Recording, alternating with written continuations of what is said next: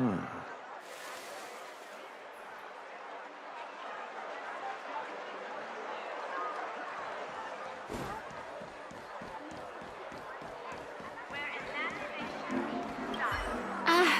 guest. Welcome, I guess.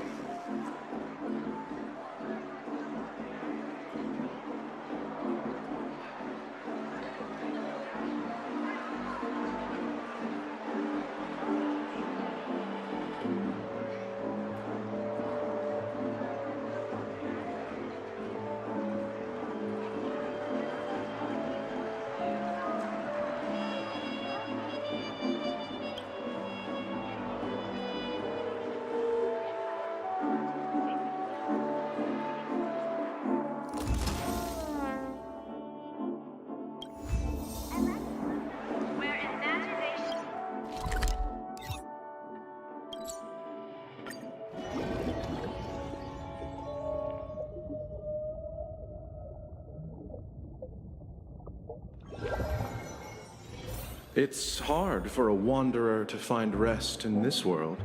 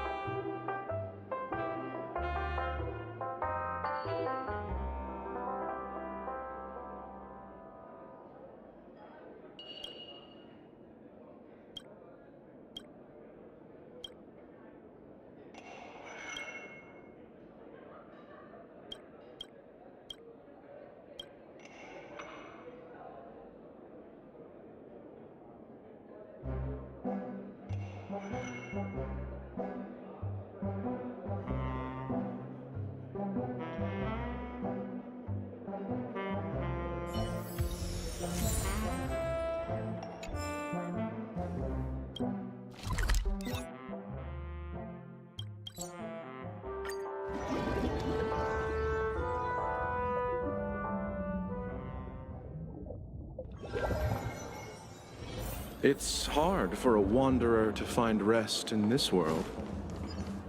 Yeah. Can I drive it without a light?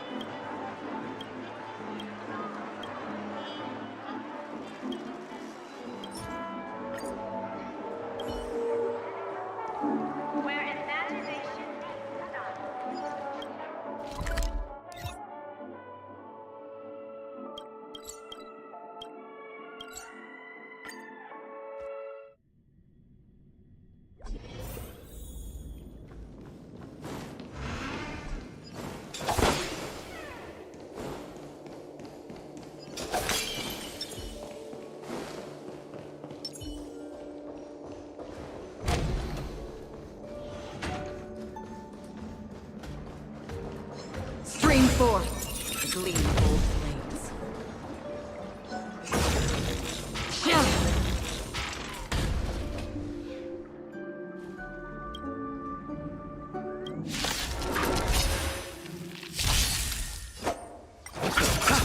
Relax. Existence is unity. Time to say bye. Boom. Still waters of oblivion. I weep for the departed. It too shall fall.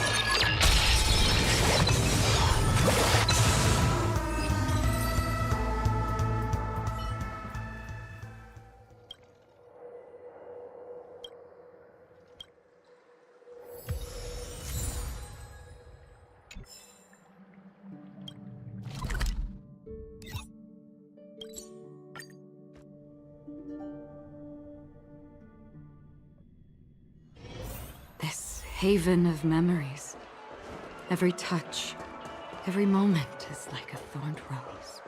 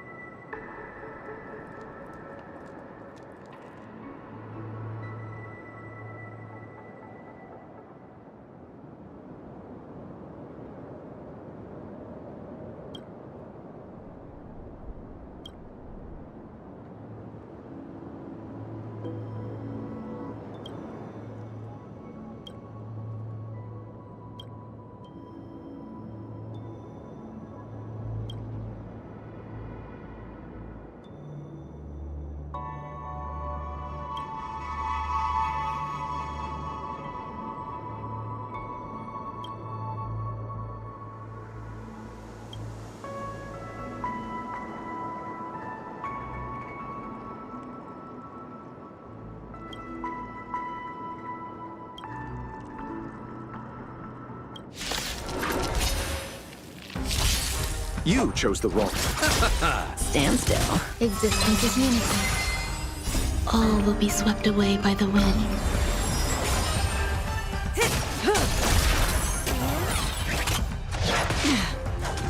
Still waters of oblivion. I weep for the departed. It too shall fall.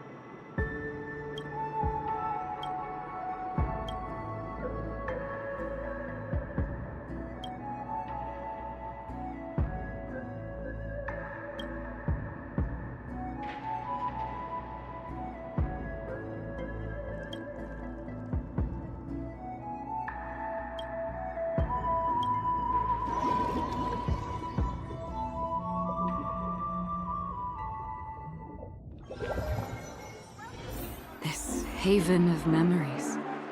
Every touch, every moment is like a thorned rose.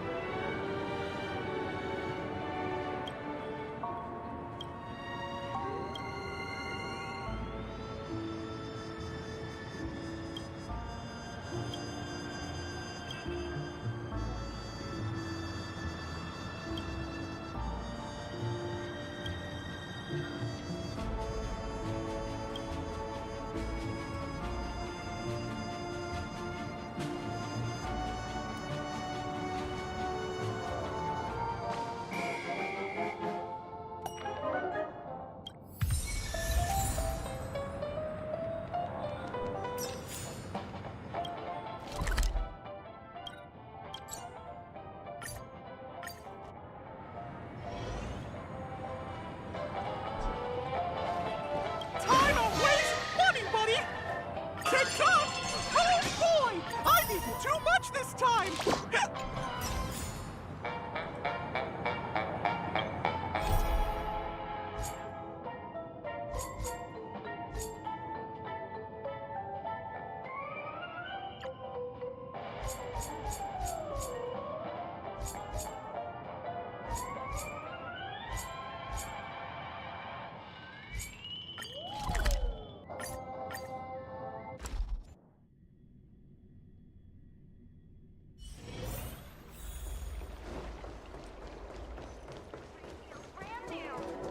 I don't believe in Get your ghosts. extractor cleaned or your Starskip service?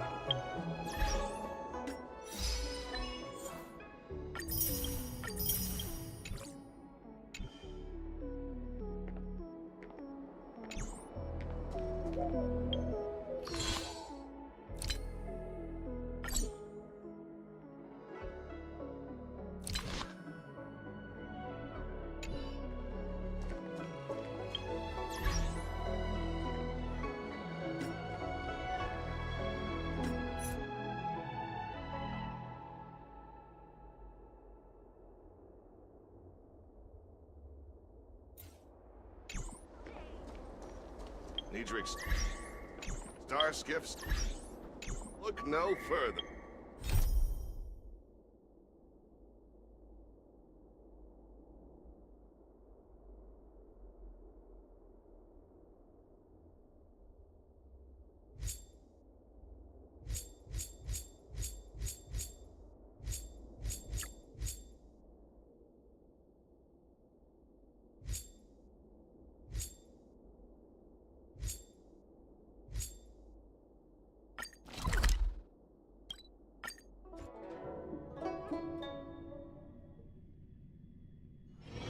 This haven of memories.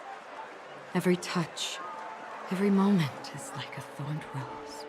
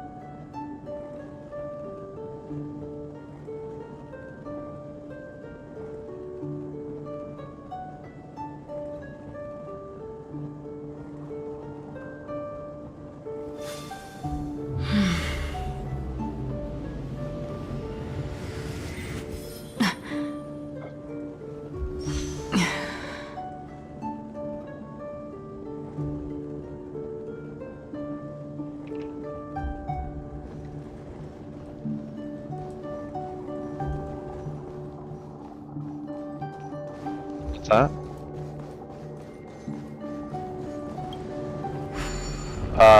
The plan originally was for you to go Ellie, but just because we have Liv healing, I'll be healing, and Fayette's leveling his Bimkin, so his Bimkin's gonna be healing. The problem is that Resto Shaman at the moment is the worst healer by like a landslide. Like, it's not even close. It's Druids and Priests are able to hit like 550 HPS average for Nomer, and Shaman can hit like 250 to 300.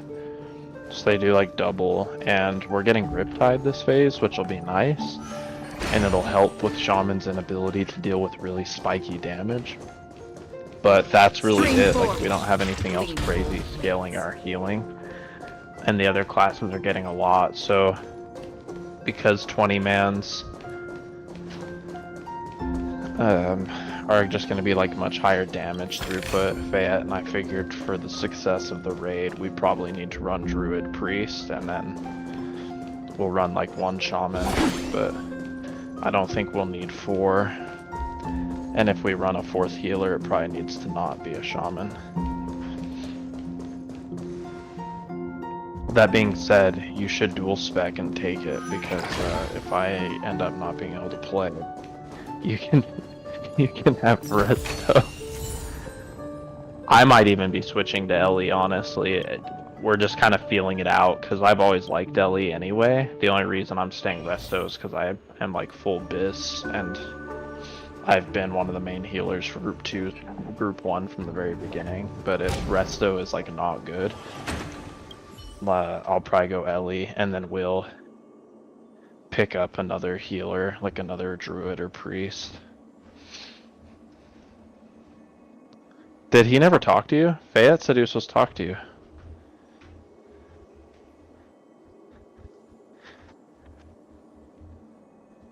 Oh, what did he say?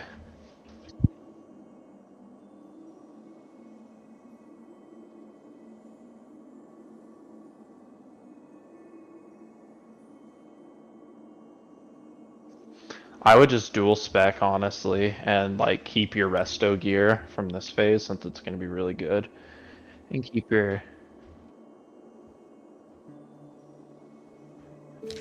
Yeah, I mean the set's the same, but you probably want the shoulders, the gloves, and the belt at least, if you could get, if you have those from Nomer for Ellie. Yeah, I wouldn't worry too much about it. We'll feel it all out when it starts. I don't think, it's just really hard because we don't really have a lot of capacity for 2 Resto Shaman. But we have capacity for 2 of like any other healer, and I might not even stay Resto Shaman, honestly. We'll have to feel out, but definitely keep the gear, because if we were to scale linearly, we would keep 4 healers. But if we had been running meta comps this whole time, we should have been able to solo heal. And so we should have been able to run 2 healers. So Fayette wants to start us running 2, but I think for the sake of progression while we're all learning, 2 is gonna be too little. And I think 3 is gonna be tight, so I think as long as you have your resto shit, at least for the first few weeks, there's a chance we might run you if we're struggling.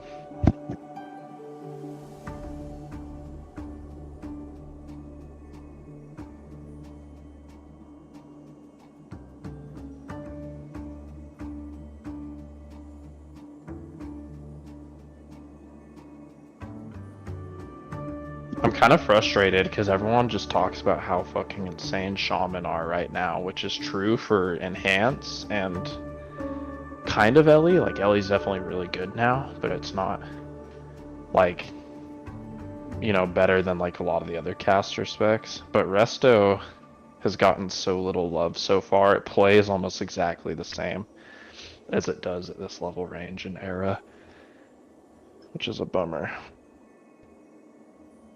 I'm really hoping Riptide makes a big difference. Oh, I didn't realize you were gone. God.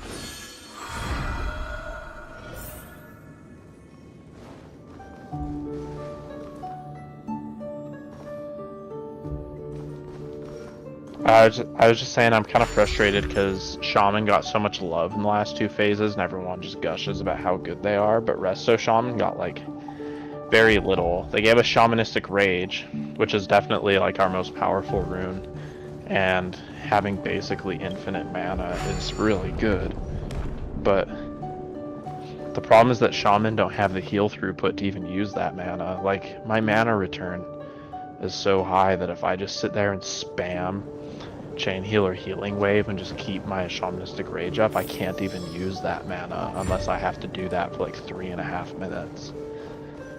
So the mana is like worthless to me because it's more than I can use, which basically means the only big buff shamans have right now is not useful to me. So it's kind of frustrating because you see everybody talk about how insane shamans are, but we chose to pick the only spec that didn't get any attention.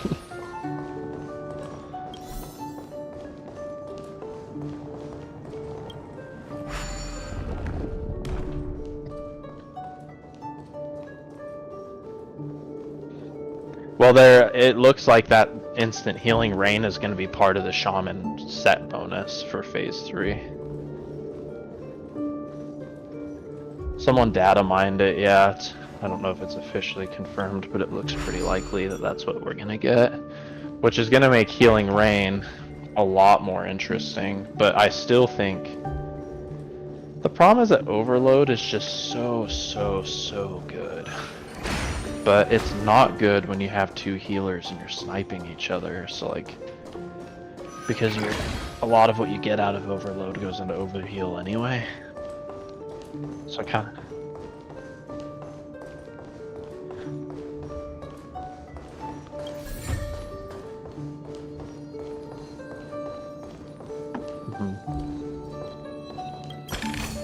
Yeah, I mean the meta was to run Healing Rain on like the first 4 bosses and then overload the last 2 typically, but it depends on your comp and how your raid plays and everything. But I don't know. I think that putting all of our eggs in the Healing Rain and Earth Shield basket is gonna just hold Shaman back, because no matter how good they make Earth Shield, it's never gonna compete with other healers. Like, they're literally doing twice our healing, and we have no instant cast. We have no oh shit buttons other than Nature Swiftness. So, Riptide.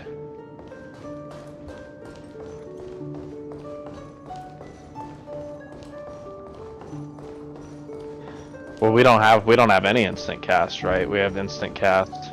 We have instant cast Nature Swiftness, which is whatever you want it to be. You can do a chain heal off that, or that's a cooldown. So we don't have a single instant cast, but Riptide will fix some of that. I mean, Riptide.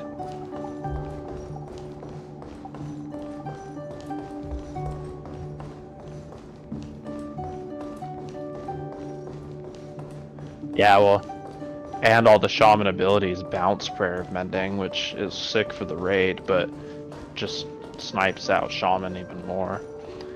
And I think making Healing Rain instant is really interesting, and I think is going to make it definitely more used, especially like once you hit 20 or 40 man raids. That's where healers actually get assignments. Like you have a raid healer and a main healer. And so instant Healing Rain actually works for like a raid healing shaman setup. And then Riptide, both would want to run it. Honestly. Riptide's such a weird rune because you put it on a single target, so you almost always put it on your tank. And then you chain heal off them, which then heals the raid, so it's weird because it's like a really, really good single target rune, but also it's like a raid rune. Yeah, I think that instant Healing Rain is going to be really interesting, but I don't think it's enough. Like, look at all the other healers AoE. Like, Prayer of Mending is huge fucking healing.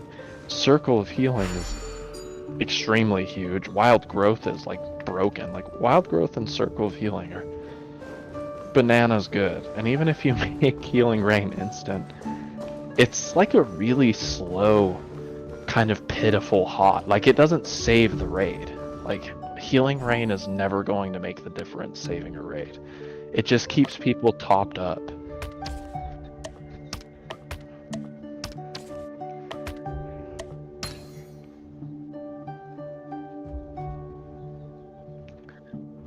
Yeah, I mean, I think that the runes Shaman need are not gonna be Healing Rain or Rock or like Earth Shield buffs. I think they need to just straight up get like an imbuement for Resto that like massively buffs Resto. They need to get like, yeah, something like Earth Living Weapon.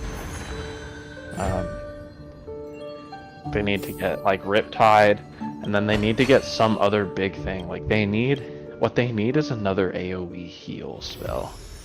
Something, which is hard because like the icon of Shaman is chain heal. It's like, what more AoE could they need? But realistically, all these other classes have shit that'll heal like a whole party to fucking full like instantly, and we have nothing like that. Like, we need our own Wild Growth, I think, but we'll never get it.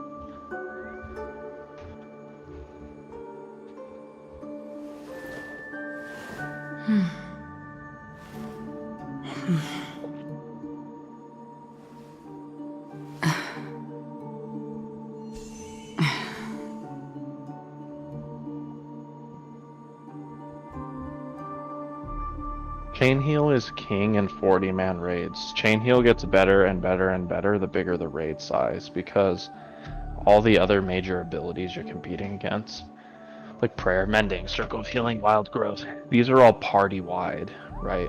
And so when someone drops a like mega party-wide AoE like that, it snipes you out of any heals you can get on that party, and that party is literally half the raid. And if the raid is organized, then only half the raid should be taking damage at a time anyway, so there's nothing for chain heal to do. When you're in a 40-man raid though, all those abilities are party-wide, and chain heal is not. It heals across party as a smart heal, so chain heal's a lot better the bigger the raid gets. Because other people's abilities become more limited, if that makes sense.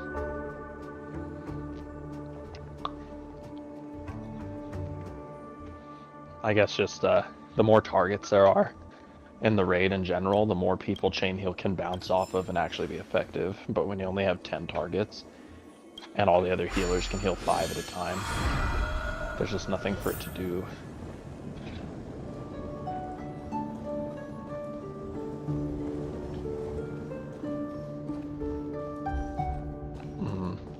The other healers are going to scale really well too, but that's sort of the thing Shaman has going for it, is the bigger and the bigger and the bigger the raid gets, the better and better and better chain heal gets, because it has more targets, and it will always bounce the closest people who need the most healing. So it has more targets, and it has more people who need the full heal, and you just have like, you know, you have more than one melee group, so when the melee group takes massive damage, one healer can dump wild growth on it and you can still heal them, but wild growth isn't going to scale any better. Prayer mending isn't going to scale any better. It will just because, like, you know, the healing power is going to scale, but they're still going to be limited to one party at a time like they've always been, so I don't know. I think we just need a rune that wildly changes Healing Rain, or they need to really tune Healing Rain to be like way fucking better, because they'll never give us something. They're never gonna give us another AoE heal, since we already have Chain Heal and Healing Rain. But Healing Rain's just fucking terrible. Like, it's so bad. It's good for parsing, like if you're getting sniped, but it just will never make the difference.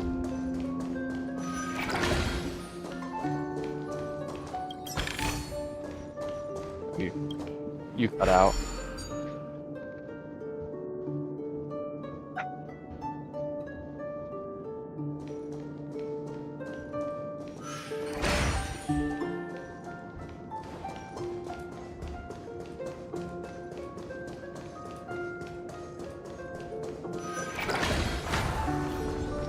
Stream forth. Gleam both blades. No, you're not. Yeah, I think Earth Living Weapon would be pretty huge. And the nice thing about Earth Living Weapon too is that it stacks with everything, right? It's your Riptide, Healing Wave, Healing, Surge, Chain. Actually, but I don't think Earth Living Weapon works with Healing Rain under normal conditions.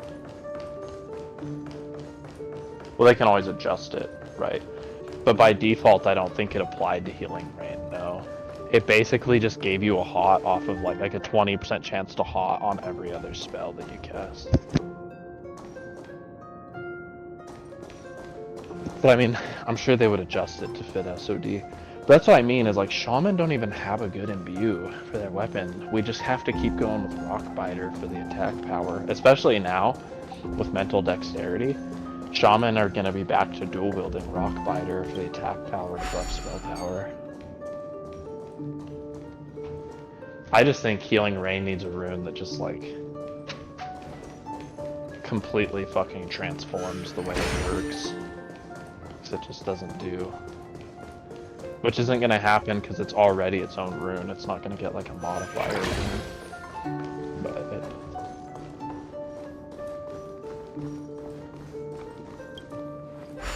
oh, maybe there is. Can't think of it off the top of my head.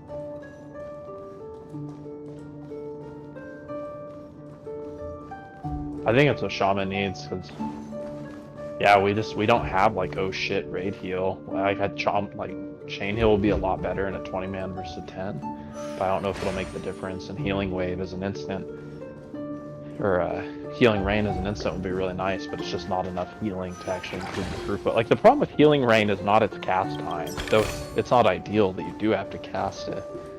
That isn't the problem, it just doesn't do enough. Yeah. Like, the cast time makes it just really hard to ever justify using, but even without the cast time, it's still just not good.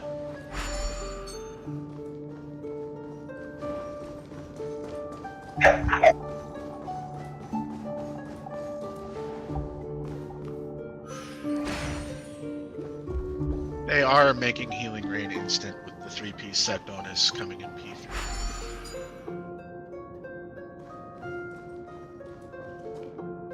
No, it makes it an instant cast.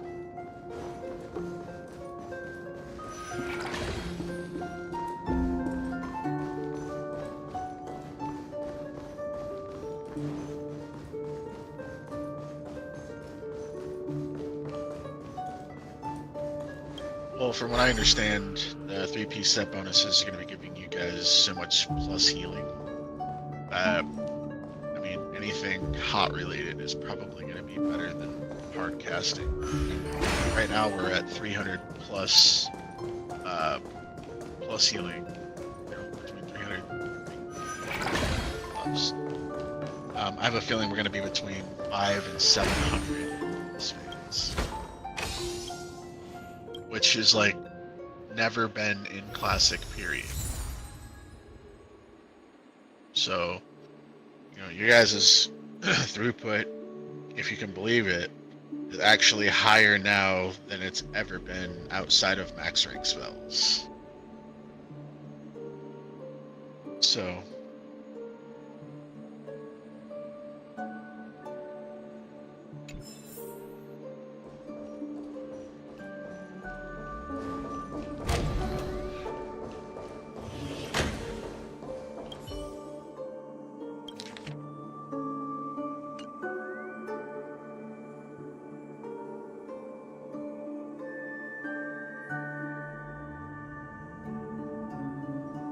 three hours.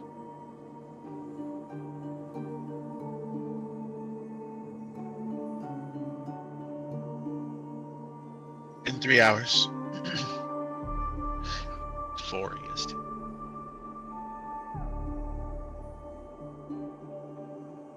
That's just my most recent understanding.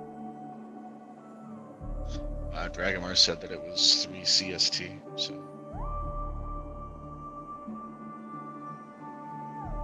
Yeah, that was yesterday. I don't know if they moved it or what, but just listening to the people that have looked at things.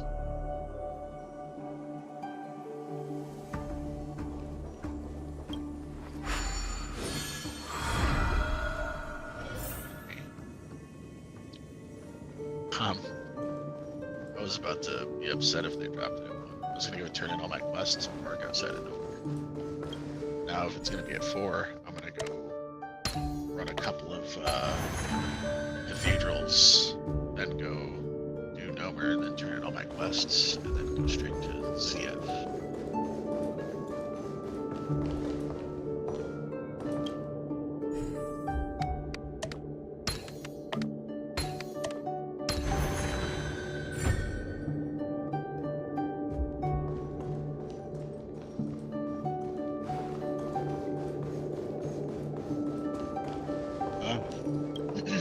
I don't know, I came because I saw people in the Discord for a change, so I figured I'd come say hi.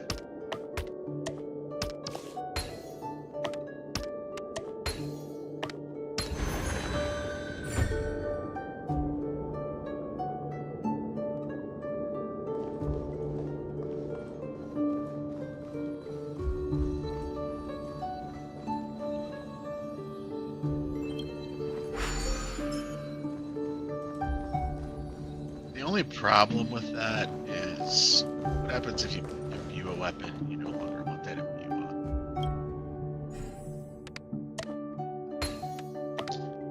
Yeah, but it's kind of buggy, right? So sometimes you have to like take one of your weapons off to overwrite it, and then put the other weapon on to overwrite it, and then put them in the correct slots. Imagine doing that in the middle of a fight.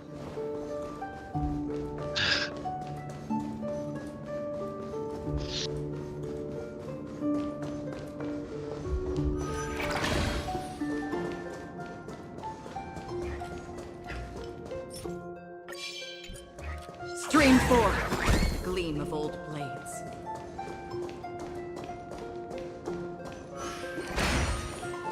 I still don't think that would be enough to solve like shaman AoE issues. That's another single target spell.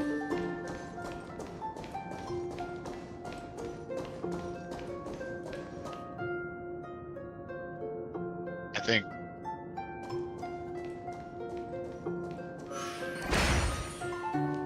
I think the best way to go about it would be to create a new rune that is non-retail, because retail shamans are also pretty bad at raid healing in comparison to like disc priests, holy priests, druids, paladins. Paladins are probably pretty close in terms of terrible raid healing. And outside of Revivify, I think monks are pretty bad at raid heals too. But they've never been like, they've always been the oh shit healers, like the people that can top people up quickly. So they would have to create an entirely new rune. It would have to be like, I don't even know. Whoever's standing inside of your healing rain receives 30% of your lesser healing wave or healing wave heals on their primary target.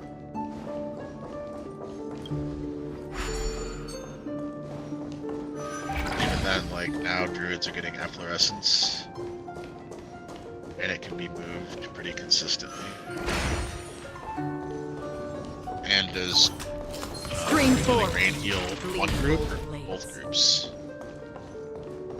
So now you have 4 groups.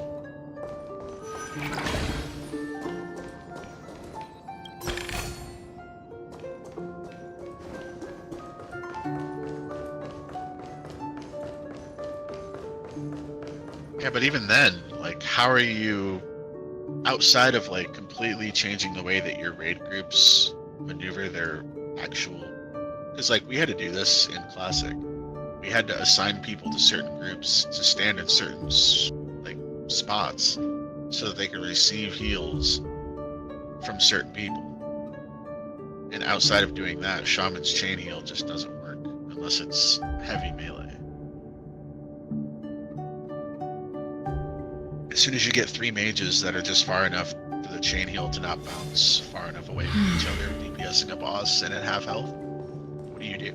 Accept lesser healing wave each one of them. Or wait for someone else to heal them.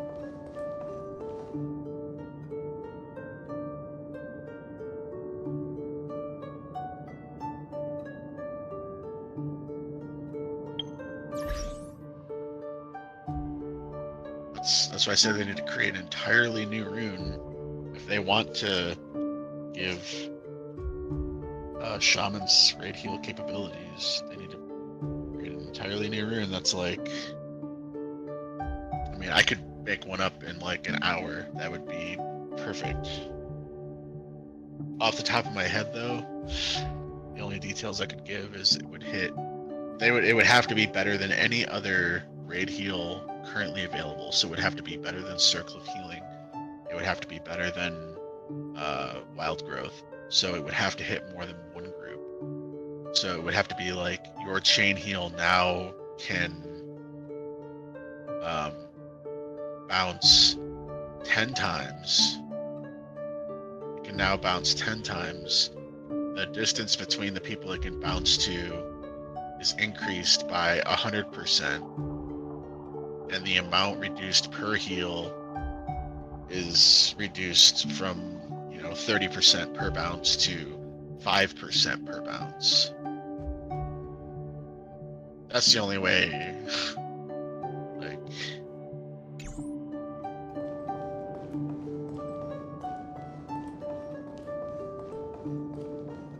yeah.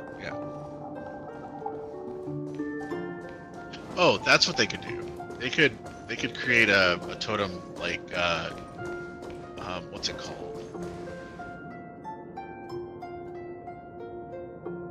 Yeah, Healing Tide.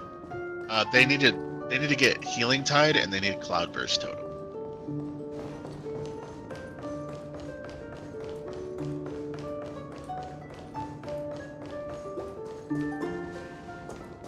You'll probably get it at 60. Right now with Riptide, you guys are going to be in a really good spot. Because you'll be able to solo heal main tanks who are infinitely squishy and still throw out like random spot heals. So your guys' HPS is going to be increased significantly. I would say at least by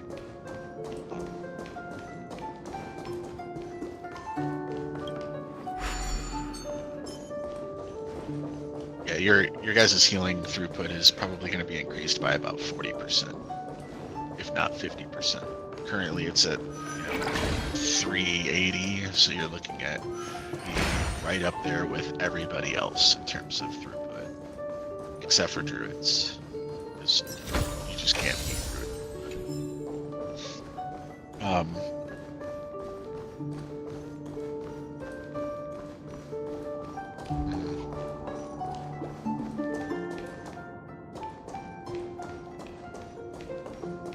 Yeah.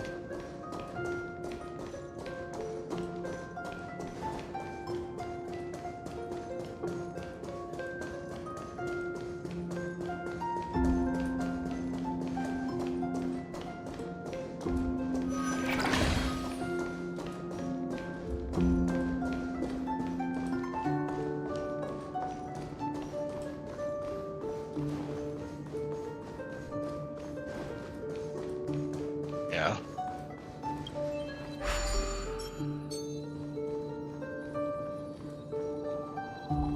Yeah,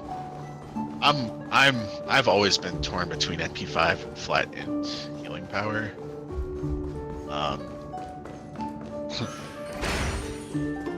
I guess based on the math that we did, the MP5 is better.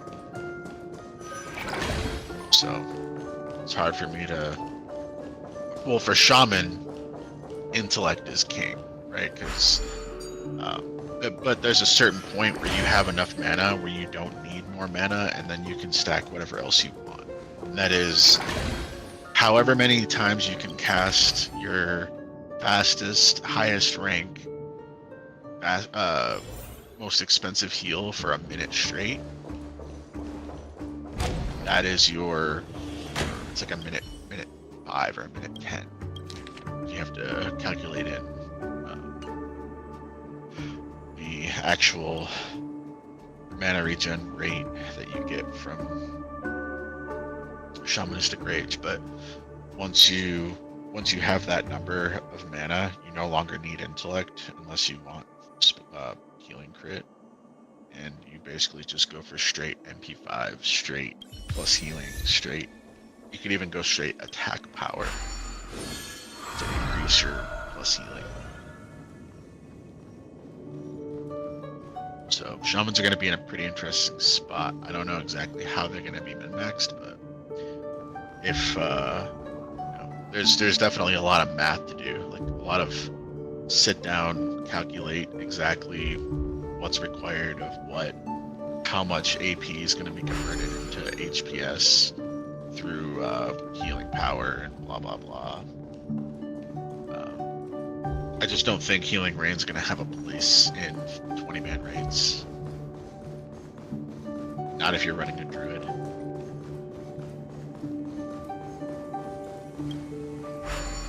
No, I mean, like, it'll be a waste of a rune. It'll be a complete waste of a heal spot, because efflorescence is going to be built into an ability that is used on cooldown, and it'll constantly put down spots of efflorescence.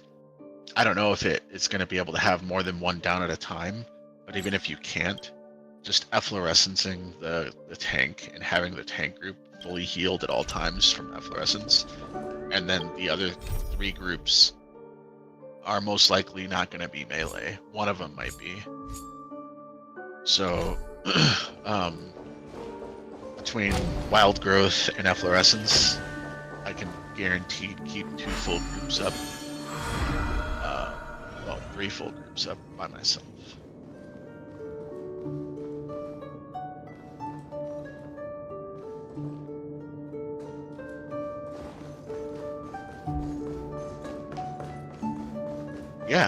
Yeah, they're going to be the best tank healers in the game.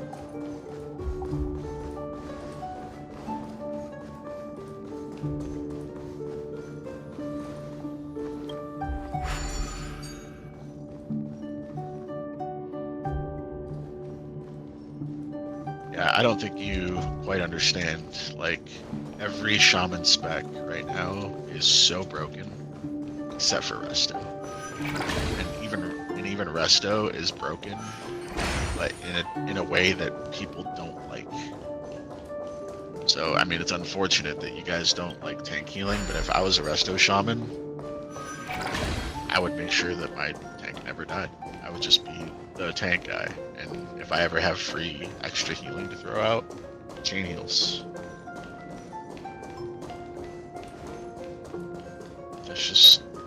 That would just be optimal throughput.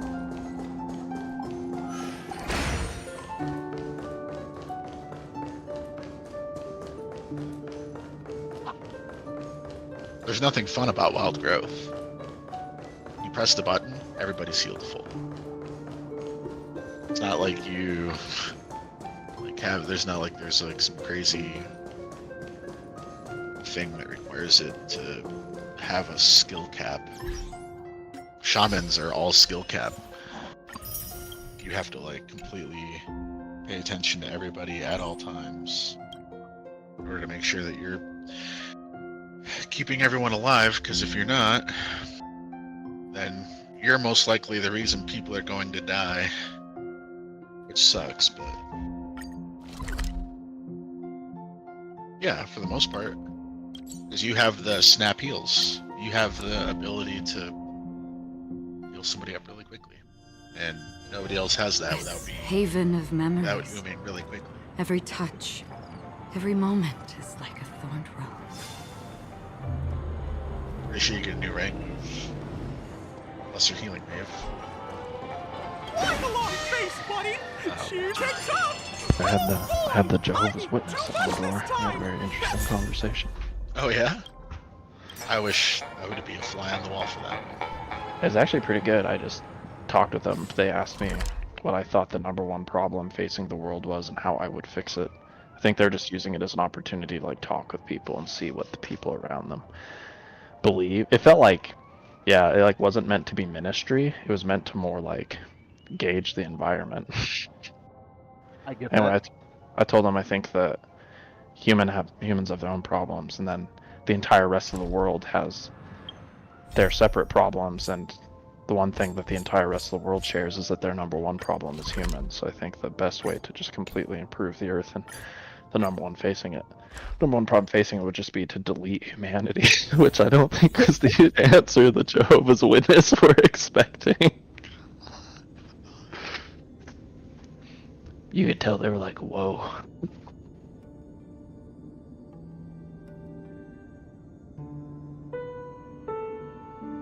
You there, Fat? Yeah.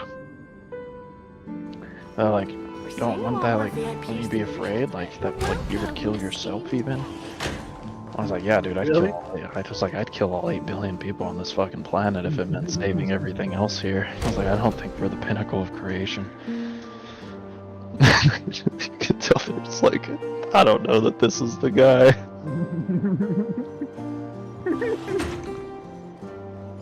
Yeah, I'm easily like super blunt. They'll come to the door and I'll be like, And yeah, it's basically usually that. What's the #1 problem facing humanity right now? And I'll be like,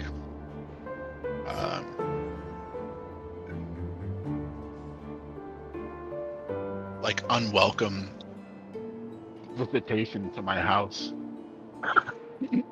And they're like, oh, well, you know, we're just here, you know, passing out this and that.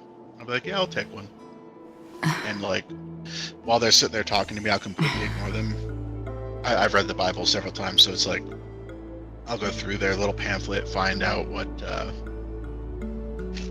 find the most like heinous passage in there. Usually it's hard to do because they find like the most uplifting and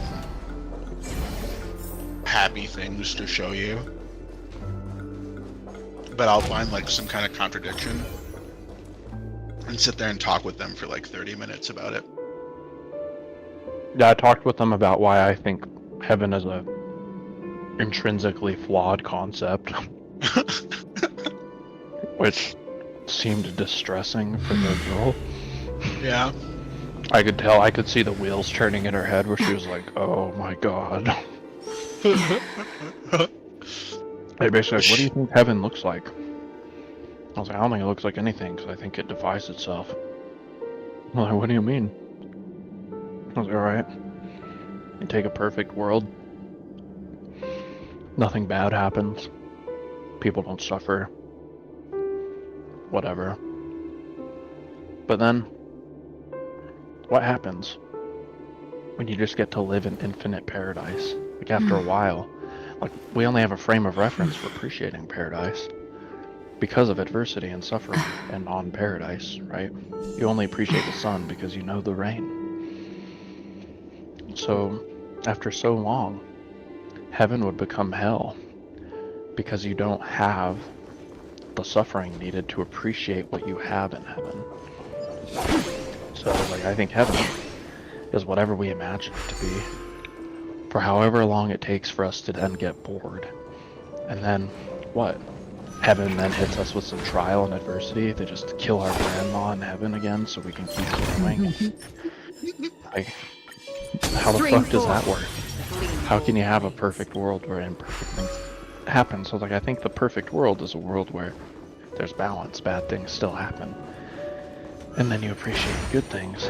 But then it's not perfect because you can't predict it and you can't appreciate it and get comfortable, which is what we really mean when we say perfection. So I don't think it's possible for this to exist without it turning from heaven into hell. So I asked them, I was like, what do you think heaven looks like? And they were like, basically Earth, but in the presence of God. And I was like, so do you suffer in heaven? And I'm like, well, no, because you're in the presence of God. And I'm like, so you don't ever get sick of that?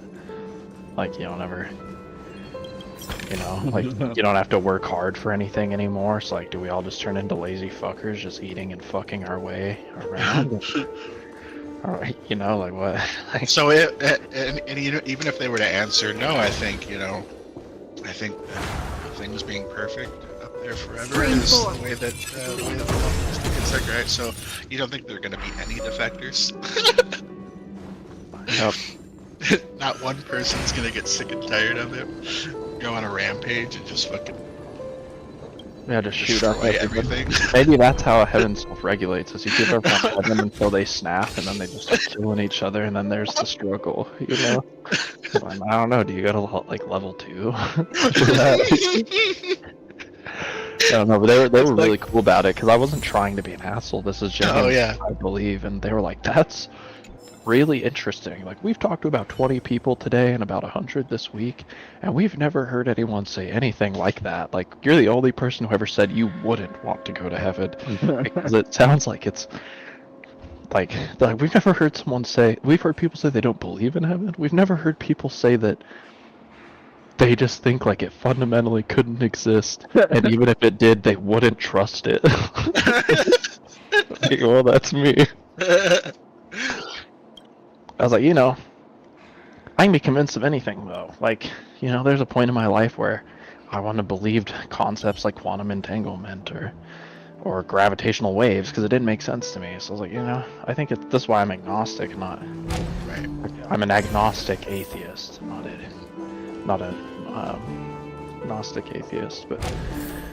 So, you know, it's like, maybe I die and I go to heaven and, you know, God's a higher being, supposedly, so maybe he understands shit in a way I can't, and he shows me how you can make heaven work in 4 dimensions with suffering, non-suffering. I don't fucking know, but for me right now, this shit makes no sense.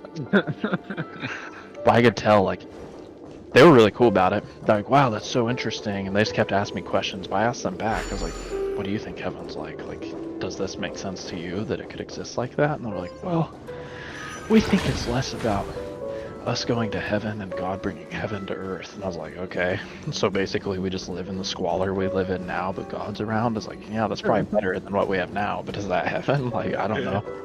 Like, because tell you what, if people are still getting raped in the streets, they're probably going to tell you they don't think this is heaven. Jesus Christ. Well, in the name of, anyway. That is so awesome. Yeah, they were really cool about it, but I could tell they was like, this was not what we were hoping for. Yeah. We didn't sign up for this morning.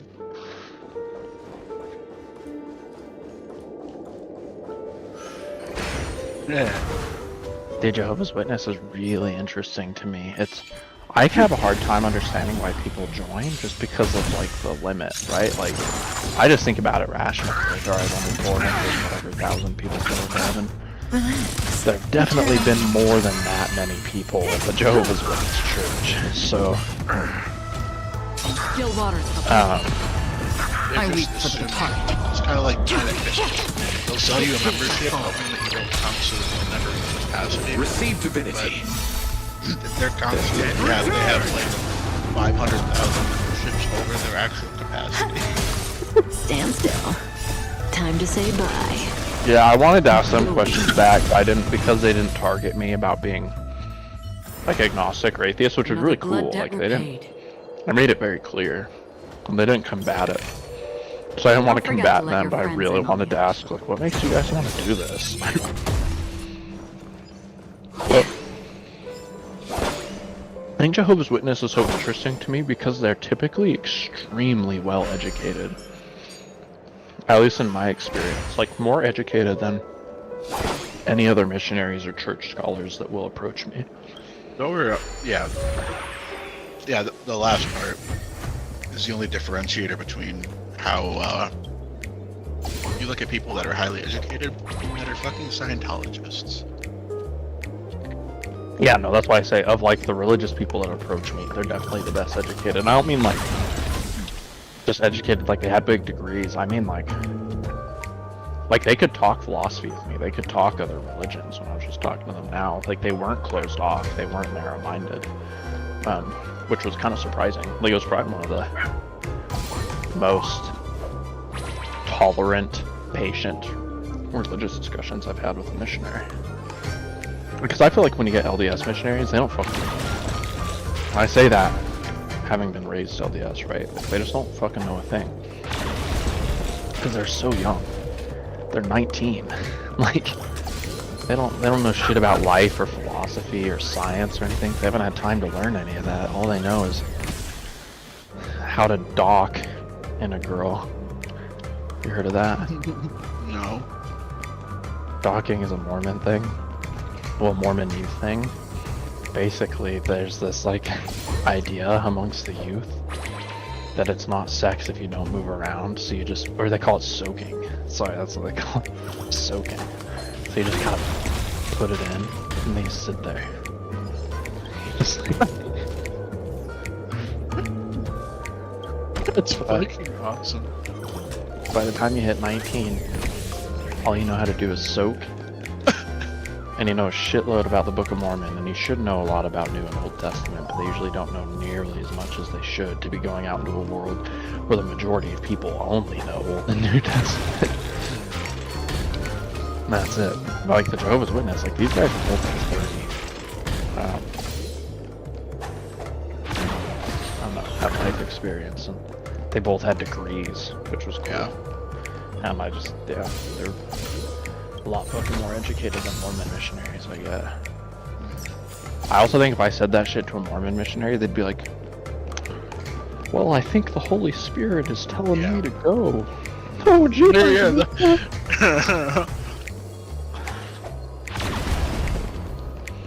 But I'm kind of worrying about our guild right now. I am too. I'm gonna be honest. You know, Disciple messaged me today. He's like, I don't know if I want to level my warrior. Kind of want to level my lock first. What do you think?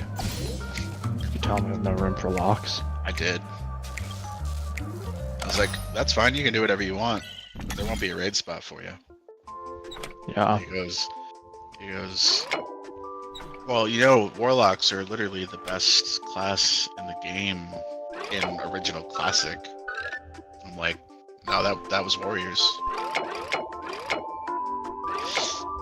And then we just proceeded to have this long conversation where I gave him the psych out. He goes, I was like, I like went through like this logical train where I showed him my guild's warrior DPS versus our guild's lock DPS, and was like, you know what? Actually, if you want to go warlock, I'll go warrior. That's cool. He's like, no, I think I'm gonna keep playing my warrior. Nice. I'm kind of worried because I'm gonna be completely transparent with you. I'm kind of at a point where I really need to quit playing. Like probably just altogether. The guys have way too much shit happening right now. Like I can't keep up with it anymore. But I'll try to hit 50. I think probably for like the next 3 months, I'm just gonna be raid logging. Like I'm barely gonna be around, but I'll try to keep around for raid and stay on top of guild shit. And then Len is done. Like he can't make the next 2-8 raid, so we have to replace him. And then Wrong is our fucking main tank, and he can't even. He's in the same situation as me. He can pretty much hardly play anymore. Yeah. The phase dropped at such a bad time. I wish it'd been like 2 weeks ago or 2 weeks from now. So I'm gonna try and level today. But like honestly, I'm probably just hitting 50 and then being done. Like I'm probably just gonna have to raid in whatever fucking gear I get while we're dungeon farming. That's cool. I don't know that there's much more that needs to be done. Like I wanted to PvP a lot this phase with the sets coming out, but I just don't have time for that shit. So I guess they made the Ashen Veil thing a daily reward. Did you see that? Yeah, they did. So, I'm not fucking ever touching Warsong College. Yeah. I don't know, I'll try and be around. I'm really hoping... I don't have a lot of time, but I definitely have time. I just have like other games with friends and shit I've also been playing, but I really need that like refresh. Like, I need Resto Shamans to fucking shred dick so that we can let Azure also be a Resto Shaman like he wants and feel like the game's fun again. But right now I feel like I just fucking cast Healing Wave. Feel that. So we need to replace Len. And I'm gonna be honest, I would expect for our first raid it's gonna be Mardo and Orlog taking. I just plan on it if Ben doesn't get up in time. Yeah. What all do we need to recruit for and replace still? We need an enhancement shaman. An elemental shaman. Mage now. We need a Sure, mage just 3. before, right? Or were we gonna keep Seji? Well, if we keep Seji, then we can pull off the mage. He's been doing pretty good, so still okay with it. Yeah, I think we keep him into the phase, like you said, and then if he doesn't do well in the phase, we'll just replace him. He's been around for a while and he tried. I feel like he put the effort in, so I feel like, not that he's like the best mage ever, but he's definitely improved, so. Yep. Alright, so enhancement shaman. I thought we needed a feral druid. Wasn't an enhanced shaman, feral druid, and maybe a mage? Yeah, that was the original pickup, but I don't know if we're gonna find a fucking feral druid. Why? Because it's gonna be the worst class in the game. Nobody's. Yeah, I also just. The problem is that Shaman have Wind Fury, and I know that they have to place it better, and it's not as good as the Druid, but because it's not good, and because we have so many Shaman, I really just think, like, it's just unacceptable if they're not placing Wind Furies. Like, it just, period, Shaman have to be placing Wind Furies, or we'll get them. And it's hard as Resto, because, like, if I'm healing fucking hard, guess what? I don't want to spend a global on Wind Fury, so. Still waters of oblivion. But I still keep them I up, weep I for think, the better than departed. most DPS. It is a fall. So yeah, we're gonna have to replace Len. So we need a will be mage, swept away by the wind. an enhanced shaman, Time to say bye. feral druid. Boom. That's everything, isn't it? We don't need an Ellie shaman, because Moo is gonna be Ellie, right? We don't need two. Receive divinity. Oh, see, I thought he was gonna be spelled. Oh, I don't know. Spellhounds is just what they call enhance when you stack spell power over strength gear. Another blood debt repaid. Well, I think when you play Spellhance, you play Enhance. Like Spellhance, I don't think is actually a different spec. I think it was in Phase 1 because there was so much spell power gear and there wasn't that much good strength gear. But I'm pretty sure now Spellhance is literally just the enhanced spec, maybe with a couple points moved around. Like you don't play Ellie spec and melee in that. I don't think. I think it's just in the gear. I think you just put more spell power gear on than strength gear. I think it's the same thing. Or like typically anyway, what people typically mean when they say Spellhance, I think is just enhanced. You should be Ellie though. We need an Ellie shot.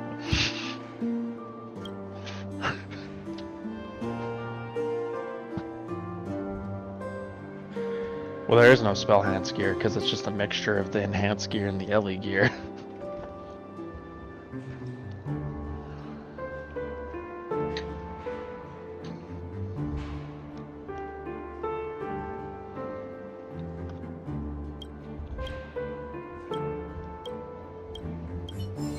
Alright, well, we're gonna run our dungeon group. The problem is that we didn't recruit anything running dungeons last time, so we didn't have a lot of Stream people 4. voting. I think it's gonna be Ringworm, Cat, and myself again. And then I don't know who's tanking for us. I imagine you guys are probably running Warlock. I have no idea. We haven't set up any group assignments for anything yet, so most likely This I'll be haven pugging of memories. at 4 Time of till waste money, buddy! TikTok! 7, Oh boy! I and then need hopping too over much to this time! run over the guild. Are we doing Nomer tonight? I saw Amanda put together a thing for Nomer and like 2 people lined up. Yeah. I think everyone checked out, dude. I think once Phase 3 got set up, everyone was like, alright, I'm kind of over this. I didn't pre-quest or anything, did you? Yeah. Oh, fuck. I pre-quested with and for Lenneth. Yeah. I was going to, I don't know, I just didn't have time. I was hoping to get some done today, but no one was on when I hopped on. I'm actually about to get back on. Come on, pups, inside. Come on, Ollie. Billy, come get your greenie. Did you see the picture of my dog in the Dachshund Derby? Was that really your dog? I was gonna ask you about that. Yeah, that's actually him. That's They had sick. professional photographers and they got that sweet shot of him. He lost badly, but he looks like he's winning in that picture. Yeah. Well, they had a bunch of different heats, and in each heat there were like 6 to 7, and then they took the winners of the heats and did final races. Yeah. And he was, like, without a doubt, the fastest in his heat, but he was confused and didn't know what to do, so he didn't start running until the others were like halfway across, and then he actually almost caught up to all of them at the finish line. Damn. He still lost, but he came in like 3rd, Huh. which for not running for the first half was really good. And then my second wiener dog, Millie. Ollie's technically Allie's dog, Millie's mine. Millie's like this tender, really sweet, goofy dog who just likes to be cuddled all the time, and she is not an athlete. All these people had their hands down, like, in the area where they're running.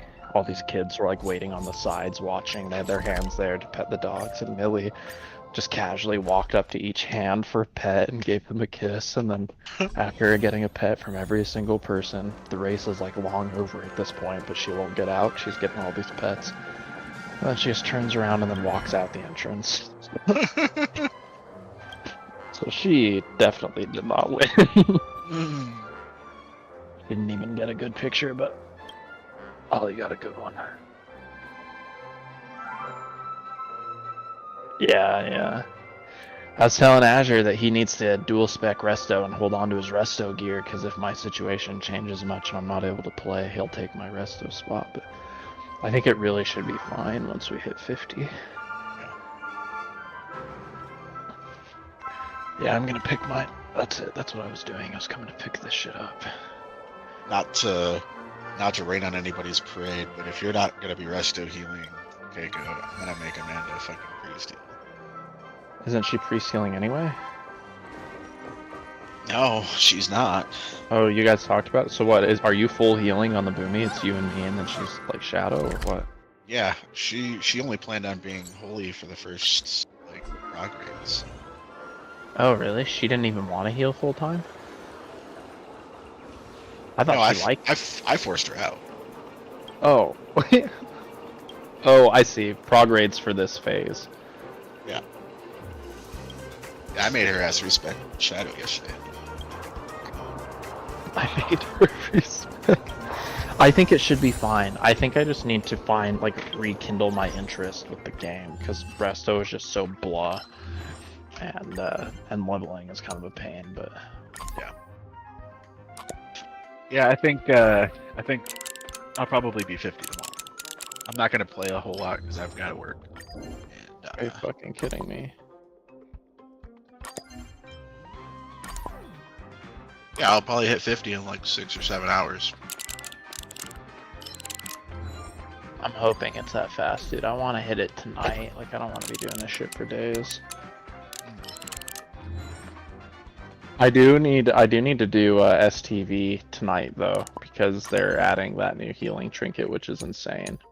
Oh, if you guys want to stay up late, I will. Oh yeah, I probably will. Because Allie's gonna think I'm a degenerate, but you've been chilling a lot. what?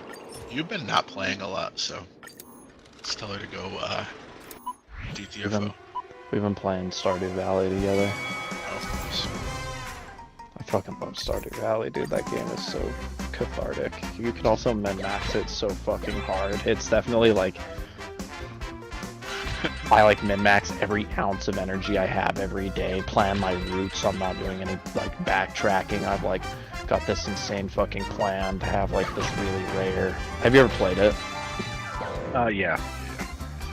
So I always have like a plan to get star fruit planted for 3 full harvests with full deluxe grow on like summer 1st, so getting your whole farm set up for that in your very first spring. It's like such chaos. It's the way we're playing. I'm like fucking cocained out. Playing Stardew Valley, and I'll look over at her and she's just like killing 1 slime every 3 minutes in the mines. It's fun. It's like a good game for couples, but you can both play it very differently. It's like that and Animal Crossing are the only games I've ever been able to get her to play. And all she does in either of them is collect outfits and kill slimes in the Yeah, Amanda was like that for a long time, and what got her into, I think, playing World of Warcraft, like the segue, was New World. Because I was like this crazy good tank that that everybody wanted to play with, and I was like trying to min-max everything. And in order for me to do that, I had to spend so much time like chopping down trees and picking berries and shit. So Amanda was like, I can do that for you. It's like, bet. She fucking gathered every material I needed to max out every single one of my like specialties, and in return, like, I would just carry her through everything. Yeah, I wish I could even get Allie to try an MMO like that, but it's just not her thing. She just doesn't like think that way. She's never been around games really like at all in her life, so it's the type of thing that she could like maybe enjoy for like an hour, but she'd never commit enough to get leveled up all the way, let alone like raid or anything. Yeah. We've been watching this show on Netflix called The 3-Body Problem. That's based on a book series by the same name that is probably the single best sci-fi piece of sci-fi work I've ever What's it called? Consumed, other than like Interstellar or something. I watched Interstellar. It's called The 3-Body Problem. It's a lot like Interstellar, where there's this massive fucking problem presented that's based upon like some really fundamental challenge in physics, right? So in Interstellar, that challenge is unifying, right? It's the fact that we don't have a grand theory of everything to unify quantum theory with gravity, or quantum gravity. And that's like the problem for the whole show. And that's a genuine problem in the world of physics. And they represented all the science immaculately. Kip Thorne, like the Nobel laureate, consulted for that whole movie. Wrote a book on it called The Science of Interstellar. You should read it. It's amazing. Definitely will.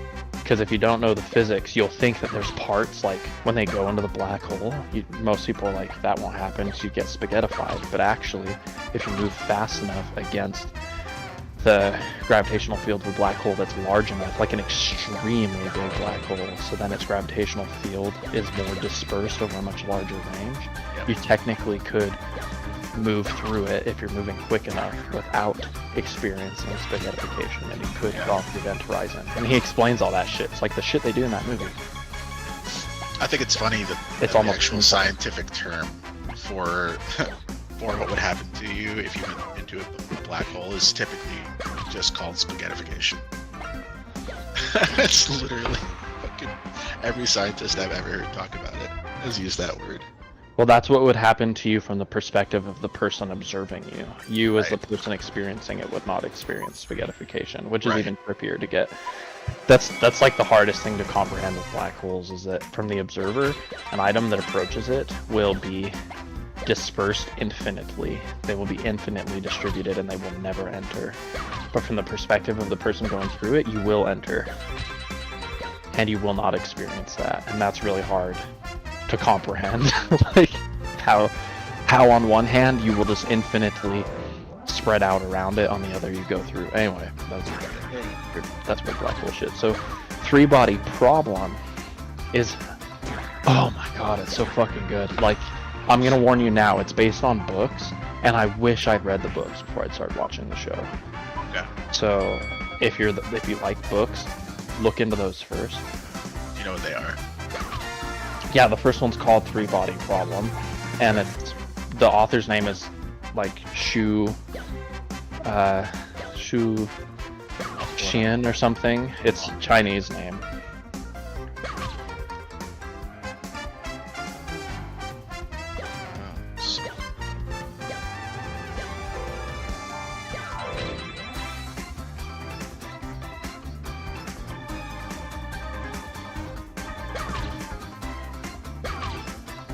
Oh my god, it's so fucking good, dude. It's like Dune level sci-fi, but I personally like this a lot more than I like Dune.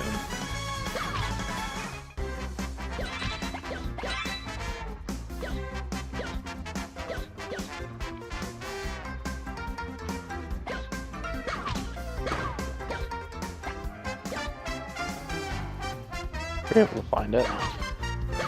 Yeah, it's making me. I got a new phone, so I have to authorize my account. So I'll give you like the 2 bits of information to go on, I guess, before you get into this. So this series is based on 2 big problems in physics. The second book is named after the second problem. So the first one is called the three-body problem. And the idea, or a three-body problem, is typically in reference to celestial bodies and orbits. And the idea is that when you're trying to predict orbits of an object around a singular body, like a planet around a star, that's pretty straightforward. When you're trying to do it around 2 stars, it gets a little chaotic because each of those stars have their own masses and their own gravitational fields, and so there's going to be some asymmetry to the gravitational fields around the 2 stars, right? But an object is going to orbit the center of mass between the 2 stars. But because you're orbiting their center of mass, there's going to be points in your orbit where you're affected more by one star than the other and less, and so it can give you kind of a chaotic orbit. Like, it's not like a perfect ellipse or circle. Can you kind of visualize that? Yeah. But you can predict, you can solve that problem and predict the orbits. For reasons I won't get into, if you have a trinary, how do you say that? Trinary star system, you can no longer do this because it's the same thing. You have your center of mass, but the problem is now, like with 2 objects, you will just have center of mass, and then one of the stars is going to slightly orbit the other. When you have 3, you have a center of mass between the 3, but you're still going to have the biggest one that causes the other 2 to kind of orbit it, but as they move around, it's going to shift the center of mass, so it's going to change the way the other 2 are orbiting around the first one. So now that weird thing that was fucking with the planet's orbit and the 2-body problem happens in the 3-body problem between the stars. And then on top of that, you have a planet orbiting those 3 stars. And so you have this really chaotic, unstable orbit between the 3 stars with each other that then impart that on the planet. And for the sake of a planet, this means that one year the planet can be really cold and it's far away from all the stars, and then one year it passes so close to one of them that it melts, and you know, like, and it's an unsolvable problem. There become too many variables that you cannot predict the chaotic orbits of an object around a 3-body system. You can in the short term. You cannot do it long term. It's just, there is no solution. And it's extremely perplexing and frustrating because it seems like it's just really complex math. But no mathematical models that we've ever devised predict it well, because there's just too many variables for the amount of inputs we have. What? It's too chaotic. Yeah, too chaotic, and just mathematically speaking, to solve an equation, you have to have equal inputs for variables, right? Or you can have one less input than variables and still solve it. In this case, we don't have that, so it's impossible. So that's premise 1. I won't tell you how it applies to the show, because you'll figure it out, but that's premise 1. The second premise in the second book is called the Dark Forest. You ever heard of this theory? No. Alright, so this is where I really fall in love with the series. In cosmology, there's a phenomenon known as the Fermi paradox. You ever heard of this? Yes, I have.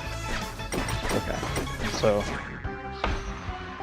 on the low end, like from the low to high end, we estimate within the Milky Way itself there should be 10,000 to 100 million intelligent life, like civilizations. Not just like fucking bugs in the mud, but life that should, and intelligent life being defined as emitting EM signals into space, right? Because if you're harnessing technology to launch missiles, to have satellites, all of that, that all puts signals into space. And we don't see any signals like that at all. We never have. And even if they're really far away from us and they get jumbled up, or even if all these civilizations have existed but are dead, just like we see starlight from stars that are long dead in the sky, we too should be detecting these traces of EM from these civilizations, past or present. And we don't. We see nothing. It's completely empty. And it's really perplexing to scientists. And so there's a few potential answers to the Fermi paradox. The first is the RNA theory, which is one of the parameters where we determine the chance of life like arising on a planet requires like us to estimate how likely it is that RNA will develop out of the random organic soup. And people think that maybe we've just grossly underestimated how likely that is, or overestimated. So that's one theory. But it's hard to really know, because we have no frame of reference. We just have our world, right? And so people used ridiculously low, like almost zero estimates for the low end. And that still gives us about 10,000 civilizations that this should exist. Yeah. That's just how many fucking stars there are. And we see nothing. And then another solution is that, so one is that life just isn't arising. The second is that the signals aren't working. So there are theories about like what happens to organized EM signals over long distances. Like maybe our theory of Doppler shifting is wrong, or maybe things like massive gamma ray bursts or whatever just fucking shred all the info, and that's why we don't see any coherent signal. I think that's the most likely answer. And then the third, if it's not a problem with life arising and it's not a problem with the signal, what if it's a problem with life being wiped out? And so the idea, it's called the dark forest theory, is that the cosmic social neighborhood is a dark forest where we are all hunters. And when we get onto the cosmic level, like the cosmic playing field, we're all hunters in the dark. We don't know who else is out there. We're looking for prey. Or maybe This is what exploring the berries. Maybe we're cosmos not is even all looking for about. prey. But we know that we could come across prey. And we know that we could come across other predators. And if you are a hunter in the dark who relies on being able to hunt in the dark, This you haven of are memories. threatened by other Every hunters in the touch, dark who might every take your moment prey, is like a or who might view you as prey. And so this idea is that social behavior, they call it cosmic sociology, is vastly different than it would be on Earth, where the what do they call this? It's like the burden of understanding or whatever, but basically when you meet a stranger on Earth, you have some apprehension and some doubt and some suspicion. And then they communicate to you, and maybe that's, now you know what they think of you, but they don't know what you think of the way they think of you. And so every time you interact with someone, you're constantly reevaluating your standing with them based on how you think they perceive what you said and how you perceive what they said. And there's like this big back and forth, right, where that stacks hundreds and hundreds of times. I know that's really abstract and weird, but so when you meet someone, the point being it takes a while to build trust, right? Because you have to constantly reevaluate how you feel about the way they responded to all the things you said and the way you feel about the things they said. And this can take mere moments on Earth in a conversation. But in the cosmic neighborhood, where communication can take years at a time, you have this tension and this doubt and this suspicion that could take literally hundreds of years to like actually eliminate in a conversation. And so on that time scale, hundreds of years is enough time that extremely advanced civilizations could travel to each other potentially, and you could be in danger. So now there's this pressure to not try to understand each other and to just eliminate the other hunters in the dark. So the final theory is that something is eliminating all of the intelligent life that does arise and that does put signals out. Like an extremely advanced civilization, like beyond our comprehension, that does not want there to be other hunters, to be other threats, to be other people who could come for them. And so the second that somebody gets detected, they're killed. And in that way, all the civilizations that exist either exist ignorantly, like us, and don't put out enough signal to be detected yet, or exist as the big predators in the dark, hiding and killing the ones that reveal themselves, or are sophisticated enough to know how to hide but do not engage as predators. Either way, the only survival strategies that the scientists who worked with the Fermi's paradox could agree on all involve hiding. So there is no believed outcome where advanced civilizations in space are trying to be found. Right. So they call this the dark forest, and it's the scary answer, right? The scary answer is that there are aliens, and if we find them, they're gonna fucking kill us. Like those are the two premises, that 3-body problem and the dark forest, and then the entire series is based on that, taking place initially in like modern day Earth. Huh. So there you go. I know that was probably more of a lecture than you wanted, but it's so No, not at all. That's really, really cool. Very, very modern day. Very modern day.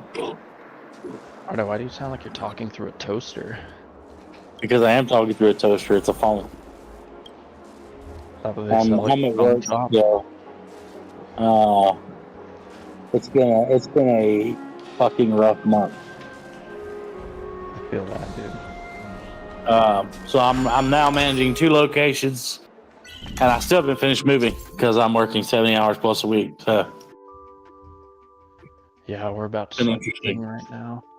We started packing last night. Well, there you go. Got your nice new house, or you just moving to another city?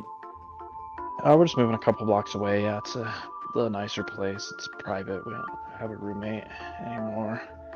Yeah, fuck that guy or the person or it. No, he's fine. He's our friend, but we're just at a point where we need our own space, I think. I like it. Yeah, I mean, that's what I did. I moved a few blocks away, and that shit takes longer than just moving. Well, we're still getting a moving truck and shit just because we have a lot of furniture, so I think it should be pretty quick for us. But yeah. I think it's going to take longer just because we don't feel like we have to get it all done in one day, or 2 days. Yeah. Mine was just because I've been so fucking busy that I haven't been able to, I'll do a load on my trailer or 2, and then I'll get it all in the house. And I did a big bulk of it the first day and got all of our beds and all that shit. And got everybody where they could sleep and got to put their clothes up in dressers and all that. Got their TVs in, got the internet hooked up, did all that shit. And then went from there. So, but I've decided I'm going to play a little bit tonight. I'm going to hook my computer up and play. I had to unhook it the other day because it was in the way. I plugged it up just to do that raid and then unplugged it. I'm glad you are because we need a tank. Yeah, no, I'll be on tonight because I need to do some de-stressing. I'm taking tomorrow, Saturday, and Sunday off. Saturday and Sunday, I do have to do a couple of things for work, but I'm not working. So, I told my boss, look, dude, since they're fucking me over on this store again, I'm taking the weekend. I'm just gonna take a long weekend. I worked enough. And he's like, do you? So. Nice, dude. I'm glad you're able to play. Yeah, you Yeah, can run in our group if you want. I figure Orlok's probably running with Bayette. Yeah. But I'll be, I mean, I probably won't be home until probably 5 o'clock my time. For time. Oh, fuck, I don't know. It's 1 o'clock now. That's where I'm at. So it may be sooner, but I'll be on and we'll crush it, do some things. This guy says the dual spec is in Booty Bay, but it looks like it's actually in Paris. They moved it to Orgrimmar and Stormwind because people were going to do it early. And if you were in combat, there's some bug with that NPC when you're in combat. It takes your gold and won't let you dual spec. Damn, here I am just running around fucking Booty Bay like a moron for the last 45 minutes. Yeah. Faye, you should. The show is trippy. Like, I'm be honest. The first like 3 episodes I watched with my girlfriend, I was like, "What the fuck is this?" But it actually gets really good. But I audiobooked the first book in like 2 days. Like I listened straight up like 18 hours a day almost. Yeah, and that's how I like to do it. So I'm gonna get all 4. It looks like there's 4 books. Oh really? I thought Death's End was the final one. What's after that? Here. The shit gets so after the Dark Forest, you have Death's End, and you have the Redemption. Oh, I didn't know there was a 4th. Well, yeah, read them first, because I've done some like YouTube deep dive, so I kind of know what's coming in the books. And I'm just like so fucking in love with the concepts. It's so much like Interstellar, where they picked this really grandiose big problem in physics, and then represented it in like the most cool fucking complex way, like a sci-fi way, you know, like the shit's oh, it's so good. Yeah, I watched Interstellar quite literally yesterday, and I absolutely loved it. Yeah, it's my favorite movie of all time because it's the only that and The Martian are the only 2 science sci-fi movies I've ever watched that I would say 90% or more of the science is like completely fucking correct. They give you these extreme scenarios, right? Like Interstellar, Gargantua is like a black hole of like an unprecedented size kind of thing, but they technically mathematically could be that like as big as that one.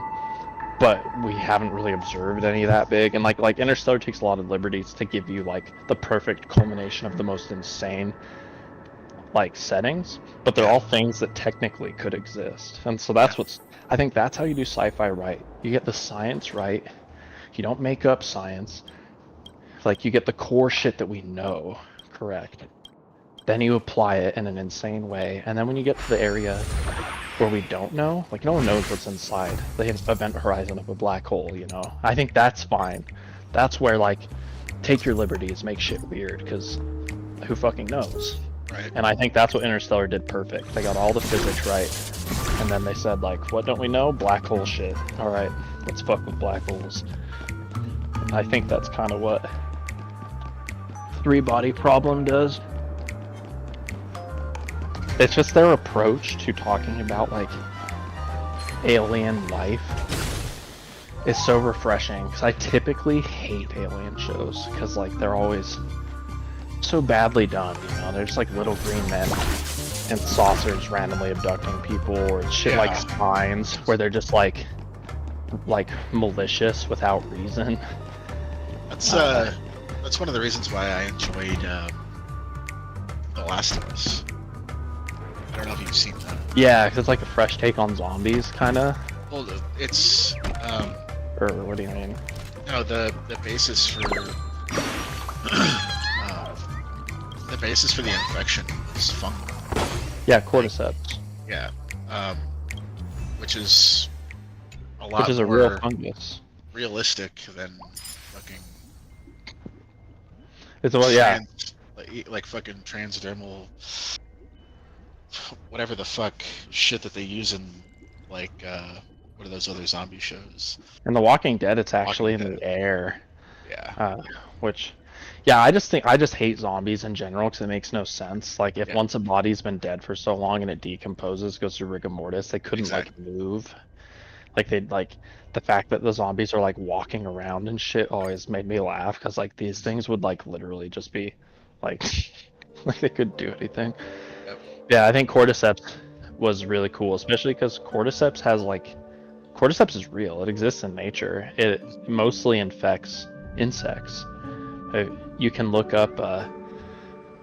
It's kind of goofy. It mostly infects ants actually, and what happens is the spores get into the ant's brain and it starts planting the fungus, and then the fungus basically mind controls the ants. It like overtakes their core processes, and like the ant's like half dead, half alive, and basically just puts the ant into like survival mode. Like it just like continues to live, like bare minimum to survive, so the fungus can keep growing. And then it takes the ant to the rest of the colony to die, and the ant dies, and then the spores explode out of the ant's head and infect the rest of the colony. It's fucking metal. You can find pictures of it actually, because it makes little mushroom hats on top of the ants' heads. Huh. Like some like Pikmin kind of shit. They just got little mushroom antennas. That's what it was based on. The concept was like, could this ever move from ants to people? Which we call zoonotic disease. That's what COVID did, if you believe what the governments tell you.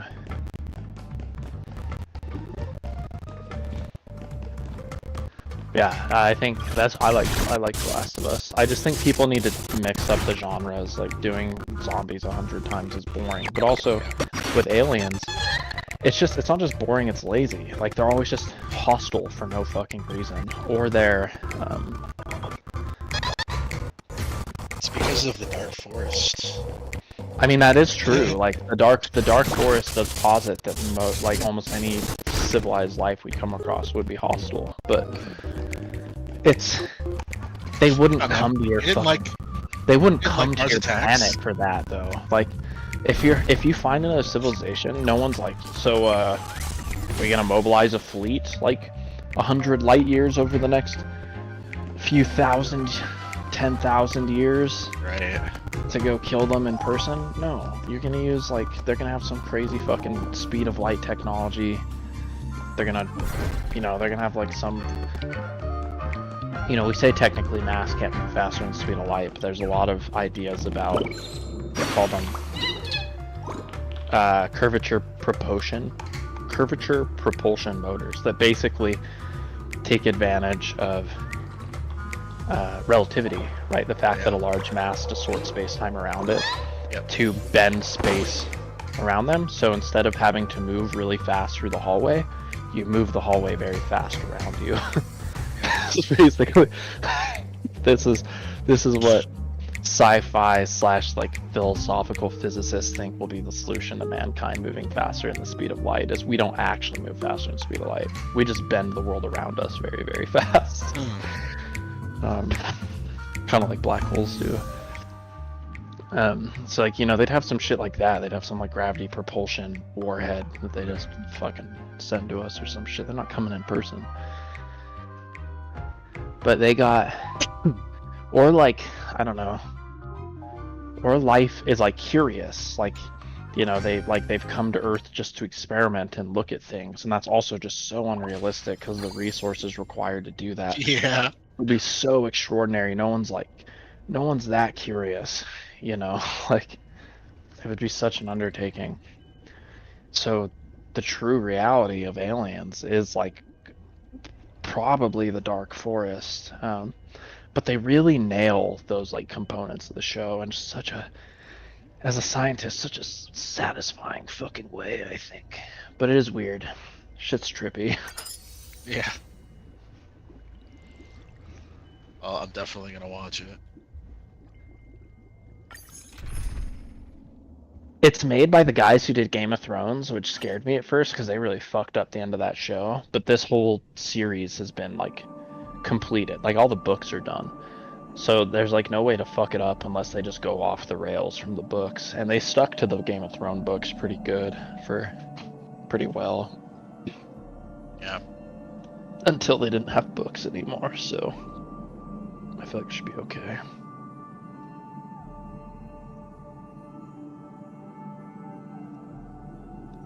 Where's the guy in Org? He's next to the big bonfire, right before you go. Yeah. Yep. I'm so fucking excited, dude. I'm not even gonna pick up dual spec. There's no reason.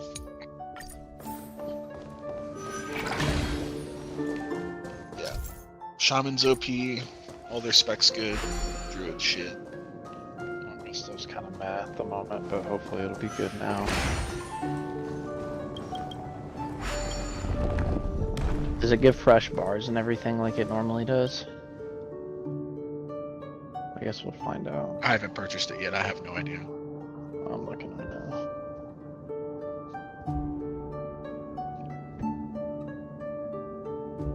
Please give me fresh bars. Let's fucking go. I did it? I don't know.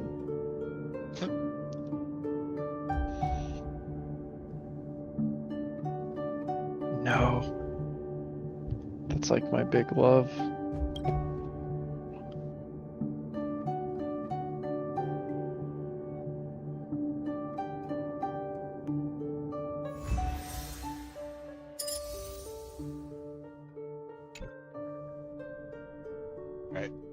I'm gonna drop out for just a little bit so that I can finish up my work, and at 4 I will be back. Yeah. Not 4, it'll be like 5, but it'll be pretty close. Yeah.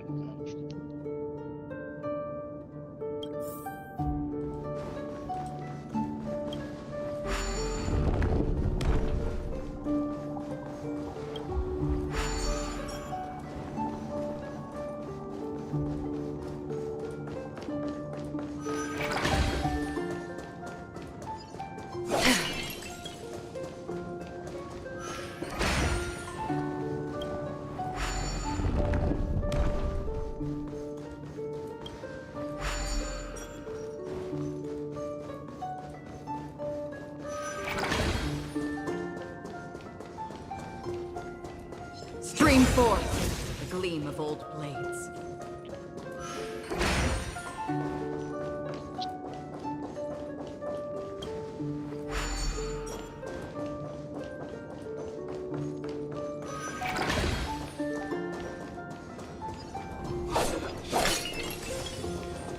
Stream forth the gleam of old blades.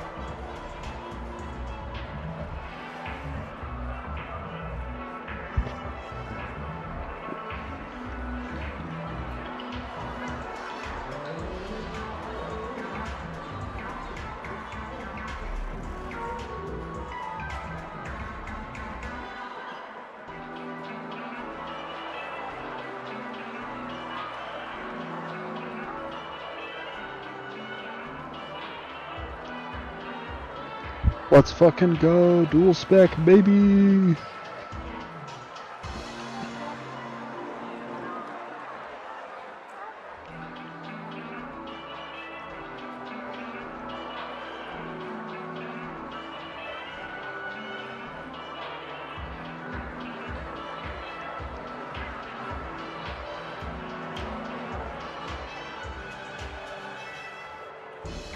I should go get the runes that I didn't get before.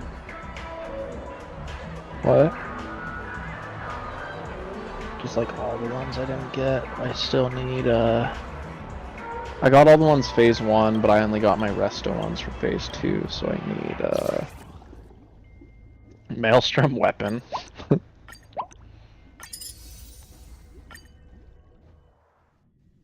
Yeah. Fire Nova.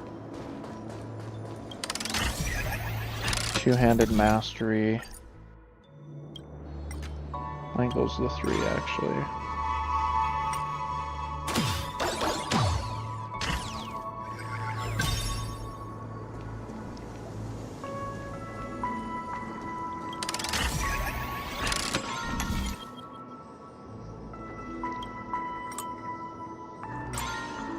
Yeah, I don't use Maelstrom weapon either, but I feel like there's gonna be a chance that I do in the future.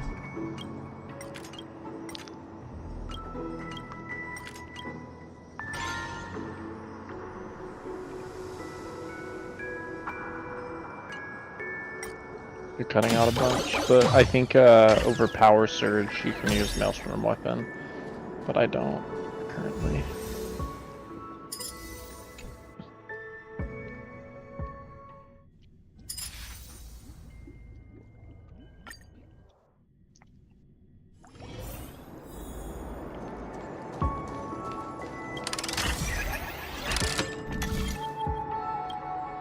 Yeah, they are. So let's see, what do we have confirmed? I looked at this already, but... Riptide... Dude, Tidal Waves is actually gonna be fucking sweet. I think Tidal Waves with Riptide could make a big difference.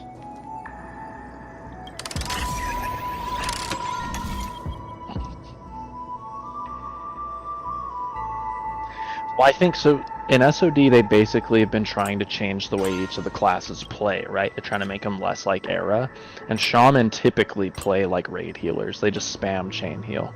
This last phase, we were actually best, not better than other classes, but we were best used as single target healers because chain heal was just such a waste most of the time. So healing wave was most efficient with overload. And that's how most of like the top parsing shaman would get their big parses. And so it kind of felt to me like they were trying to turn us into single target healers, and now they give us Riptide, which you would put on your single target and then give them a boost, plus also get some raid heals. And then Tidal Waves, which buffs your fucking healing wave and lesser healing wave, cast time, and crit. So like, it just feels like we're meant to be single target healing, you know?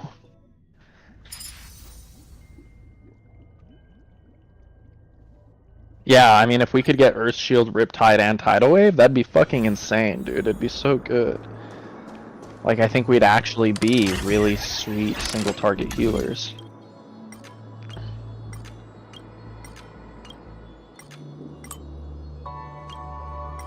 They won't.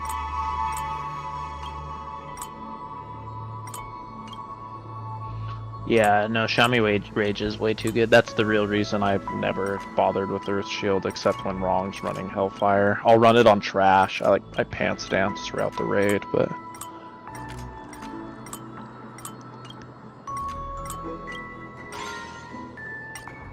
Yeah, I might I have a lot of the shit for one of them.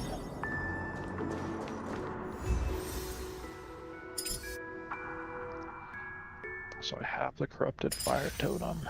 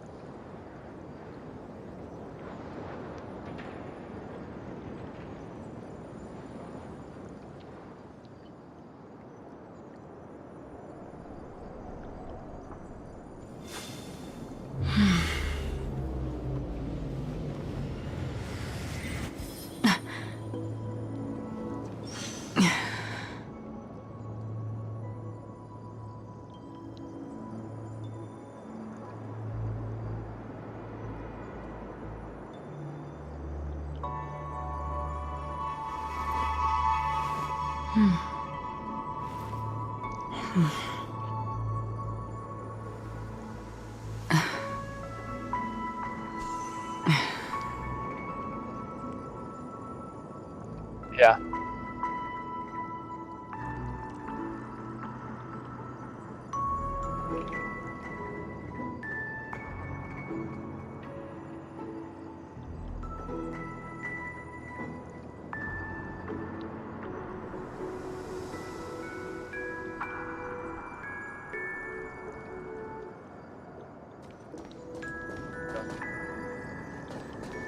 Dude, you love the Gamba. The Magic the Gathering, the mobile games.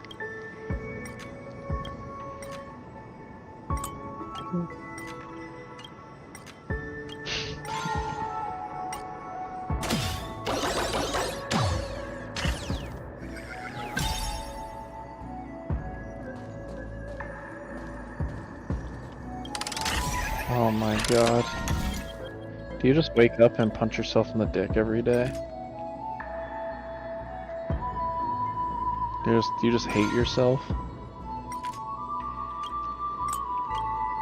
No, actually, I've heard Honkai is pretty fun.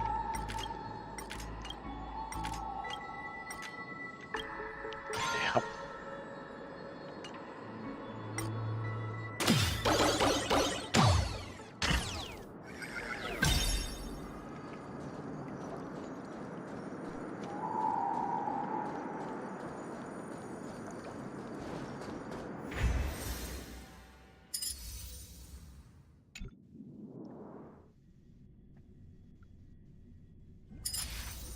I feel ya.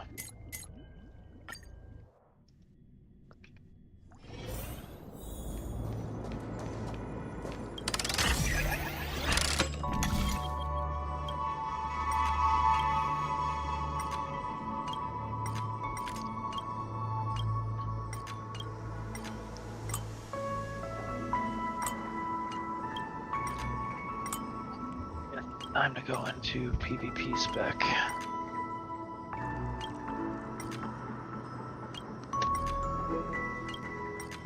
I'm gonna try and do this shit. Gather all these totems for two-hand mastery. Hopefully not get my fucking teeth kicked in. Come do it. Come do it with me. Just a couple of Ellie shamans.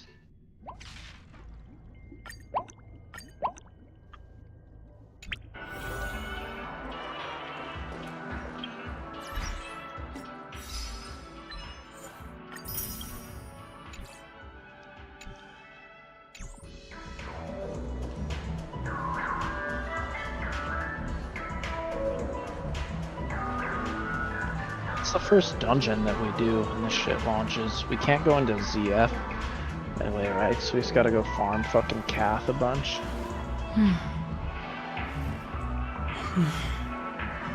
Oh, is it? Well, I think it spans a large level range, doesn't it? I think like bosses at the end are high or something.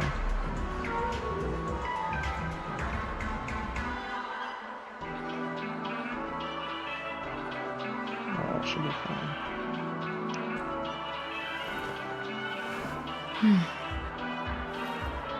44 starting.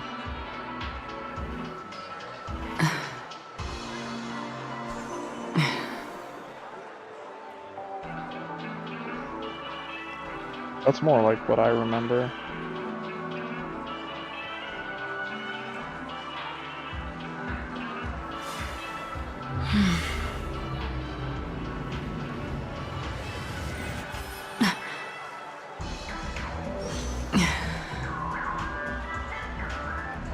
Yeah.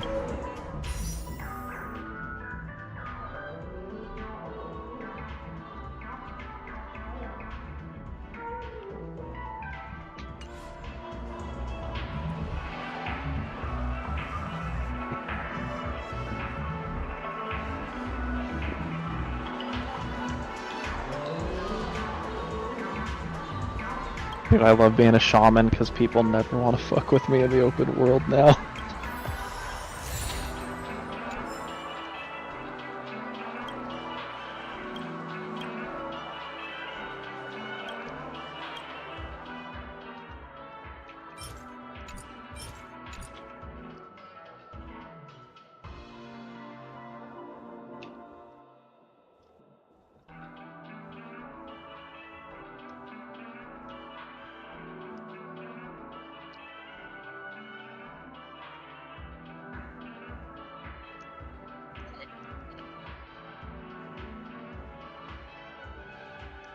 I didn't know you stream.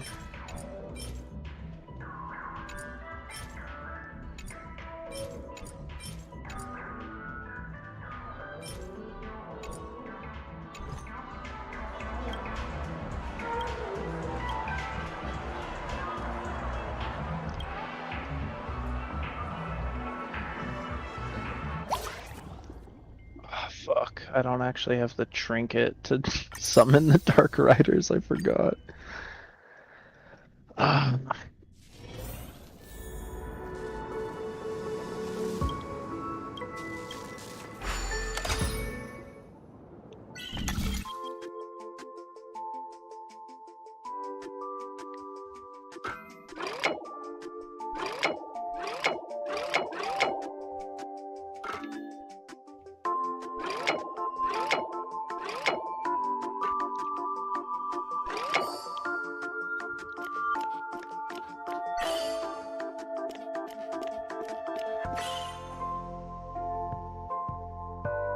Yeah, Riptide I'll grab like instantly when someone finds it.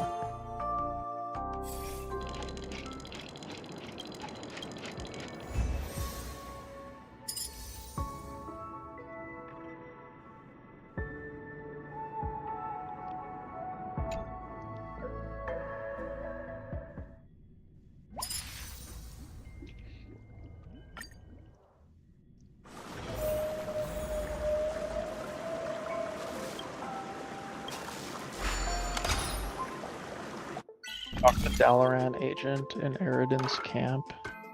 How do you get to Deadwind Pass?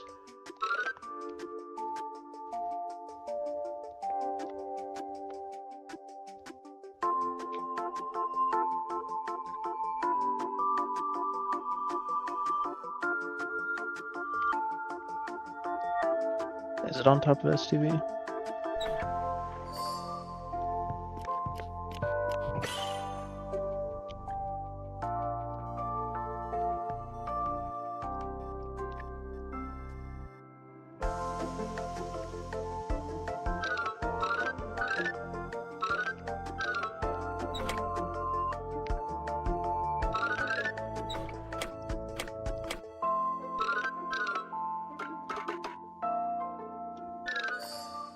Is there a flight path at Uldaman?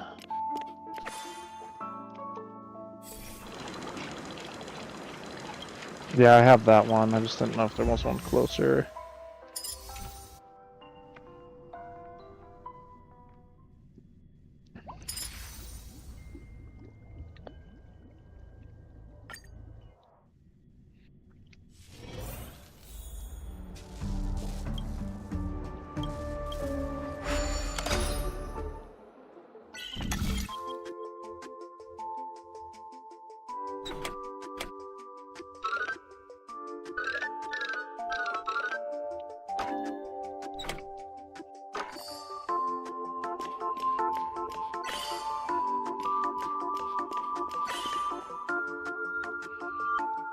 Is Maelstrom weapons still really ass to get?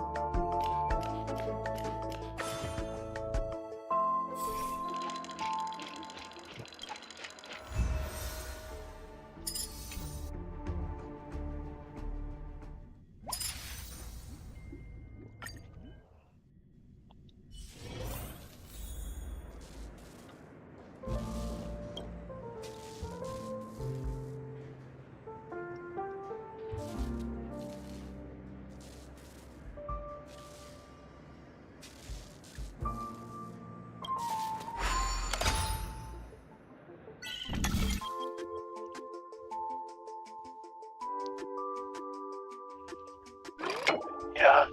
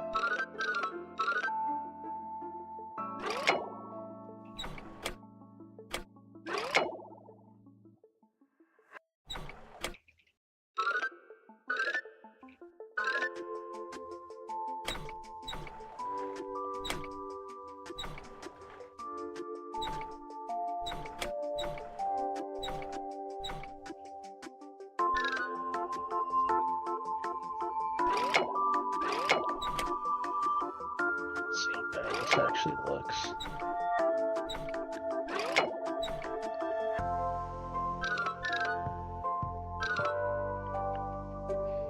Go to Thousand Needles, then go to Alterac Mountains. Go to Alterac Mountains again.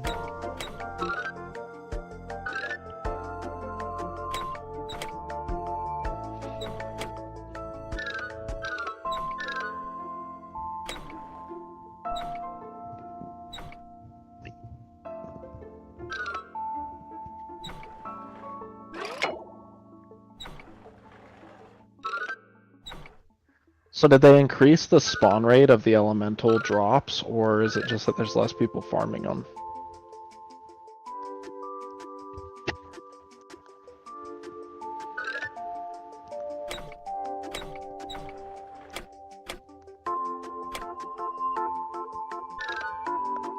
And there are hopefully less people farming them.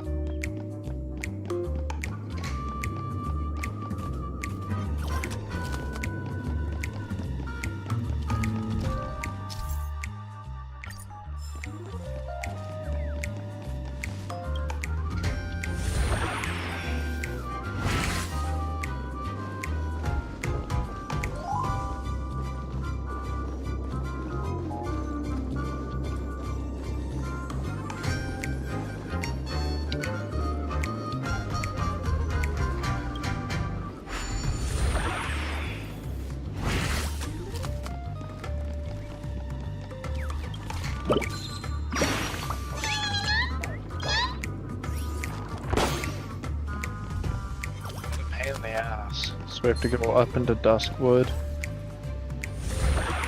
And then from Duskwood, go to Darkshire and Jesus.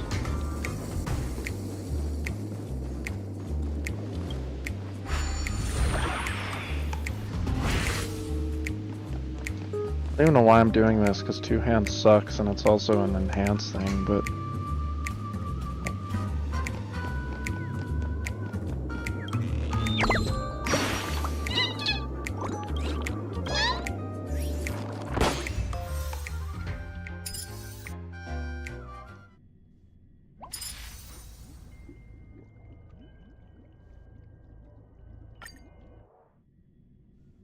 I'm not using this shit. I'm not going Ellie, or I'm not going enhance, but I don't know.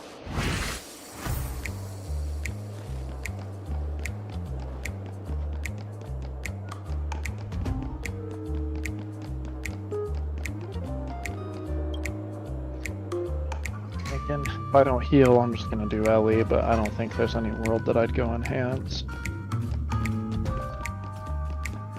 I don't play Shaman to play melee. So I always thought dual wield enhance was fun in PvP.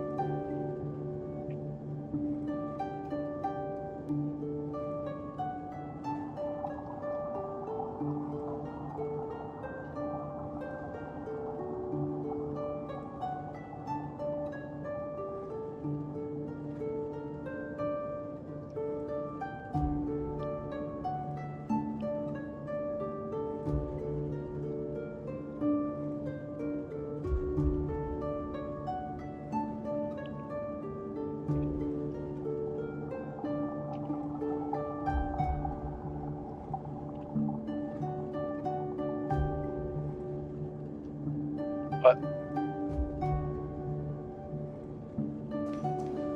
Oh my god, when I was like 8 years old.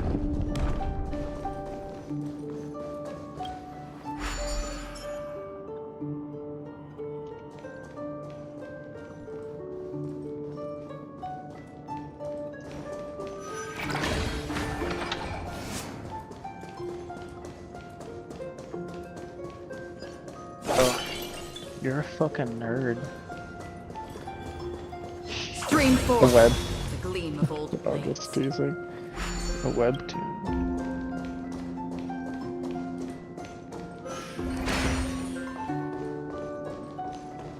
Ezra, what do you do for work? I just know all your spending habits.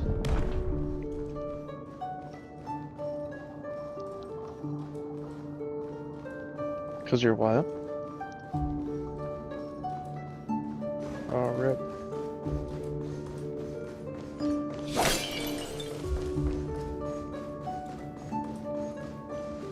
Right on. Sorry about your job.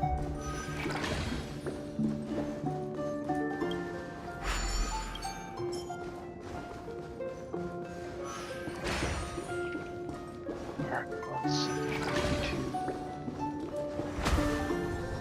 Stream 4. The gleam of old blades.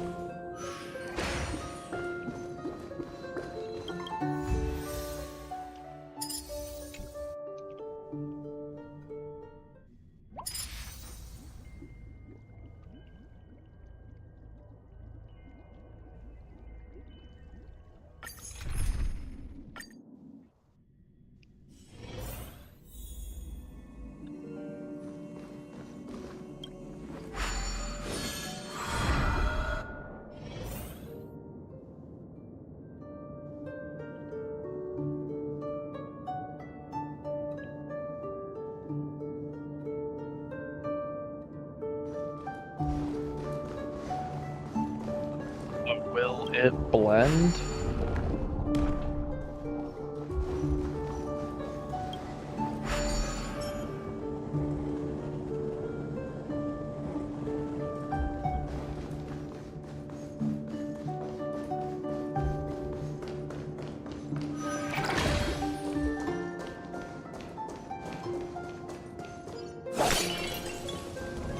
Stream 4. The gleam of old blades.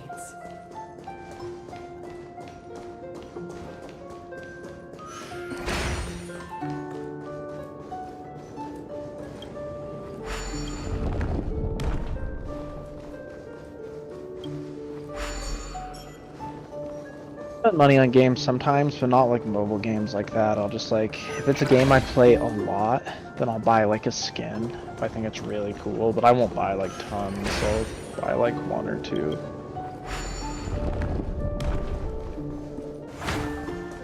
I usually spend by buying like the premium version of the game, honestly, because I feel like that often comes with the in-game currency anyway. Stream 4. The gleam of old blades.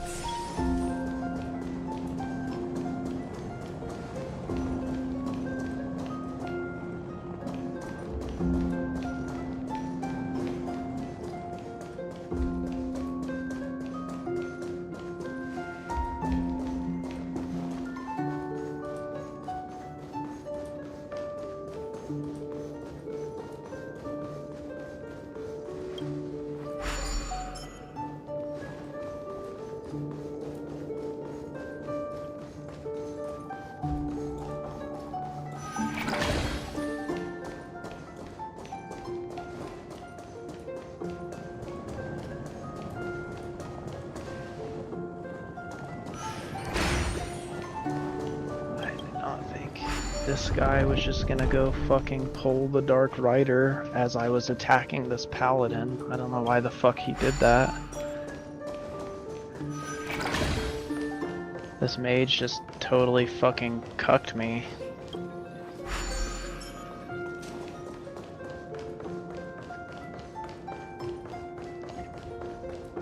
Well, I like grouped with him because he wanted to do the Dark Rider, and then we were running over to it and there was a paladin, so I attacked the paladin. So I thought we were gonna kill these guys. And then the mage did nothing. He didn't attack the paladin or anything, and then he just went and pulled the Dark Rider. And so then we were getting attacked by the Dark Rider and the paladin, and then the paladin's buddy came up and attacked us. So yeah, we fucking died. He's mad. He's like, why'd you attack them? He's like, because they're fucking waiting for it. Like, we should have just killed them first.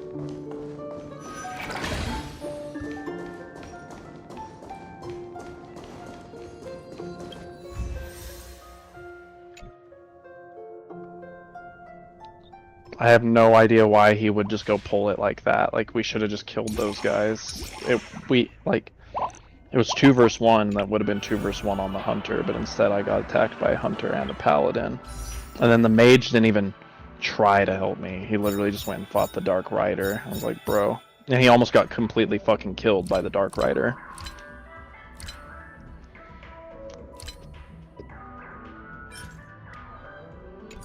It's just if we ran in together and I pulled one thing and he pulled the other, it makes sense. But he watched me pull them, fight them alone for like a few seconds, and then just went and got the Dark Rider. Like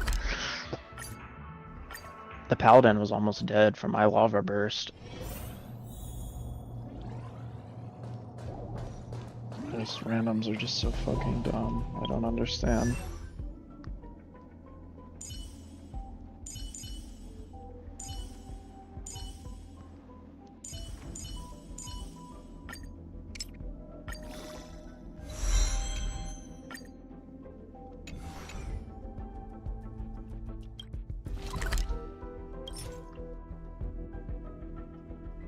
God, it's such a long fucking walk back.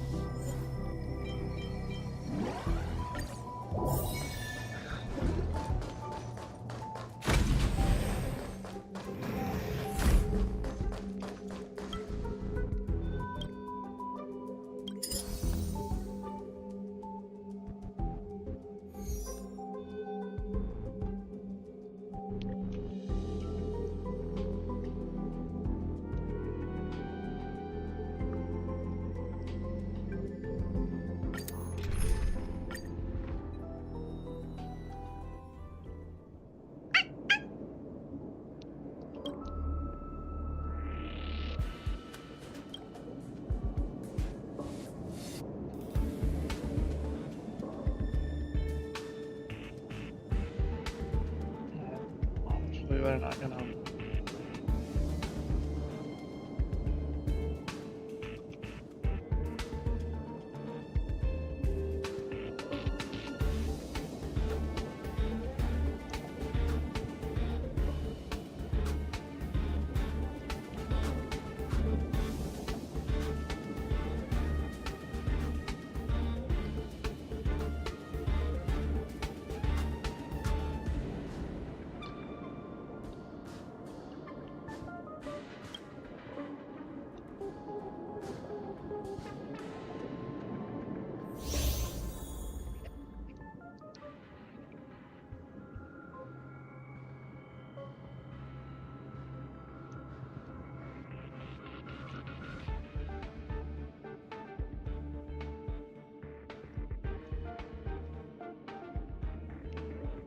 Why won't it let me use this?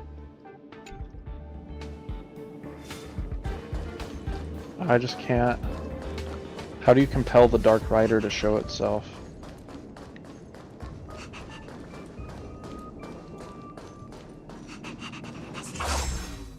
Gleam of old blades. You chose it. Stand still. Eternal. Time to say bye. Boom. Enjoying yourself? I weep for the departed. It too shall fall.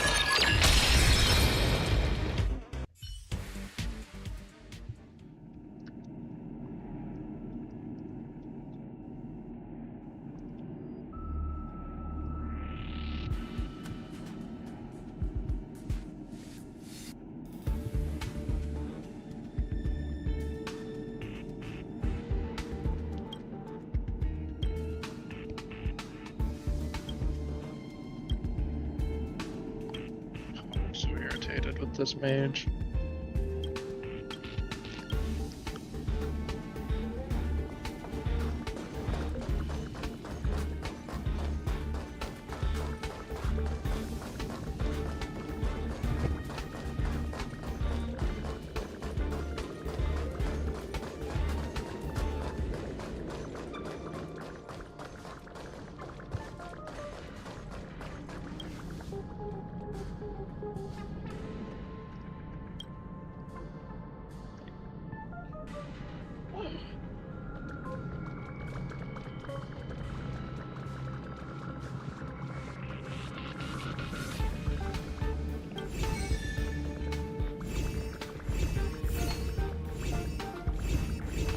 course he's running a radiated set in open world. God damn.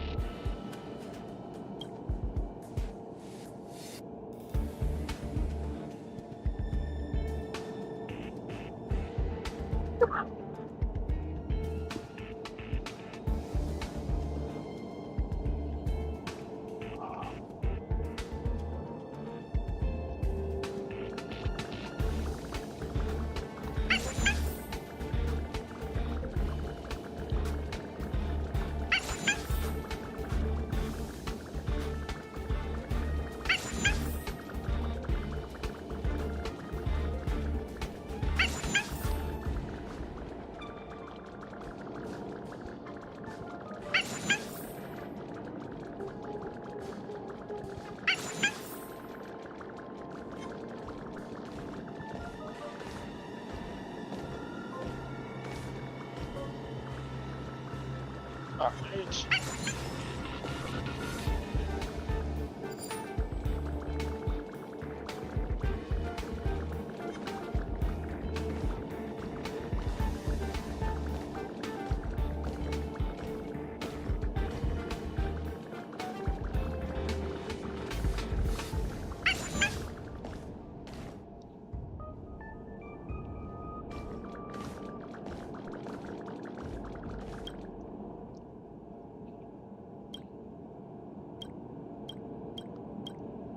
I feel like I saw people bitching about these Dark Riders a lot. I guess it was probably pretty camped in the beginning of the phase, but it's not bad now.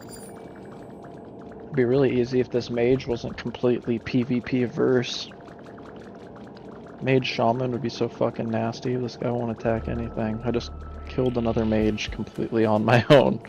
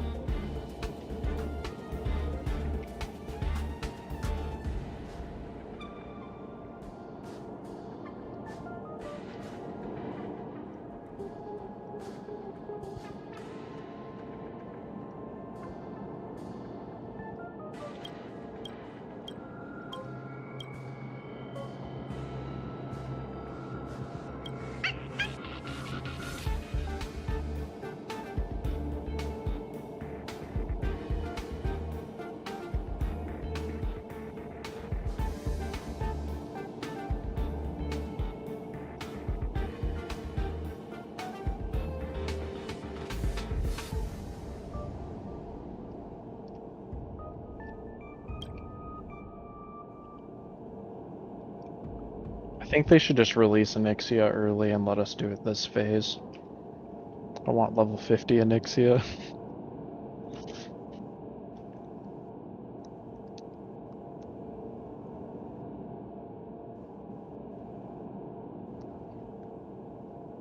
I like having like multiple raids to do, you know, like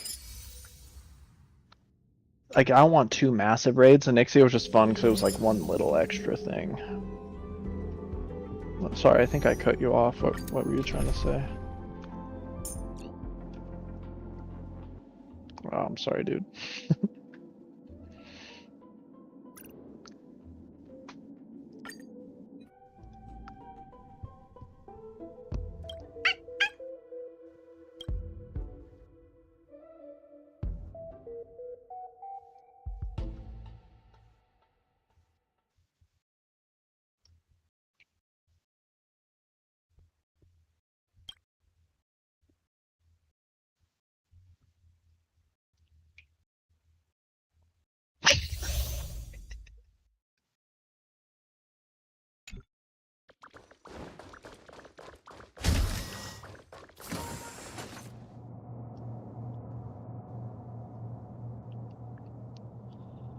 Bro, this mage just does not PvP. I don't get it.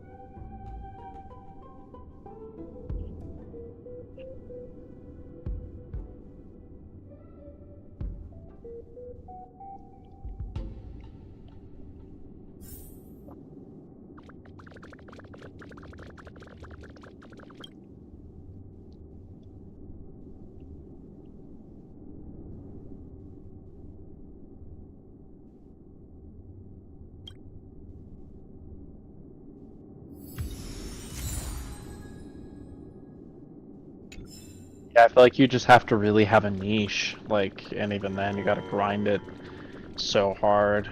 Like, I think if you're not doing anything unique, it's probably pretty hard to make it, and you have to be unique. Like, no one wants to watch the same shit that they could watch someone else do, so you have to, like... Or, if you're doing something unique but you're boring to watch, no one wants to watch that either. So you have to be, like, really good at talking to people. Like, I think really engage a lot, have interesting conversations, and then do shit other people don't do. Or you do, like... I don't know, you do the trendy shit, right? You hop on, like, all the new huge games as soon as they come out.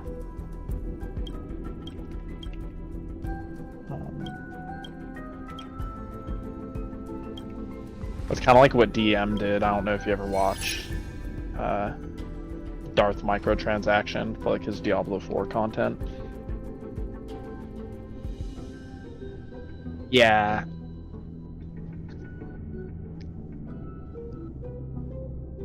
He was a mobile game player, like gotchas and shit. Yeah. And he did okay then, because he had a niche, and he was okay at talking to people, and he did his YouTube videos, but then he started playing Diablo 4, and it came out because it was like the new hot big game, and it totally blew his channel up, because like he had enough of an established following that people would watch him, but then he had the big game that got people's attention, and now his channel's like massive.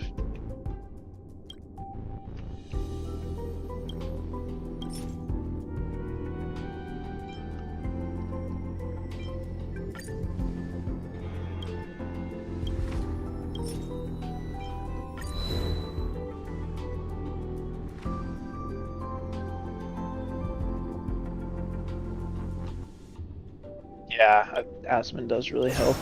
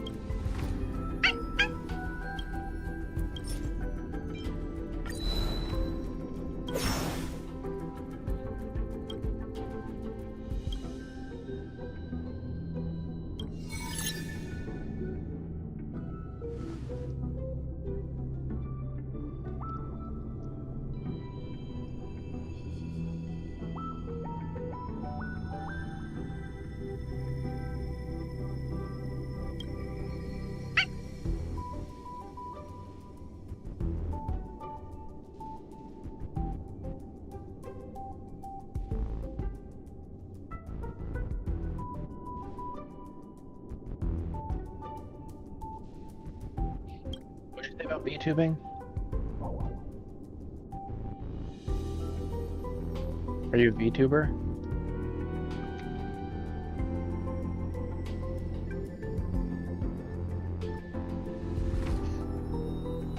Not really into the VTuber thing.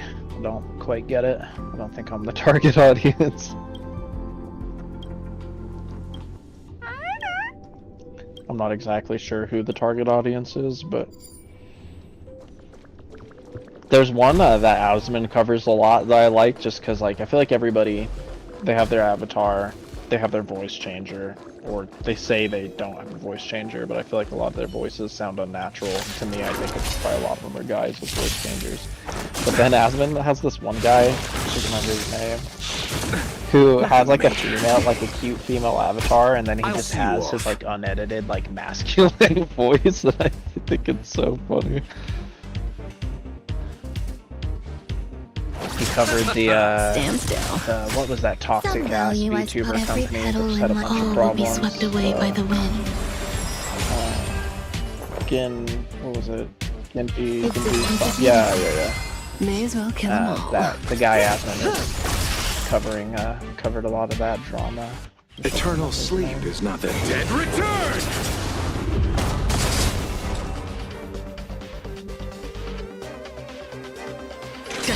for oblivion. I weep for the departed.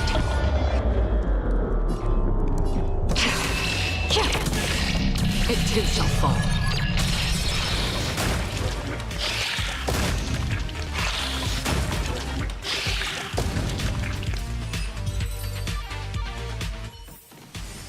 Another blood debt repaid. I think the mage is PvPing now because I keep dragging him into it.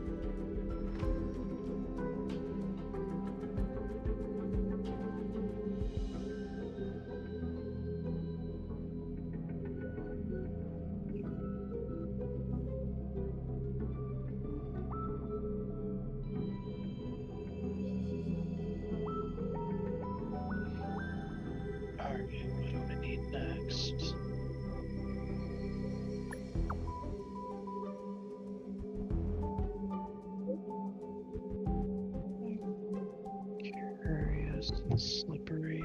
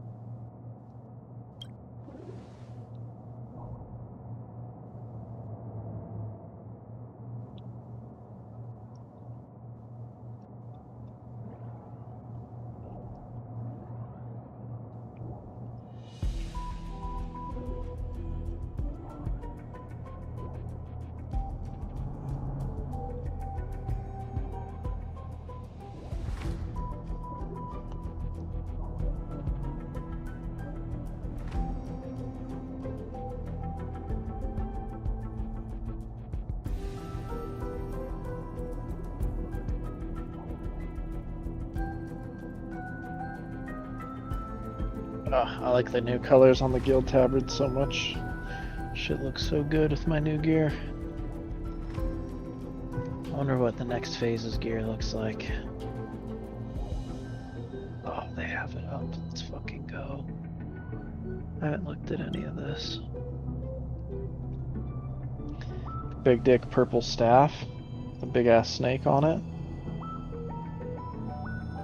Thing looks sick.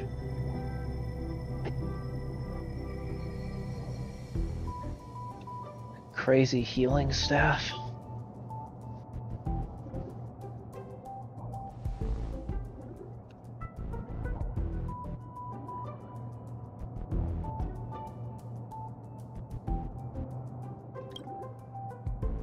Healing dagger that's literally just like a fire poker.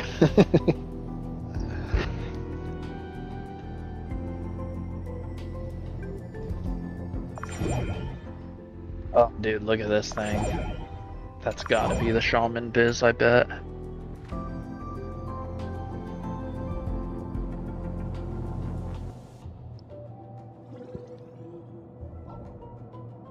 Are you on right now? Oh. No, I'm just looking through the Sunken Temple loot, and there's this really sick main hand mace for healing.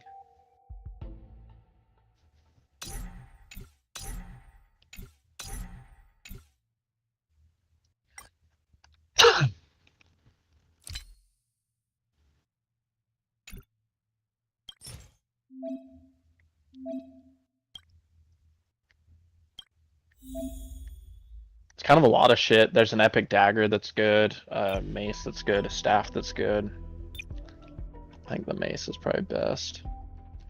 If there's a good offhand. Oh yeah, the staff's DPS. 19 damage or healing. And crit. A dagger with 20 healing. Or the mace with 35.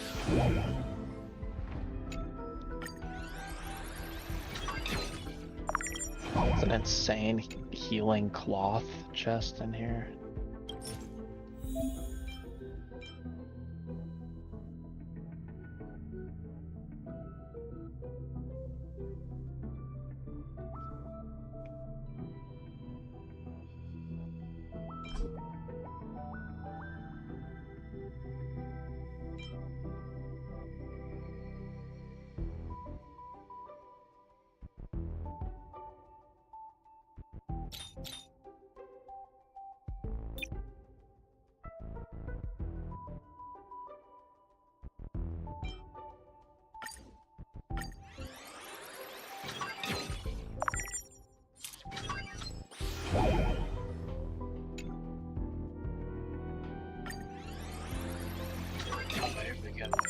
Oh, dude, the new gear from Sunken Temple's gonna match the Guild Tabard even better.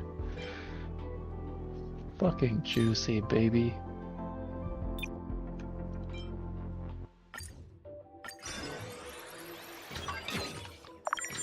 New mail gloves.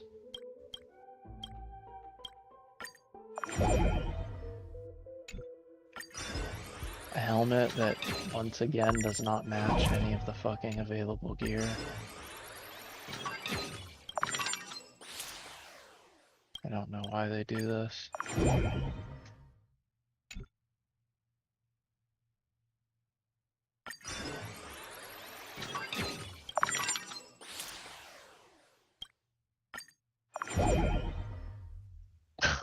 What the fuck are these?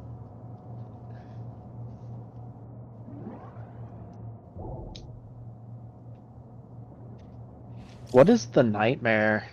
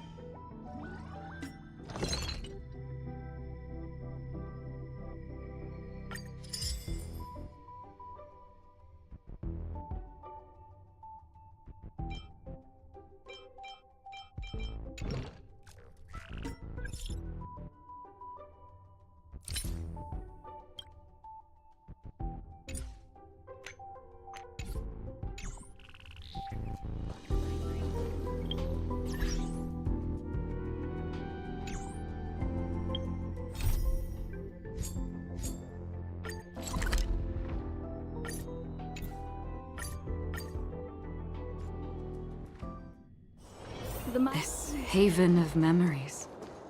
Every touch. Every moment.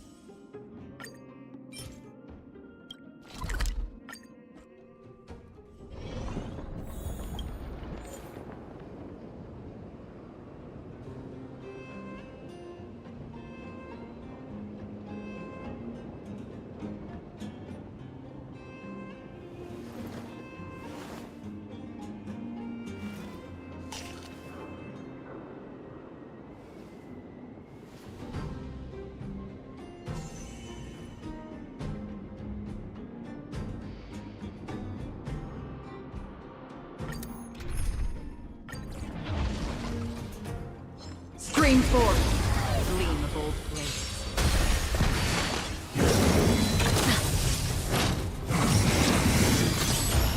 Don't get complacent.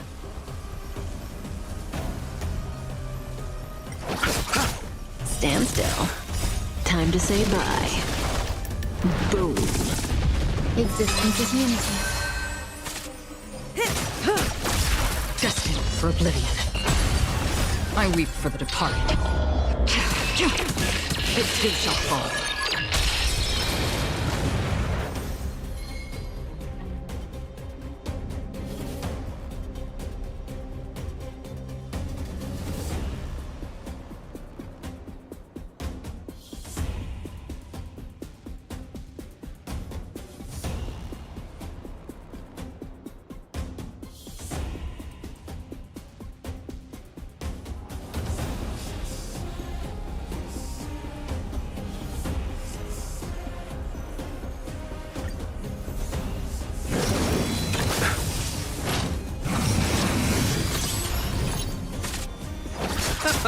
Relax. Eternal. What's up? All will be swept away by the wind. What's going on, dude? Yeah, bro, dude. Dude, come on. You didn't take today off from work? You didn't work from home today? Well, I did, but I shouldn't have. Yeah, I'm kind of worried about the guild at the moment. We don't have a lot of people on. Last phase, right when P2 dropped, we had like our full 10-man on, basically. Ready to go. We have like a bunch Time to say bye. I'm not sure if they're going to keep playing this phase. yeah, I know, I saw that. I saw Lilith, right? Existence is unity. Yeah, he's moving to Japan. We knew that was coming. Yeah. And then I saw Boots was getting a little concerned if there's enough to keep him, or if he's going to go find someone else. Well, that's just because Wrong and I are having issues, but we're going to keep playing. We're just both busy right now for P3 launch, so... Yeah. Dude, I get it. Like, today I was able to work from home, but I'm slammed tomorrow. I'm just like Oh no, I was about to say, gotta do some shit this weekend. I mean, I think I can probably get to like level 44, 45 this weekend, you All know? will be swept away by the I'm a wind. graduate student, so I can kind of take time off if I want. I don't really have like a set schedule, but I'm pretty behind, like behind in my work. Time to say My bye. project got really stuck on some shit the last year, I weep so for I the need to be in departed. like crushing it mode, but I'm like in the middle of moving, and then the phase is dropping, so I'm like, fuck, I'm being such a lazy piece of shit right now, and I'm feeling really guilty about it. If I take time off and I've been like keeping up with my shit, I don't really care, but Yeah. I feel like I'm behind. So I'm very similar. Like, if I'm in a good spot, then I don't give a shit, you know? But yeah. But yeah. No, I was able to take today off without any like stress, but tomorrow I'm fucked. And protect Everyone. Part of this weekend, I'm fucked for sure. I just need to hit 50 as quick as I can with whoever the fuck's on, basically, and then I'll probably be back to raid logging for a little bit. Try and make sure that we are recruiting people and... Yeah. At least, you know, try to keep our 20-man, you know, solid. We have to recruit like 3 people for our 20-man right now, and... Yeah, just because we're probably losing our enhanced shaman in group 2, and then... Who was that? Turnips, because the time... No shit, Turnips heading out? I'm not sure totally, Fayette, just... The times didn't totally work with him, like only one of the days works, and so Fayette was thinking we might need to replace him, but I think he was hoping to talk to him first and see if we could adjust it. So I need to maybe replace him. Going to watch the I need a feral druid. Nah. Zealand, I'll go ask them. Hey, And then, yeah, we'll need to replace Lenneth. Silly girl. Just a few days of hard-earned rest, and you're already making it sound like jail time. Yeah, that does suck.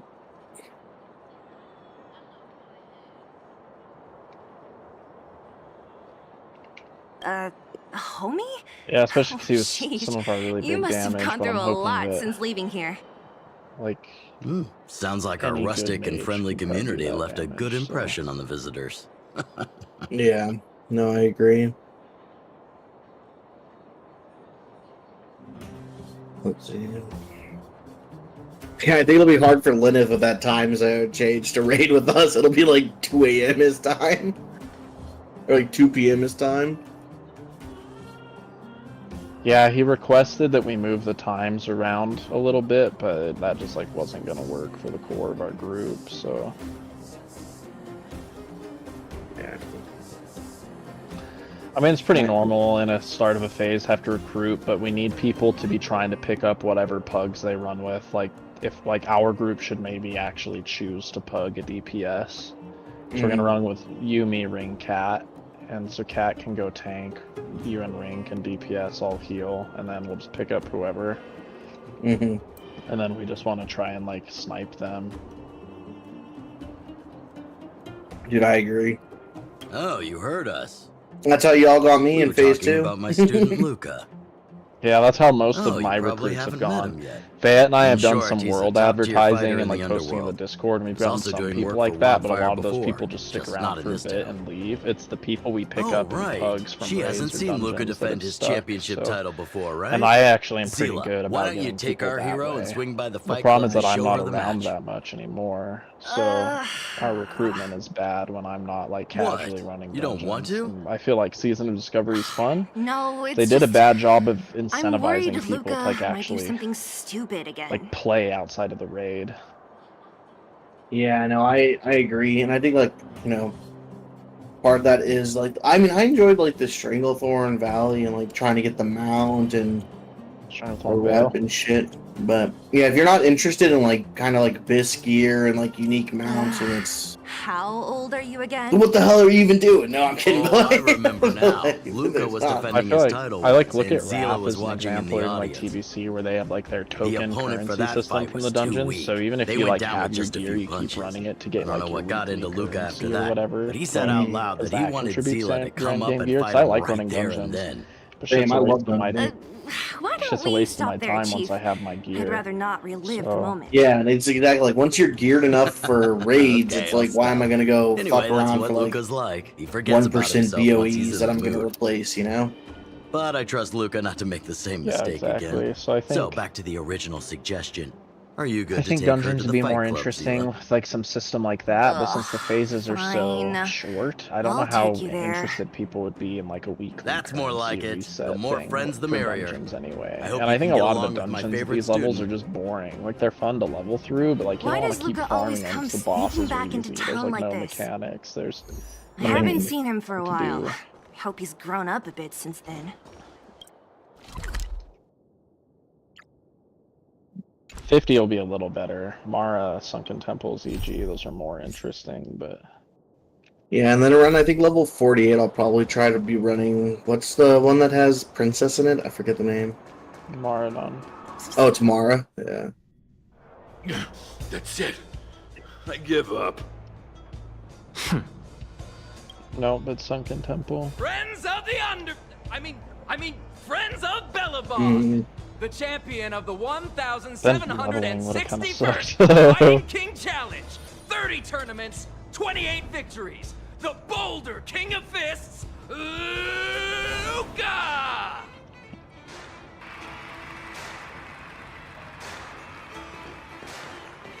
And some of Looks both. like it's over already. There's a lot of gear in both. They would have had to have like super souped up the ZF loot table, I think.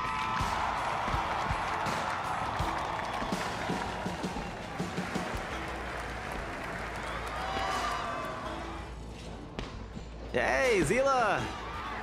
And, you are? Yeah, I just cashed in a gold of blood tokens, a little over gold This is the Trailblazer. for You the must have heard of battleground her before. combinations. Oh, so this is the Trailblazer who helped reunite the overworld with the underworld. It's truly a pleasure to meet you. Were you here just to see my fight? Well, I'm flattered. I just won a little fight in a cage. What you did was much bigger than that. Eh.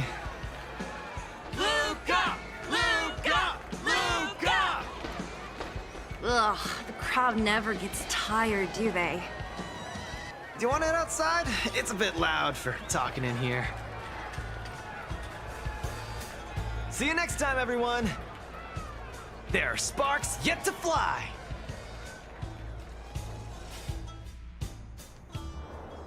Ugh, finally. I think we lost them. Let's chat here. You're popular as ever, champion. Oh, are you still angry at me over that one time, Zila? I just got a bit carried away.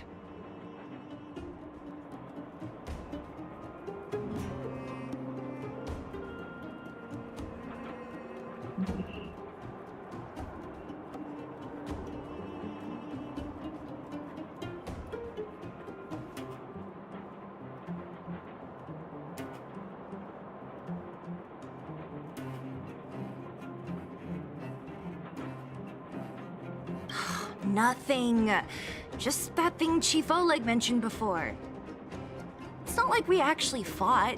So we're gonna Seeing meet the at members Scarlet of Monastery, Wildfire right? duking it out in the Fight Club? That would be bad form. Oh shit, it's just me in here. The Oh, mood no. was on fire that day, but the final match was over in just a few swings. Everyone wanted more. So in the heat of the moment, I just... Oh, come on. Don't hold that against me, Zila. God, I've always been impressed by you. I've wanted to spar with you for ages. Ugh, I don't fight for fun. Stop getting your hopes up.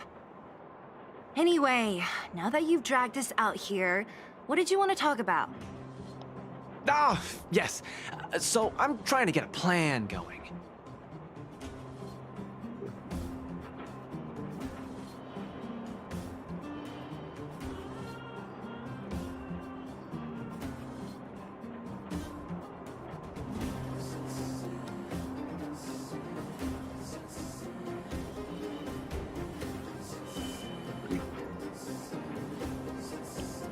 Yes! More accurately, my personal training plan. I want you to join me in... It should be Whoa, fine whoa, for hold your horses. SM at least. Chief Oleg wanted Get us you to some come. drops, get We you some haven't- juicy drops off there, Besides, dude. look at this. I think Cat's probably bear tanking, but you can come with That us. might be the weirdest. So that's Do a whatever. yes. I feel like our right? group's gonna be I kind of knew it. slow with Rogue Ugh, Ellie. There's no stopping. Great. That's Bear. settled then. The training is on Svarog's turf. I heard about your achievements. You probably know that place like the back of your hand, right? Just let me know when you're ready. How about it? That was fast. Let's do it. Keep up, Zila. I don't need you to.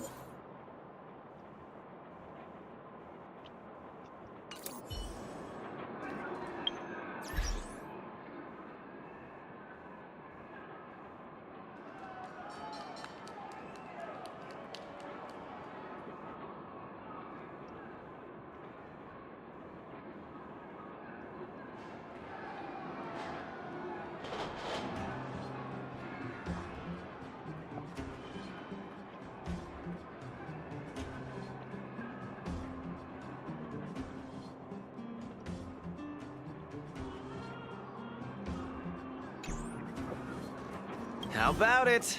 Are you... That was fast. Keep up, Zila. Don't fall behind. I don't need you to remind me.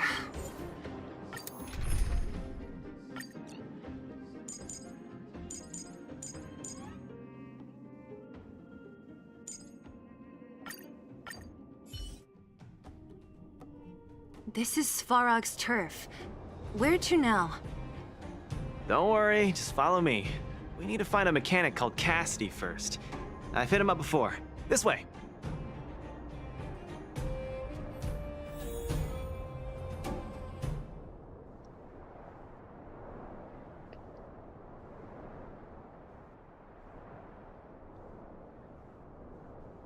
I'm hoping that the student fodder from last phase still works. Oh, gosh.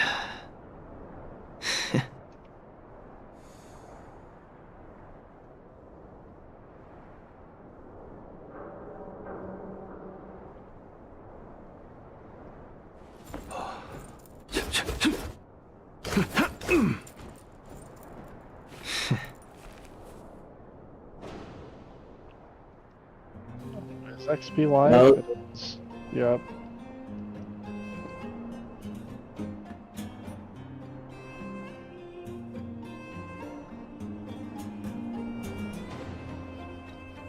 Oh shit, it just started. Alright, I just need 2 minutes to turn some quests in and then I'm heading to SM. Do I not have any rest XP? Fuck, I guess not. Is it up and running? Looks like it, yeah. I have 120 XP right now. Sick. Logging in. I started watching that show. I'm on episode 2. This shit is fucking wild.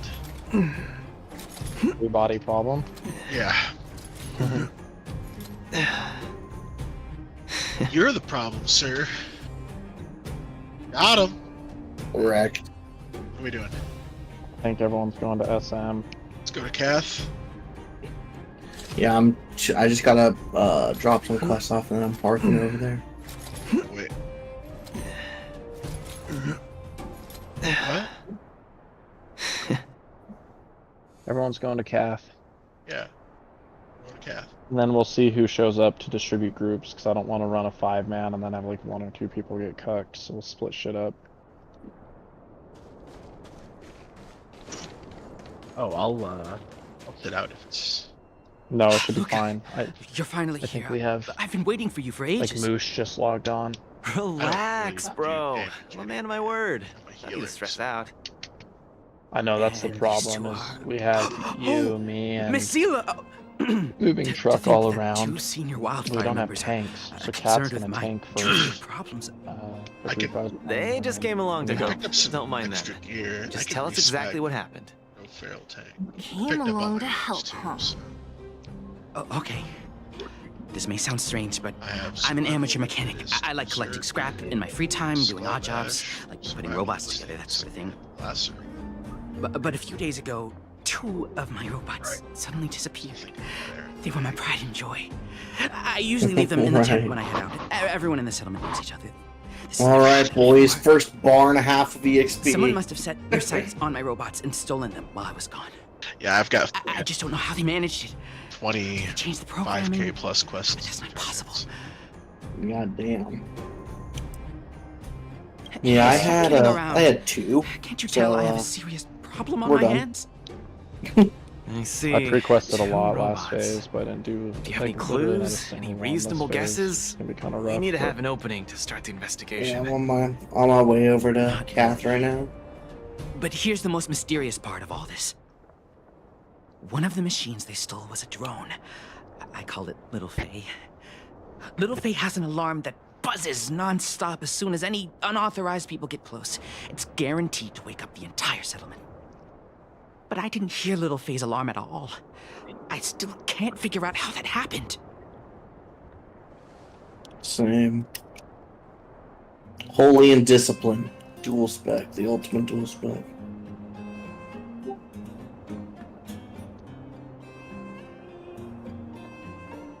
Nice.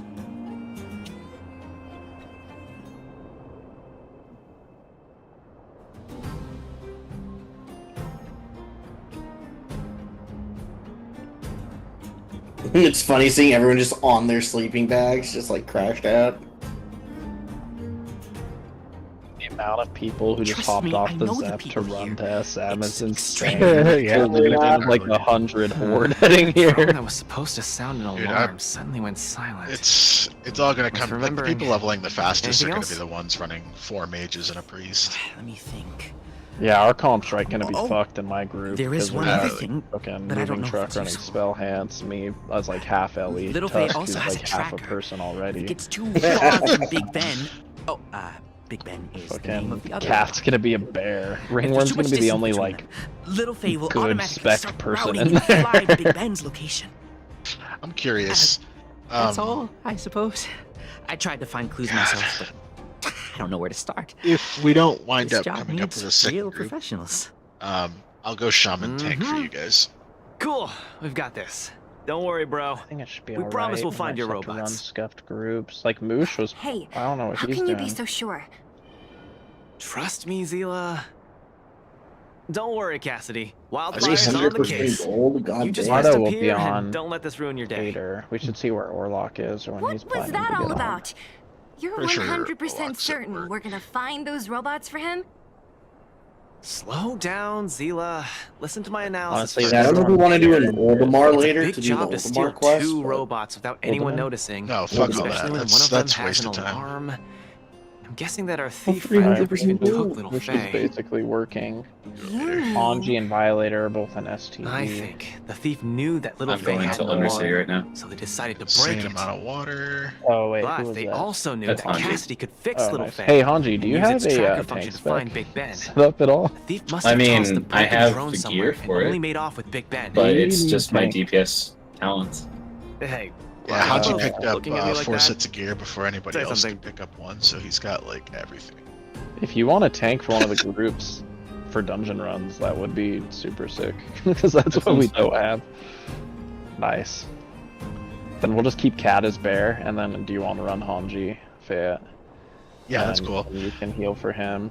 And I just spent 30 gold on potions and water, so you take moving truck as DPS also, because then each group can pick up Pug, and then we can try to count our Pug. Sure. No, I'm serious, because we have to Pug. Like, that's how we've always recruited best, and we need a Feral, a Mage, and an Enhanced Shaman. Pug a fucking Enhanced Shaman, dude, then you're gonna be good. Yeah. Or we can take moving truck, and I'll give you. The thing is Cat and Ringworm come No, together. I'm cool. So I'm take- cool. I'm cool. You get Tusk or moving truck. Who do you want? I'll take moving truck. I don't mind my groups. I don't mind your groups all pulling 800 DPS and mine pulling like. That is, dude. It's My fine. Cat's a fucking bear. All I have is Ringworm and Tusk, who's half a person. You know what? My group is not pulling We 800 did DPS. We no did this. reflex. We did this in P2. I'm cool with it. I'll still Missing beat you to drones are a 50. bit It of a don't regular matter. Bro, occurrence down here. I Come was on, trying move to those be legs. as balanced as possible. Get the fuck out. Luca, The real reason is do you because often Tusk does find off stuff for other healing, which is people? gonna make shit faster. Because the last Seems thing you like need it. is a half Kids always DPS, come to half me when off they lose. healer.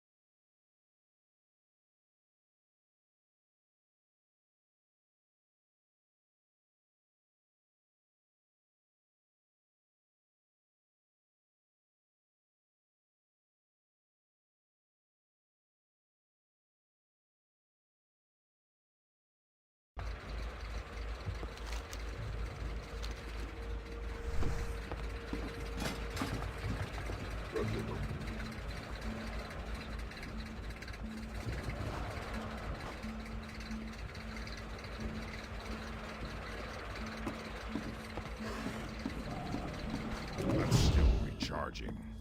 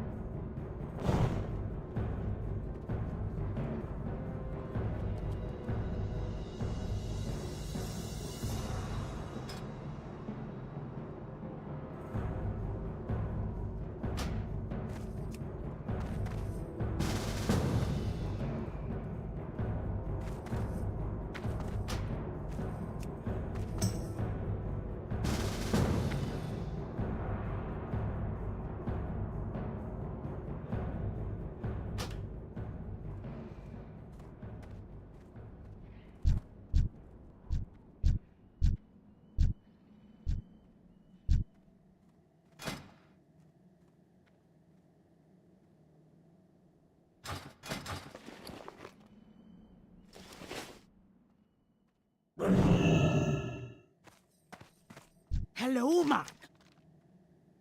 Later.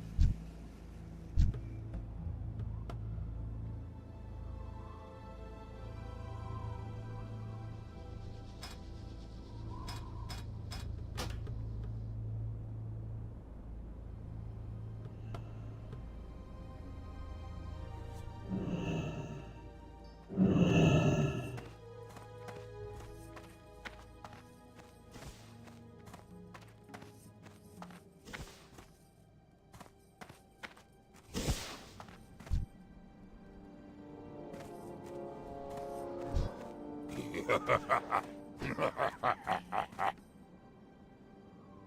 spell isn't ready yet.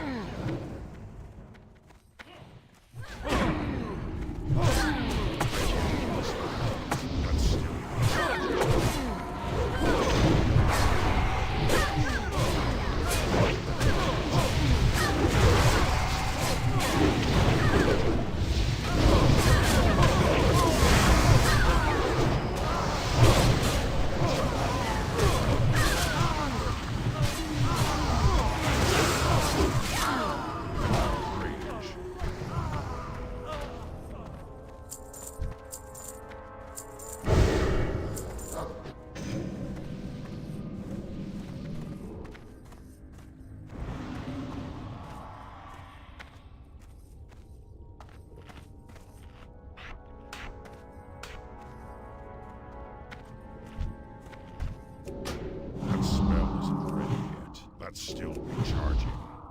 I can't cast that yet. That spell isn't ready yet. I can't cast that yet. That's still recharging.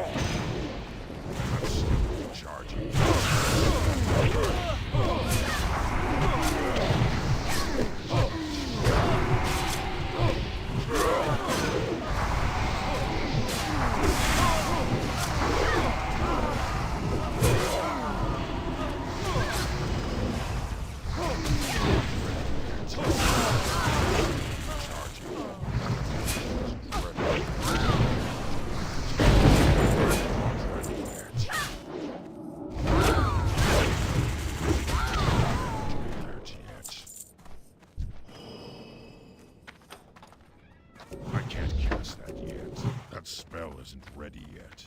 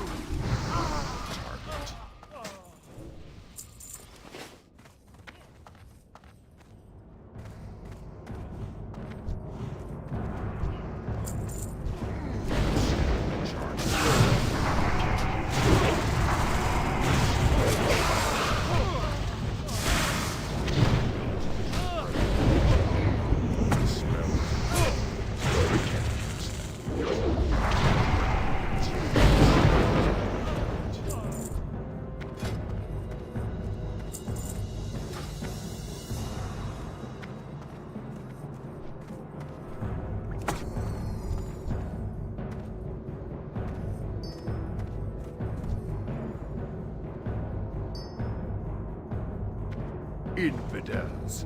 They must be purified. That spell is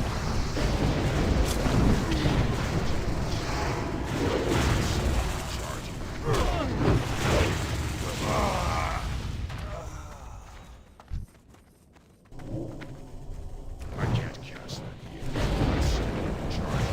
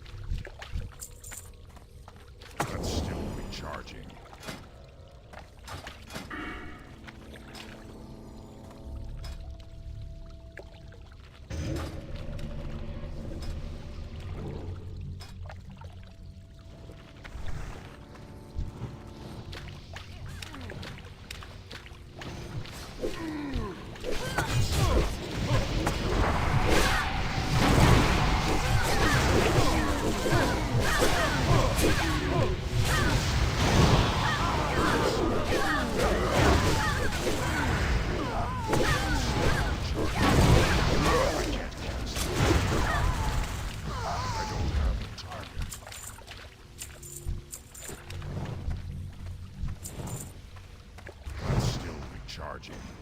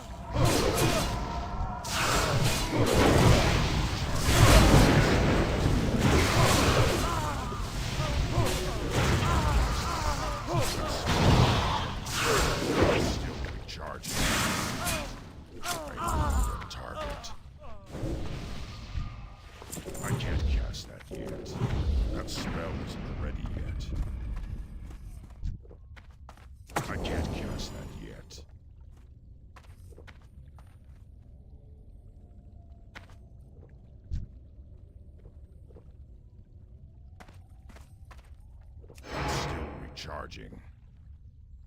That spell isn't ready yet.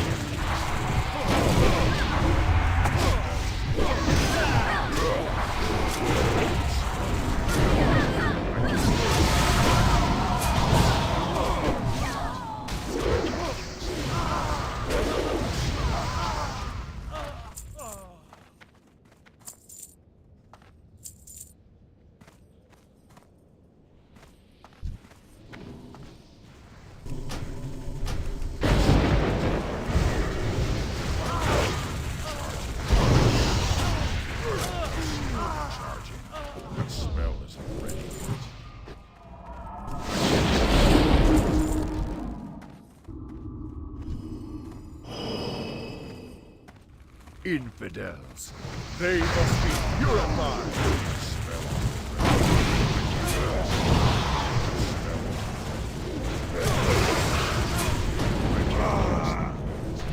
That's still recharging.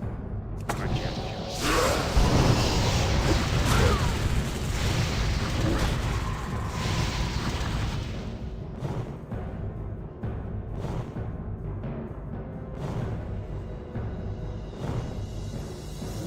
Arise, my champion. At your side, milady.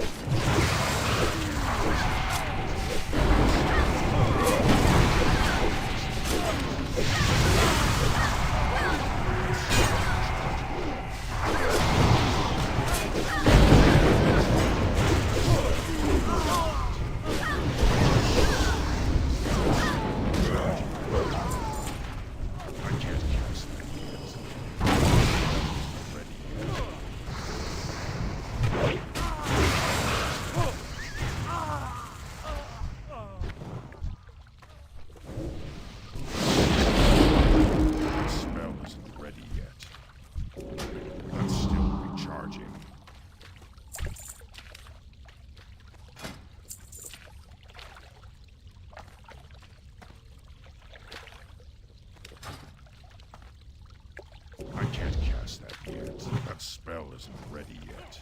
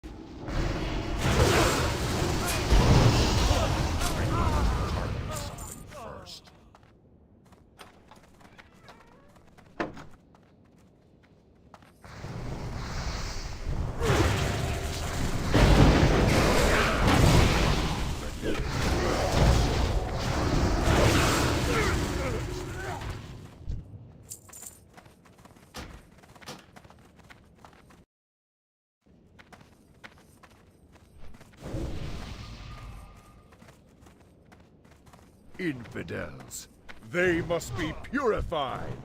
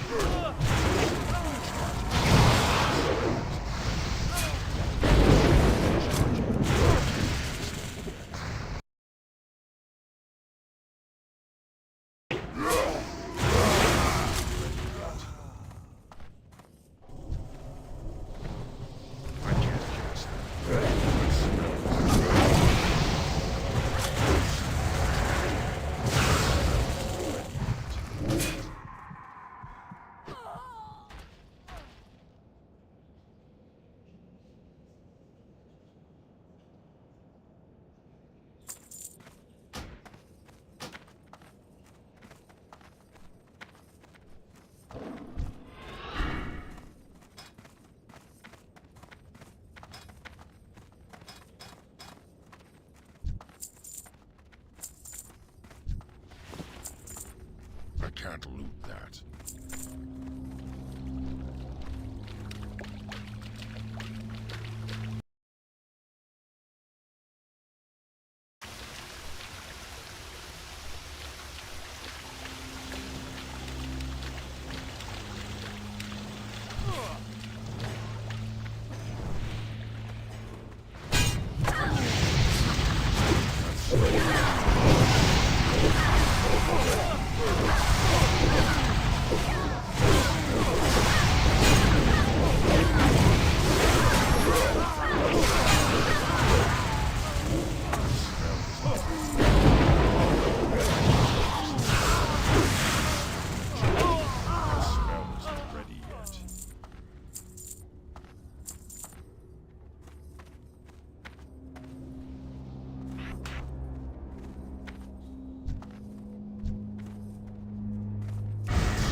Charging.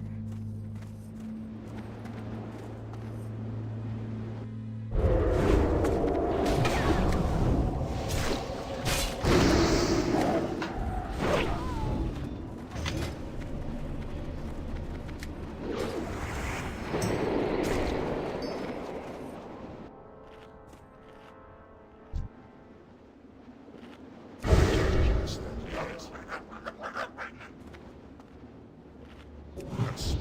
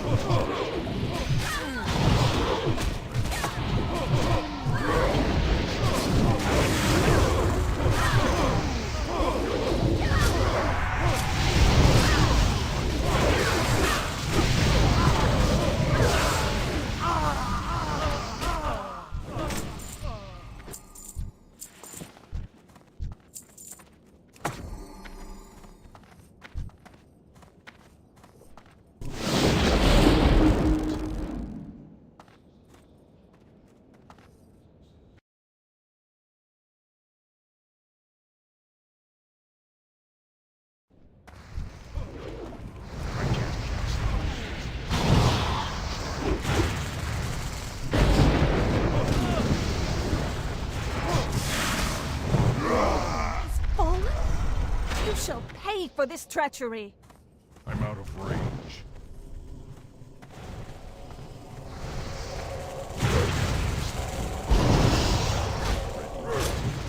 But still charging.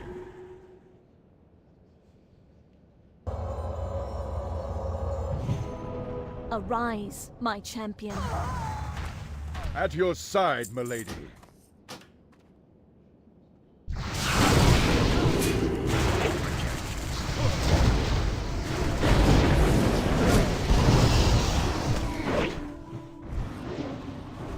I can't cast that yet.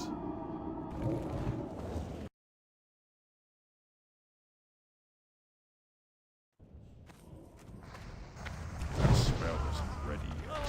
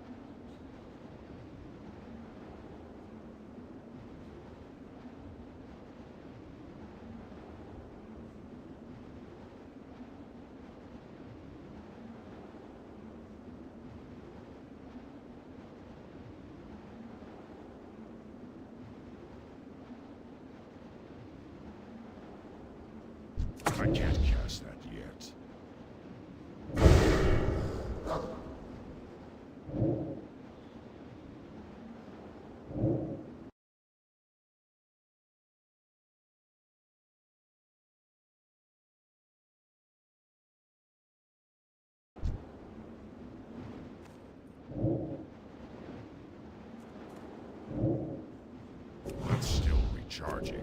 I can't cast that yet.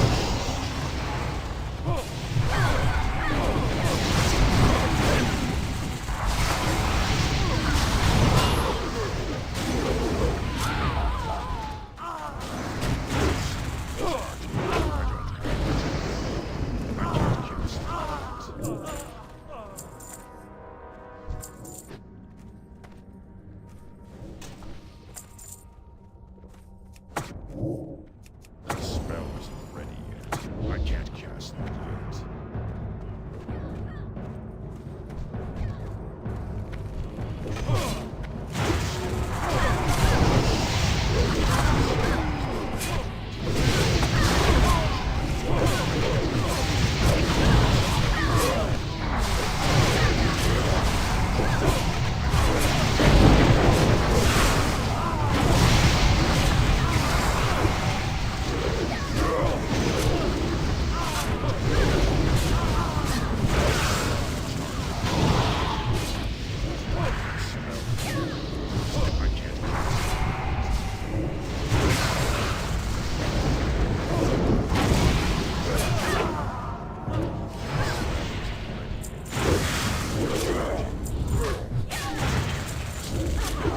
Still recharging.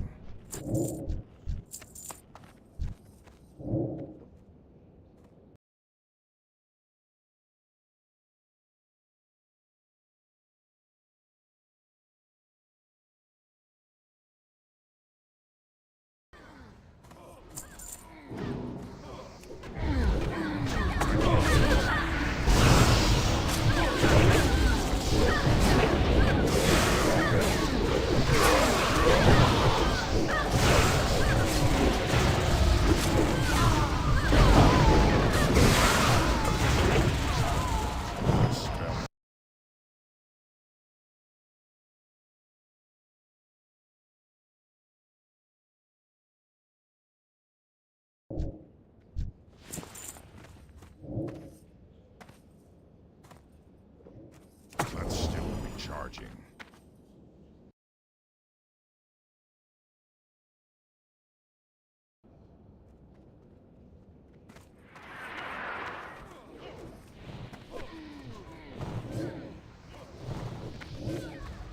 The spell isn't ready yet.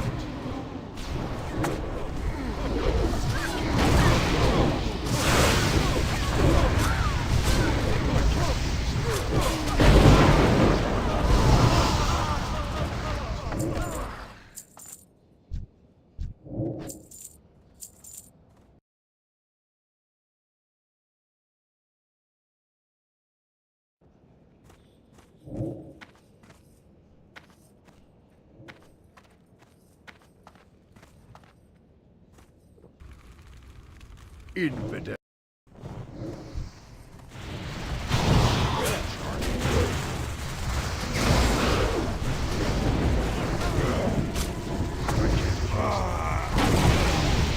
You shall pay for this treachery.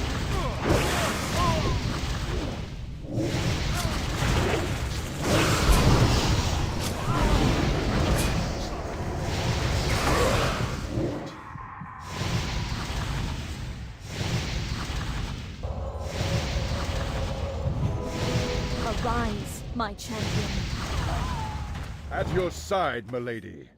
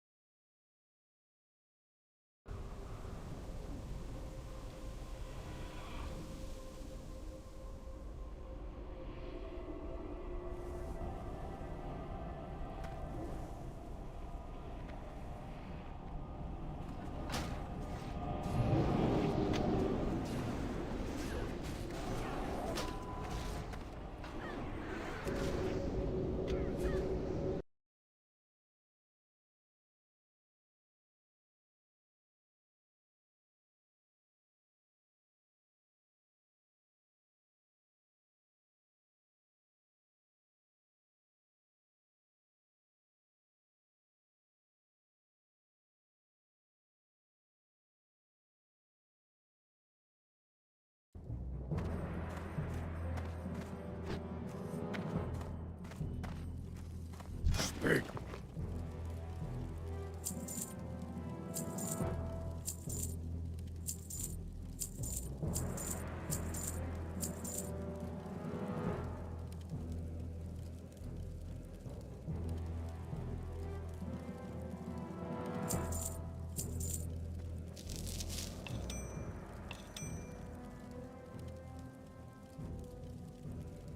For the Horde!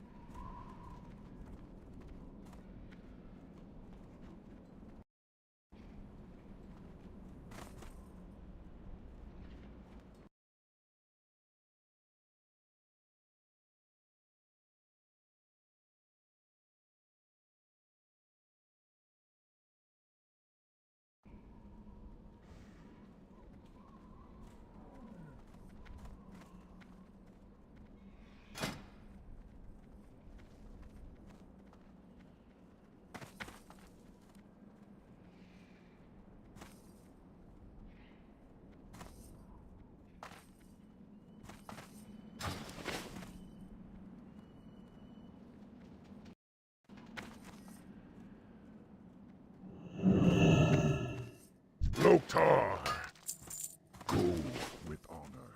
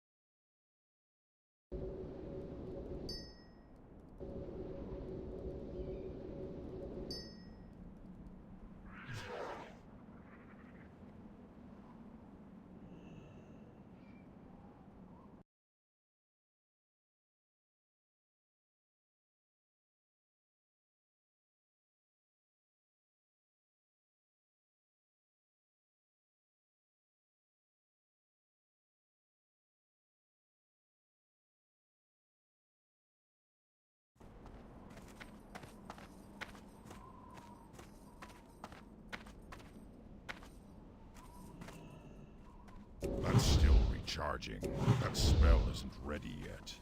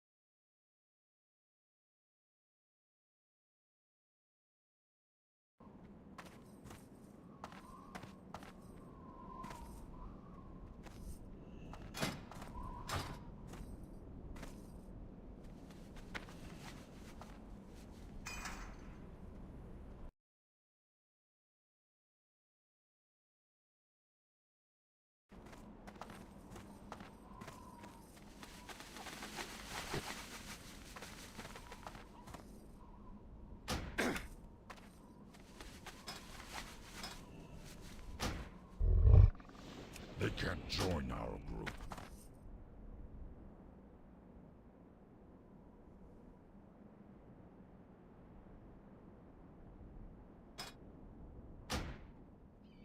They can't join our group.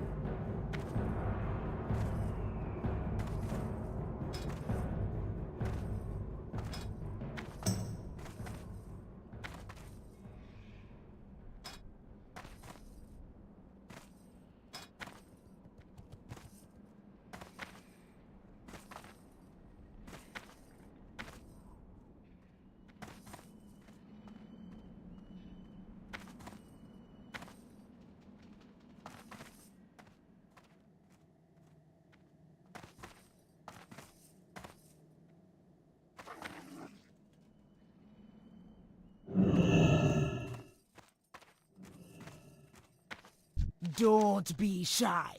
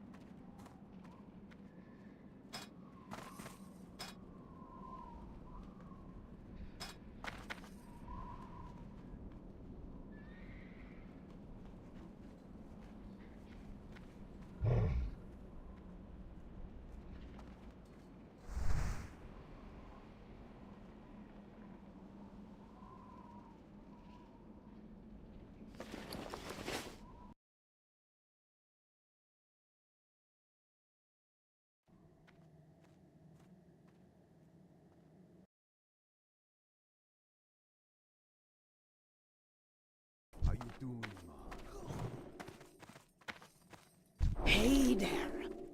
Be good.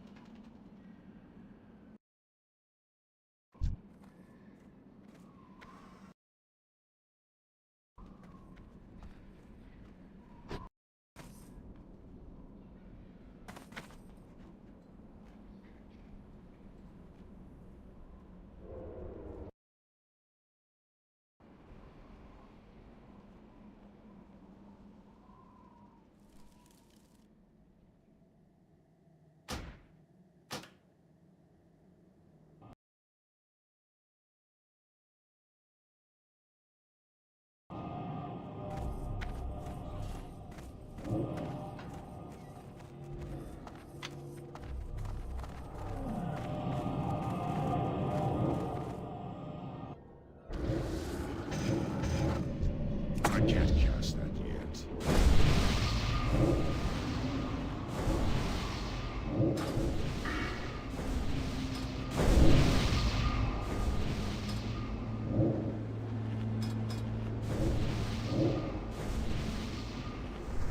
That's still recharging.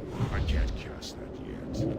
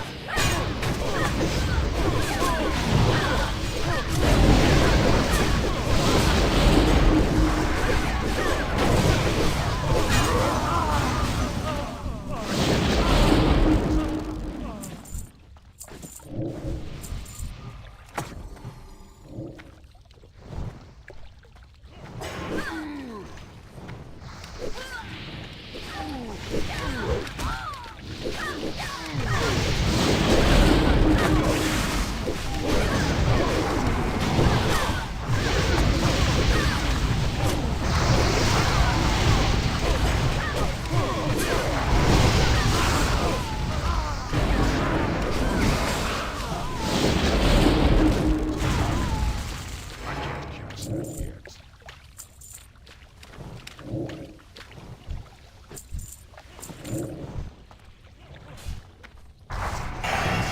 Charging.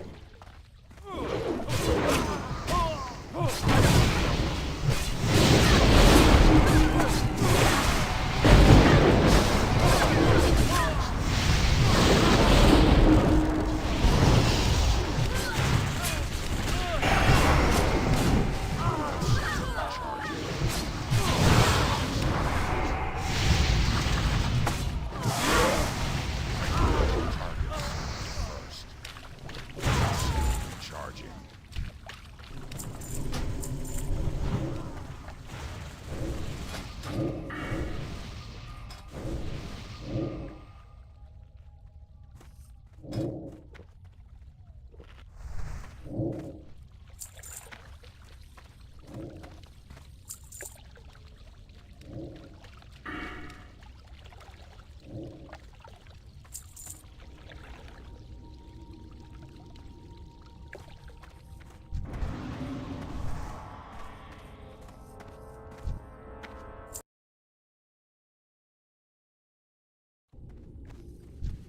That spell isn't ready yet. That's still recharging. That spell isn't ready yet.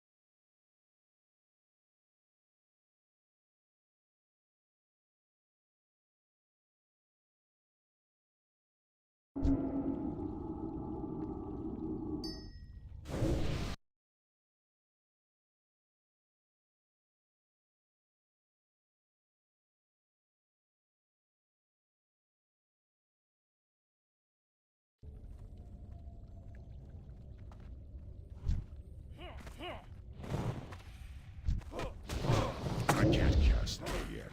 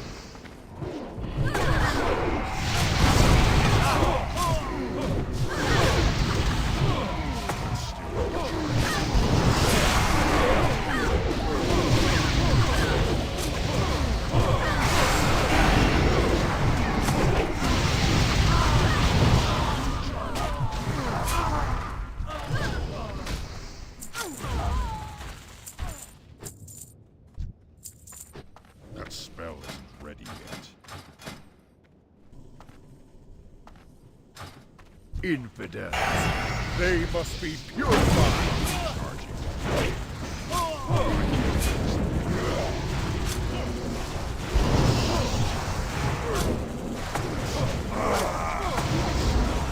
You shall pay for this treachery.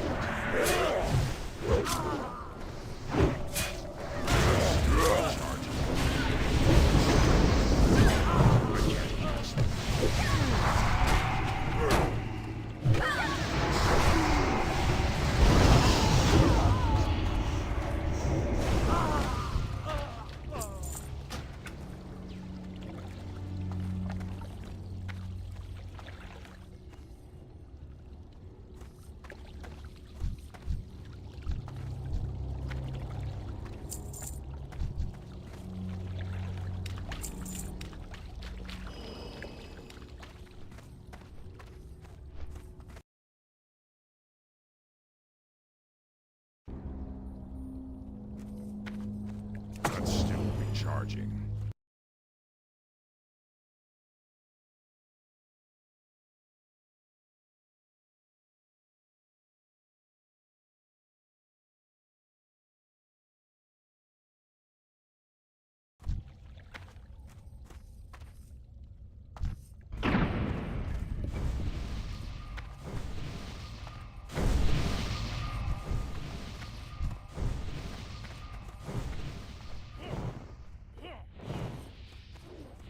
That smell is already hit.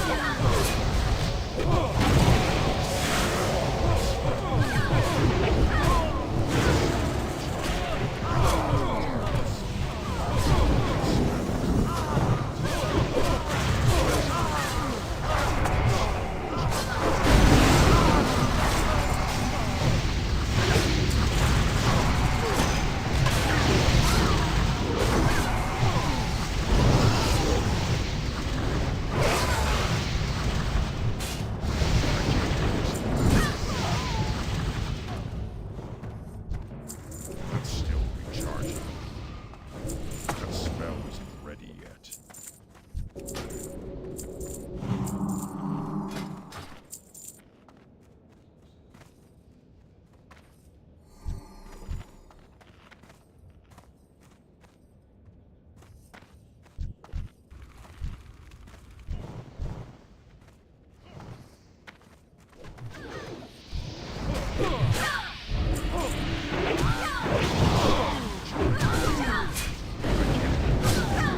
That's still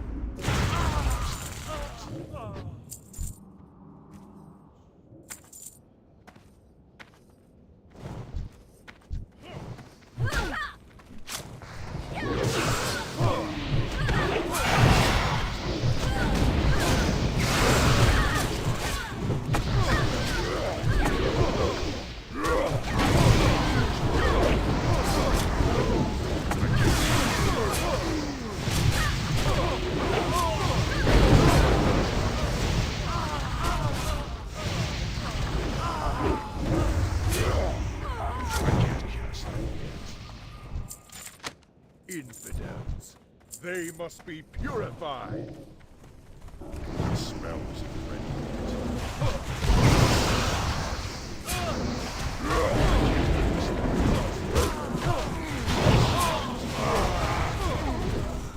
You shall pay for this treachery.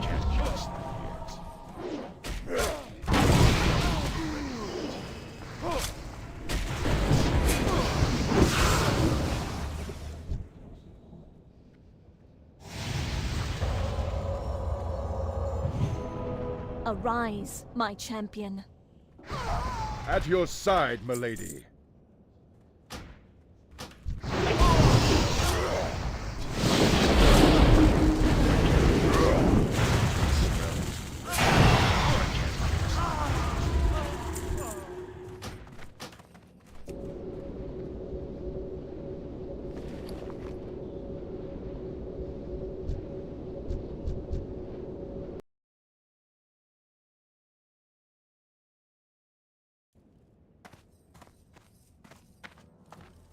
Makra!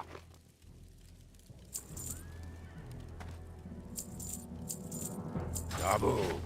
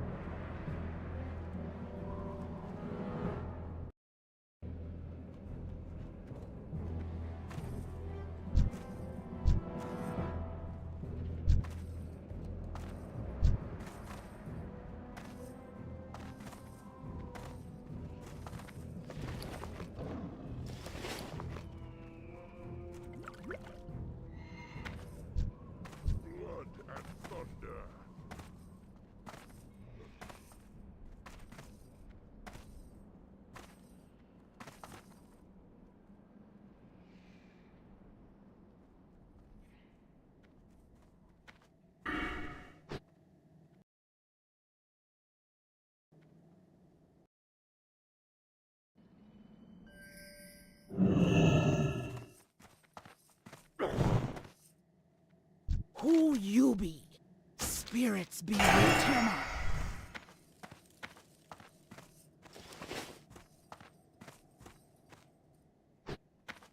That's still recharging. I can't cast that yet.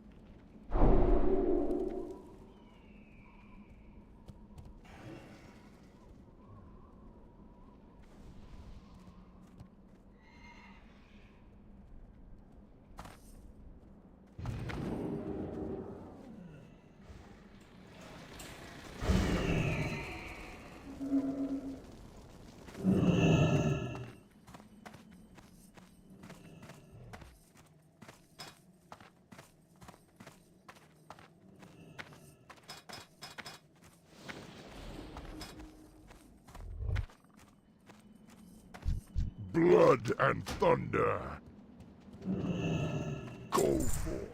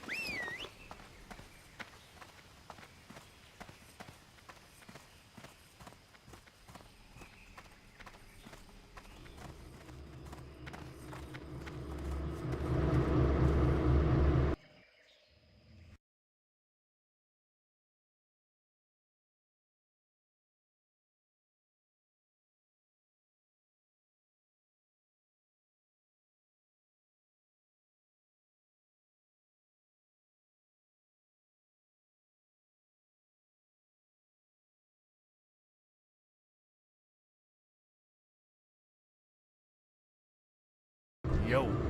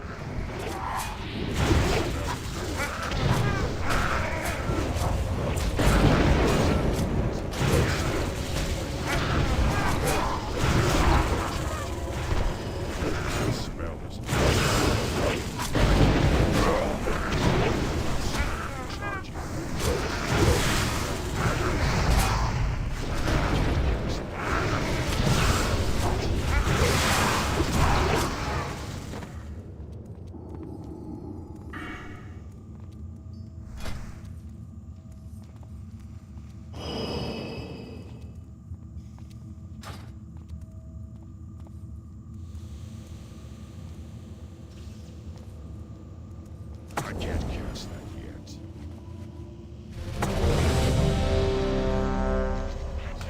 That's still charging.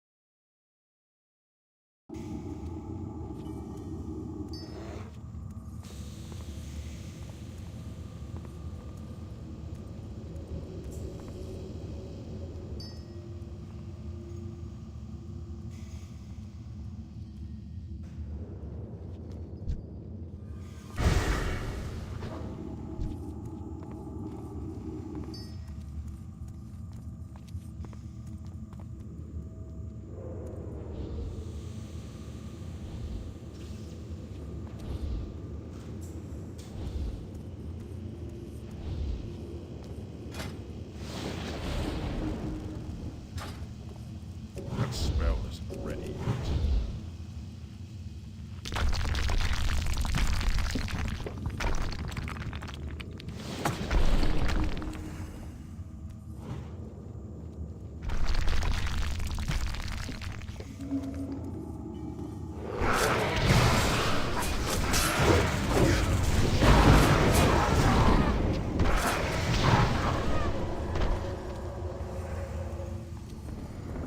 That spell isn't ready yet.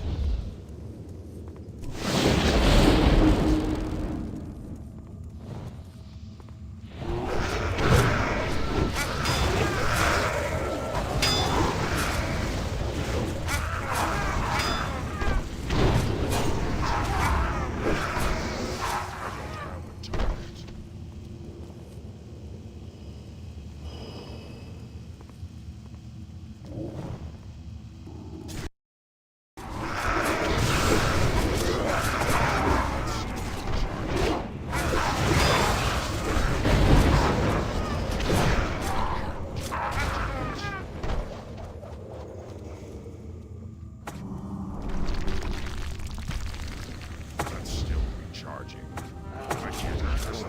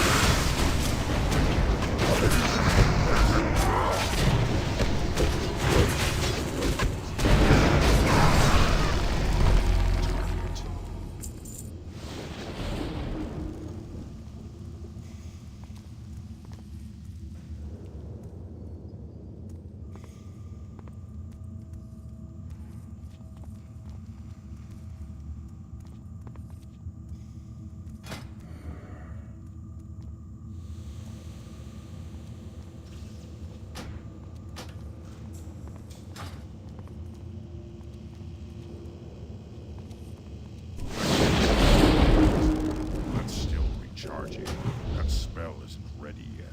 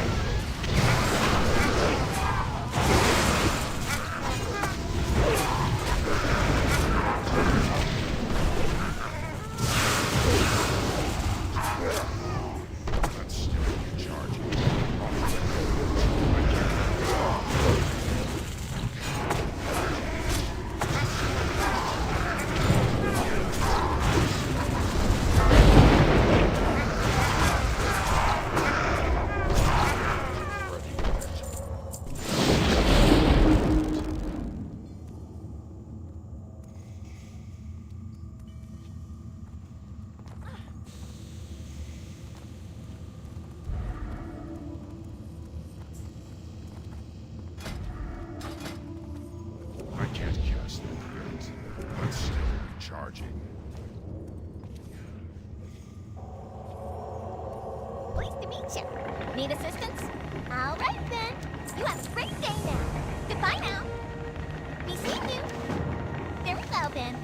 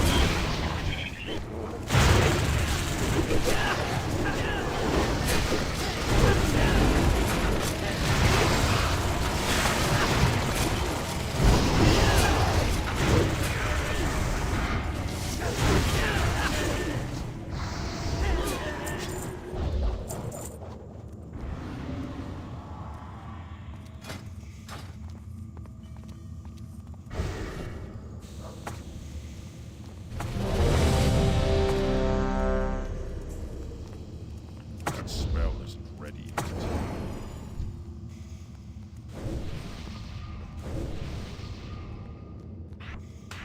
That's still recharging. I can't cast that yet. That spell isn't ready yet.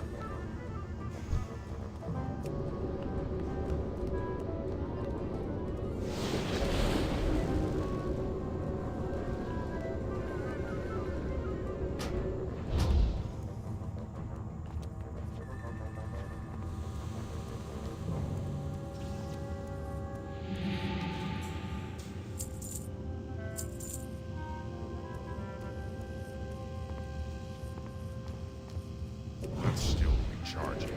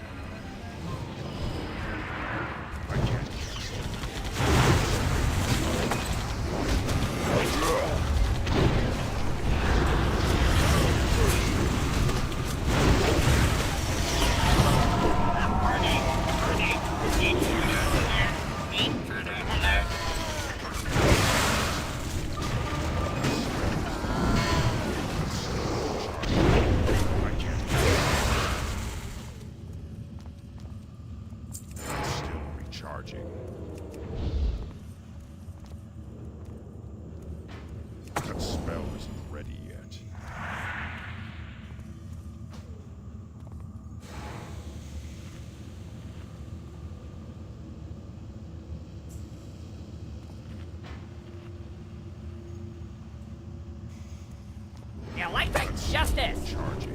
I can't cast that.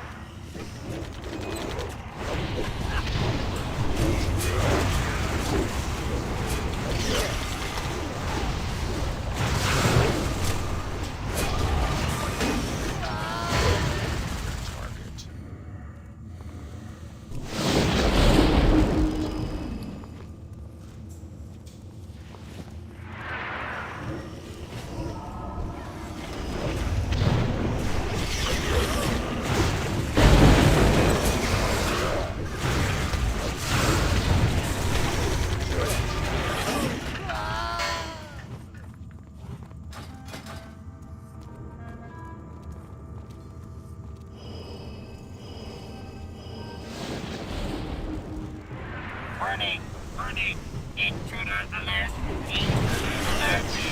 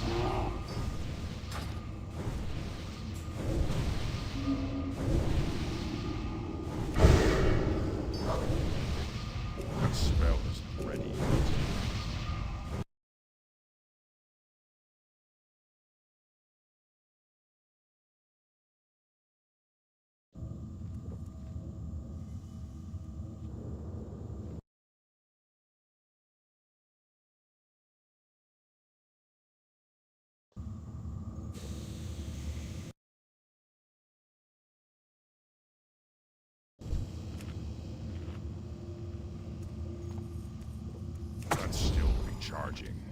That spell isn't ready yet. That's still recharging.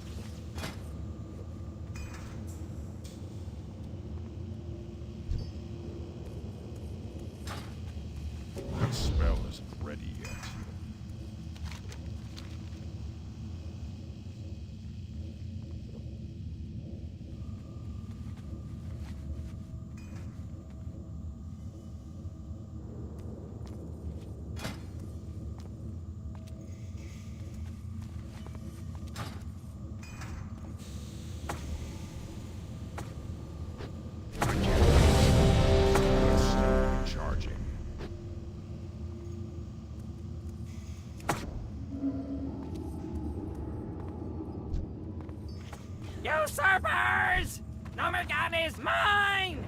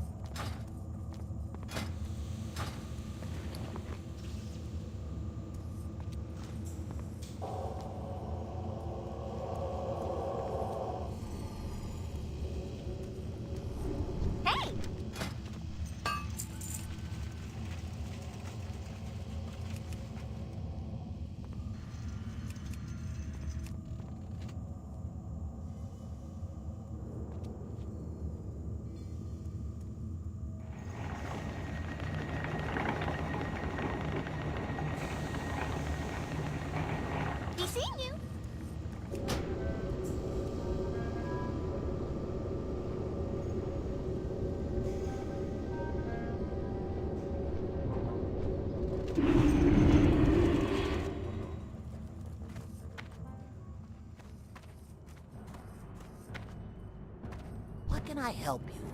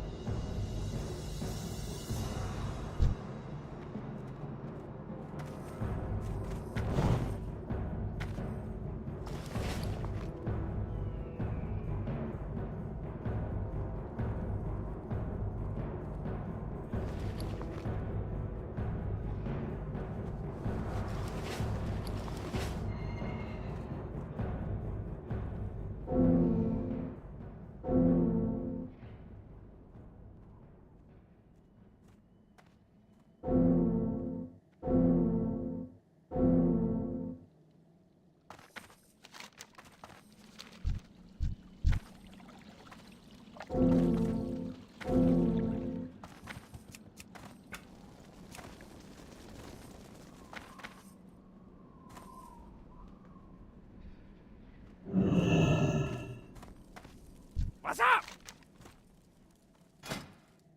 Glad I could What's help. up? Keep it real.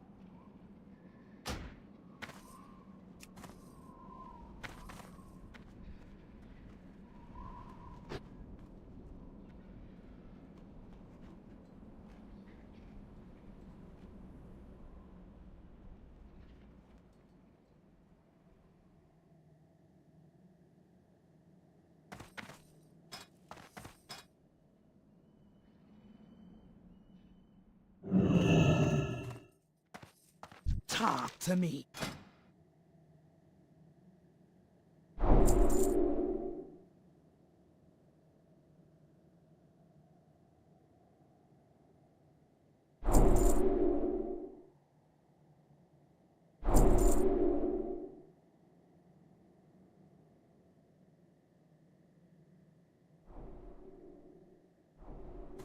Bye-bye now.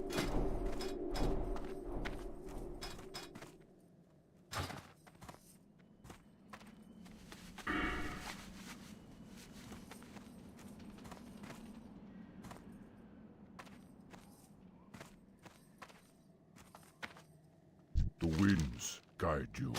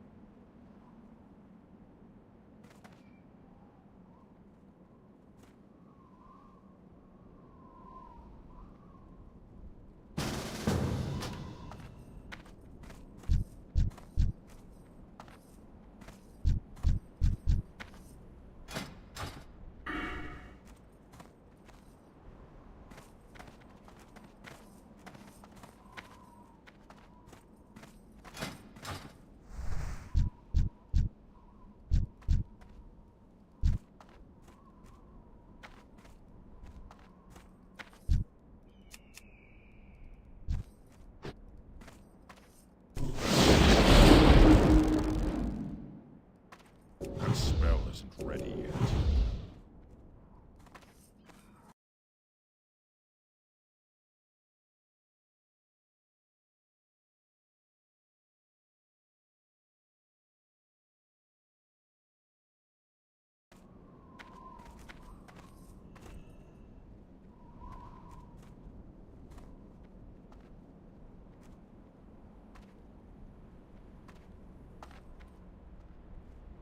I can't cast that yet.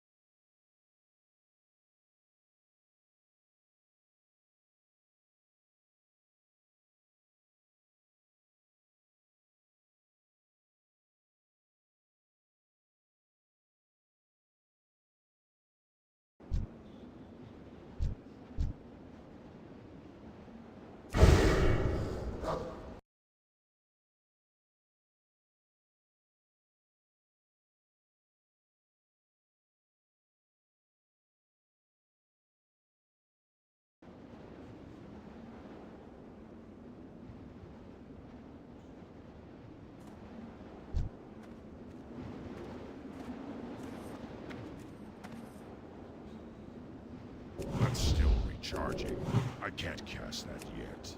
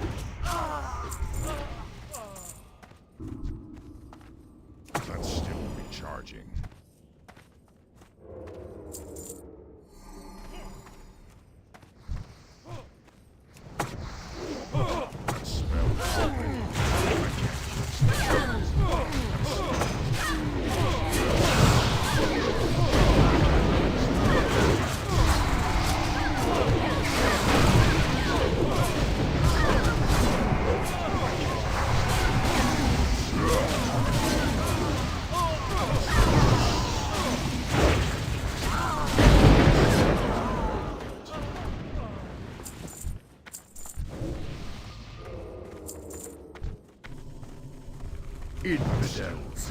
They must be purified.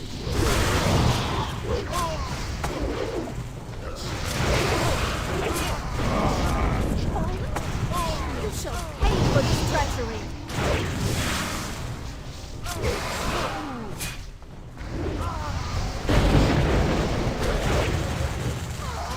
Cast that yet.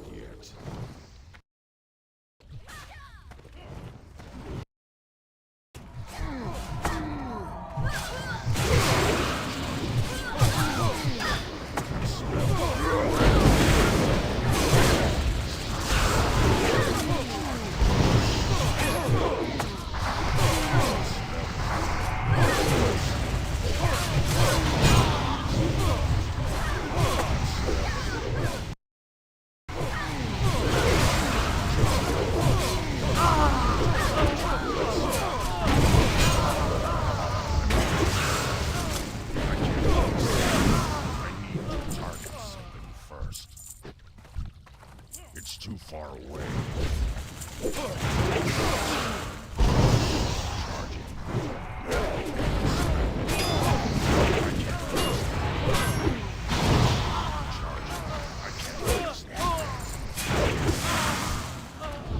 I'm out of range.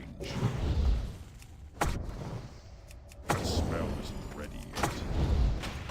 It's too far away. Charging.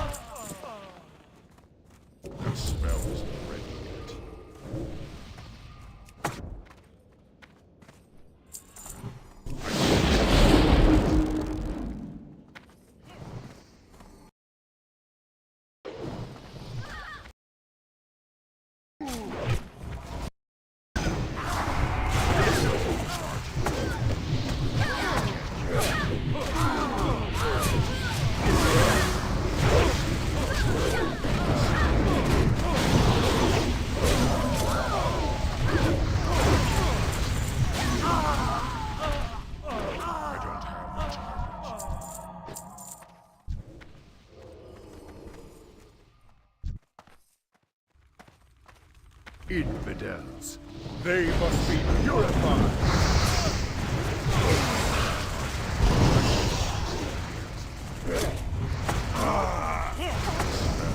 You shall pay for this treachery.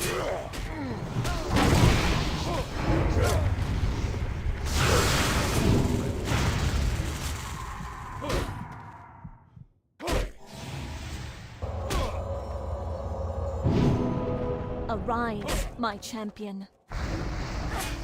At your side, milady. Still recharging.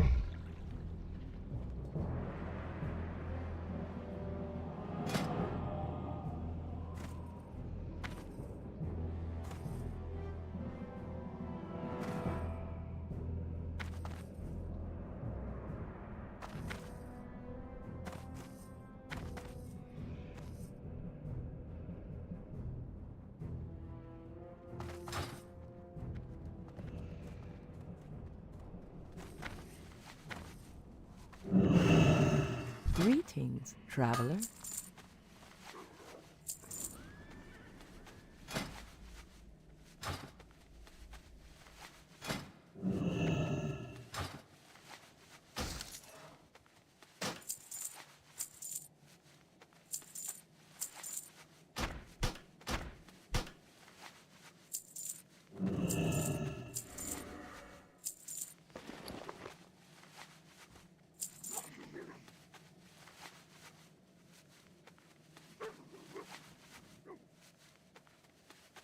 Go in peace. That spell isn't ready yet.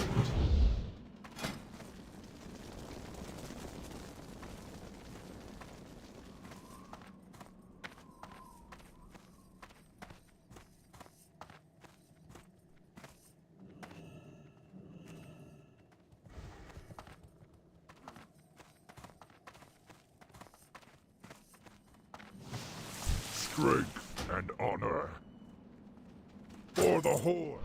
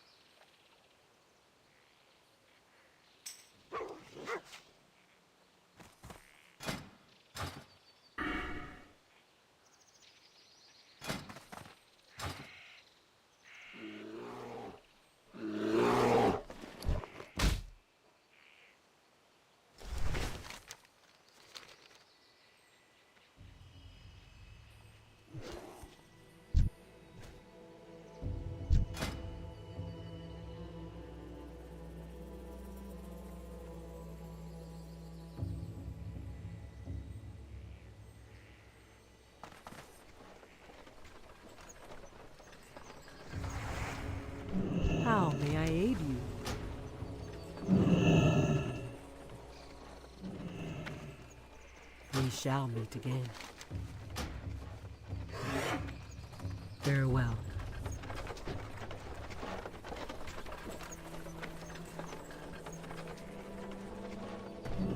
Peace, friend. Winds be at your back.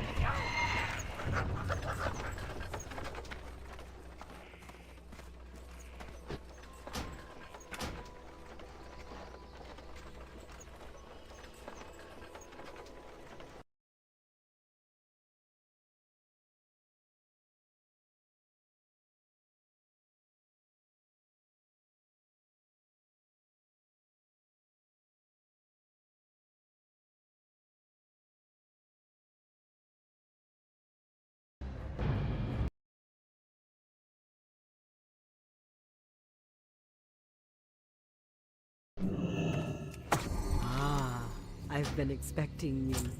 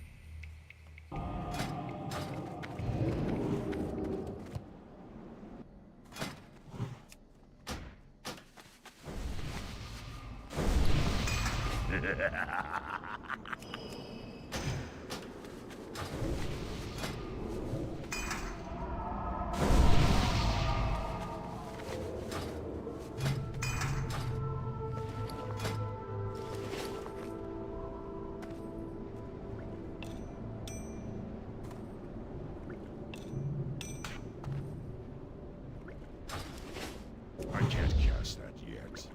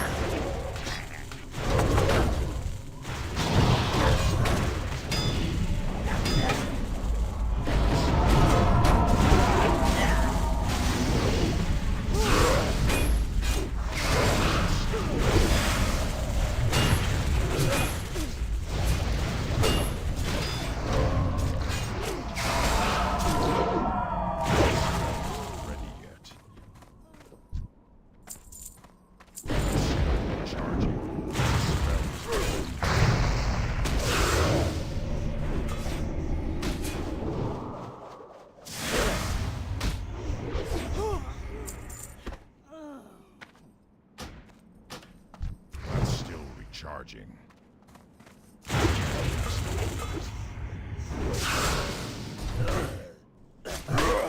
That's still charging.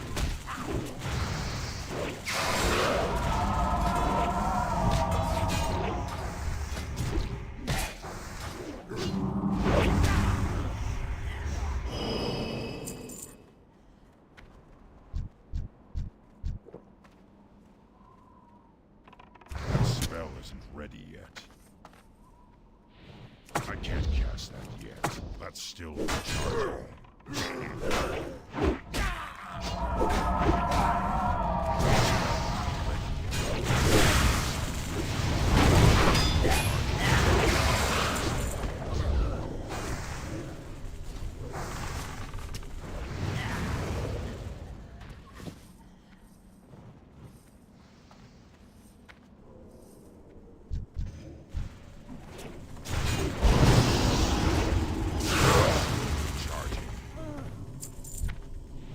That spell isn't ready yet.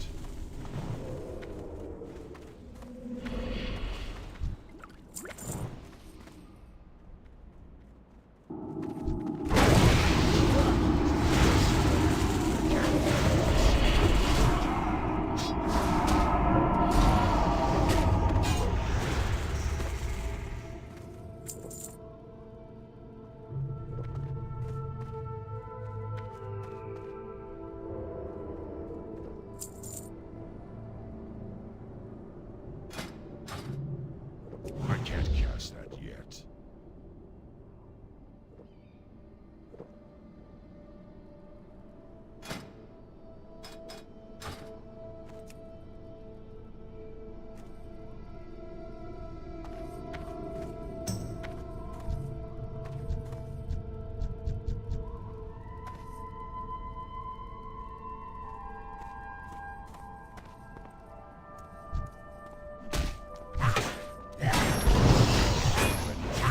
That's still I can't cast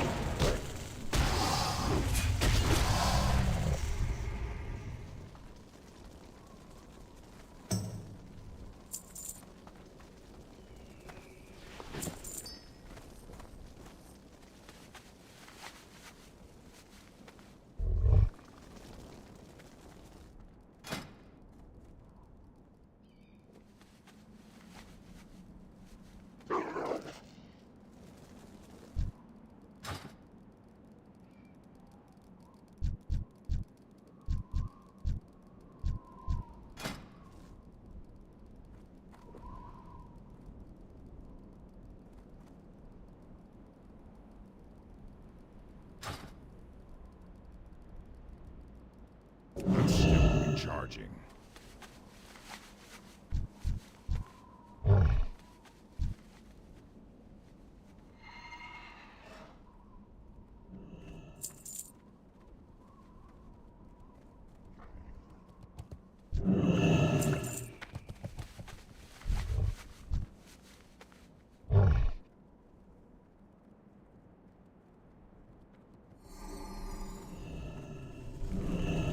It's too far away.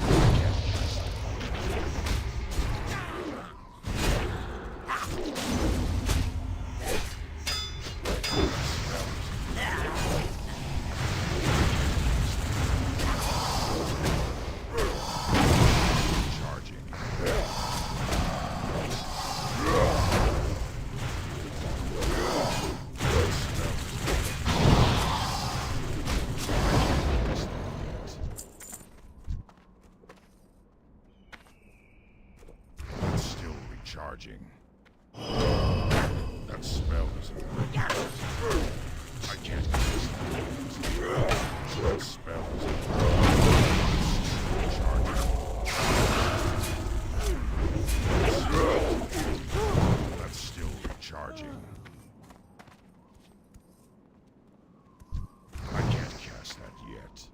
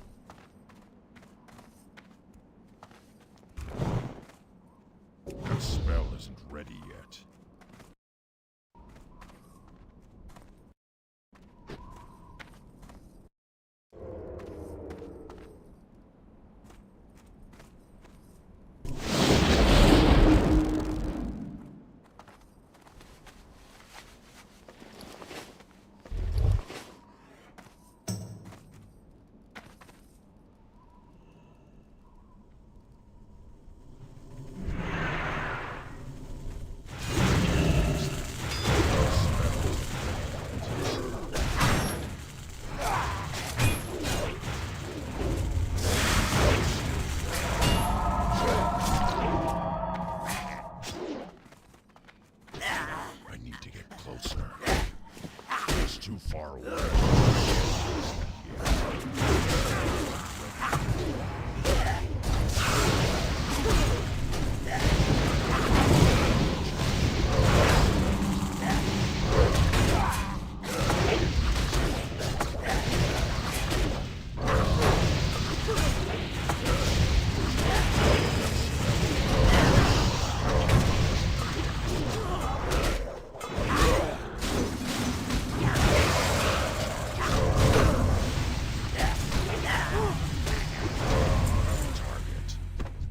For the whole. I'm out of range.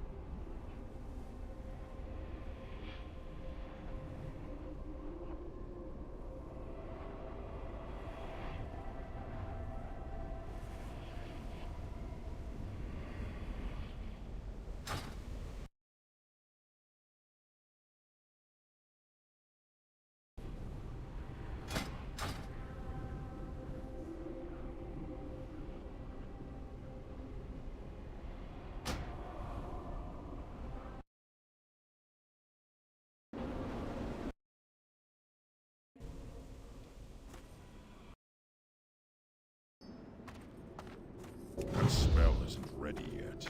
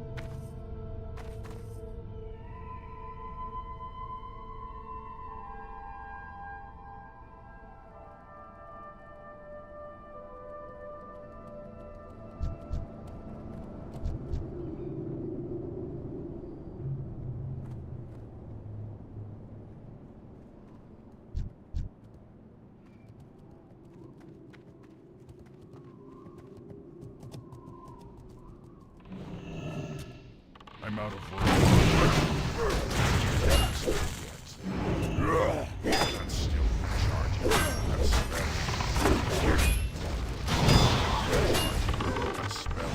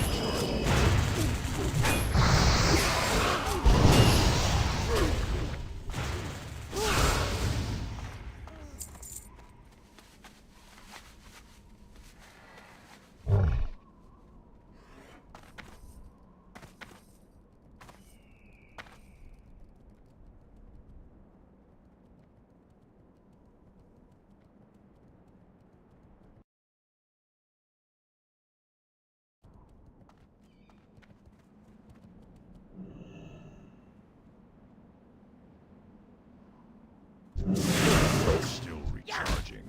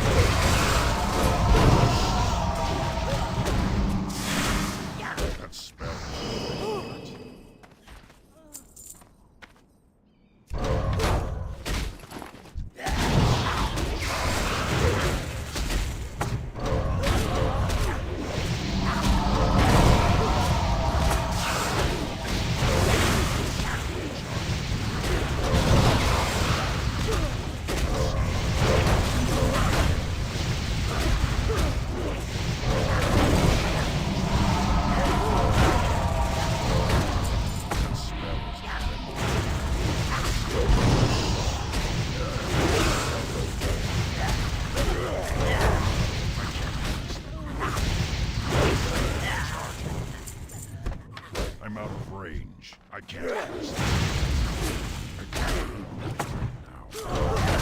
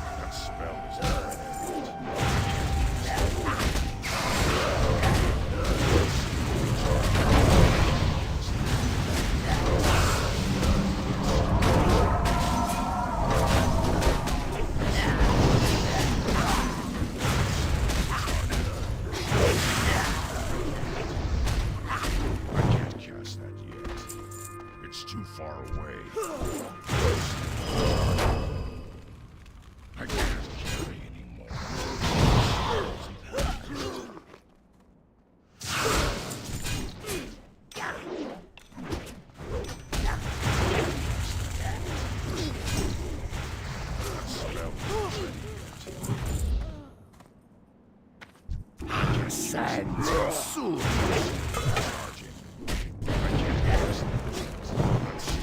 Charging. I can't cast that yet. That's still charging. The spell isn't ready yet. That's still charging.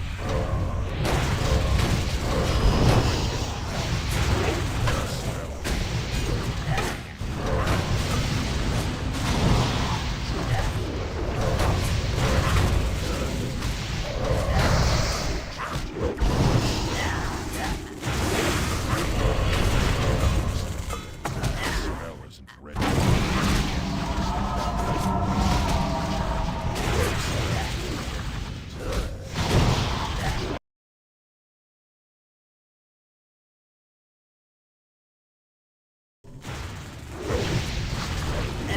spell isn't ready yet.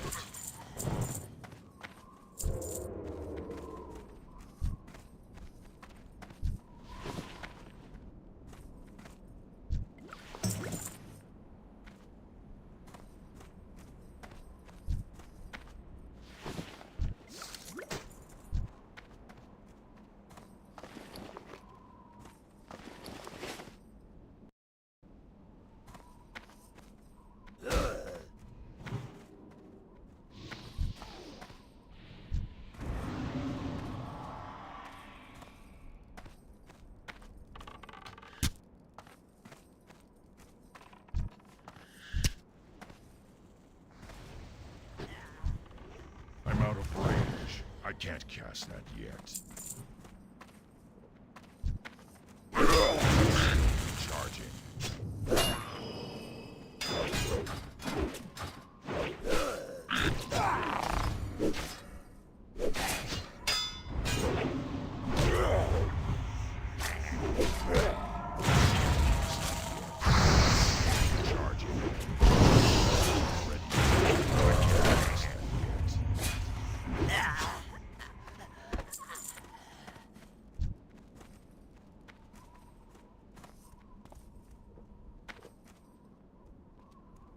That spell isn't ready yet.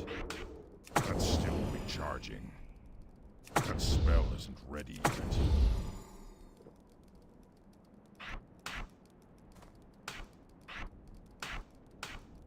I can't cast that yet.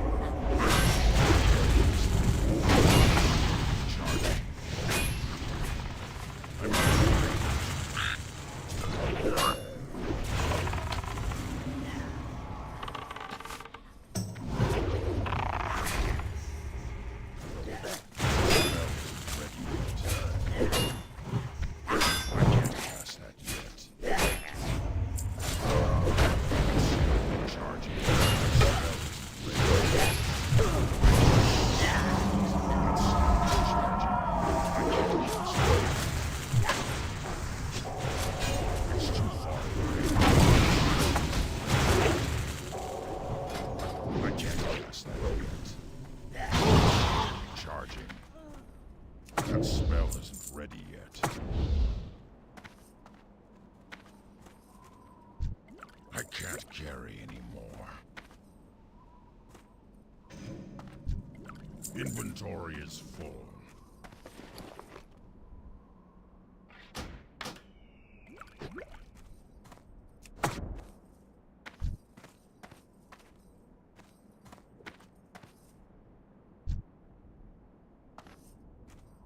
I can't cast that yet.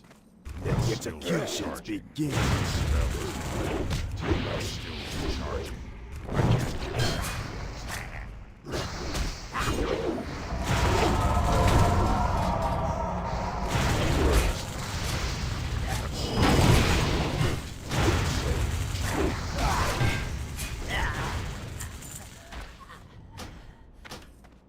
I can't carry anymore.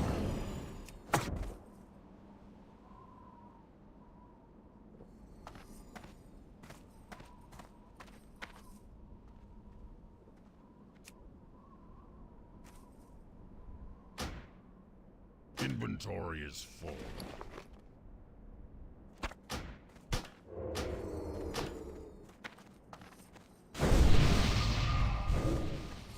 I can't cast that yet.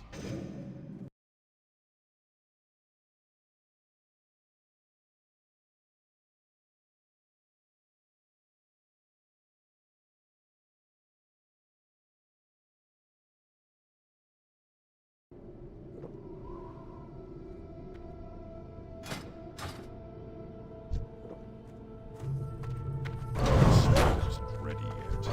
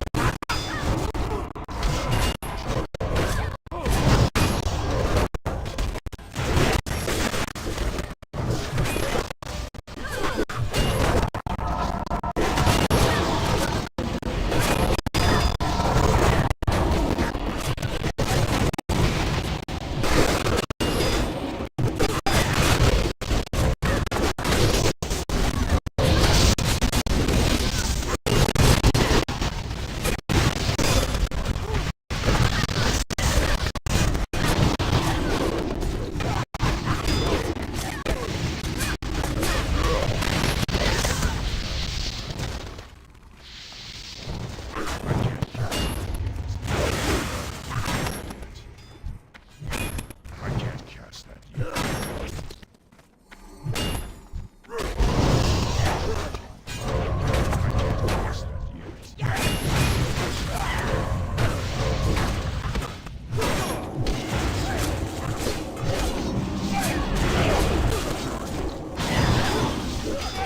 cast that yet. That's still charging. I can't cast that yet.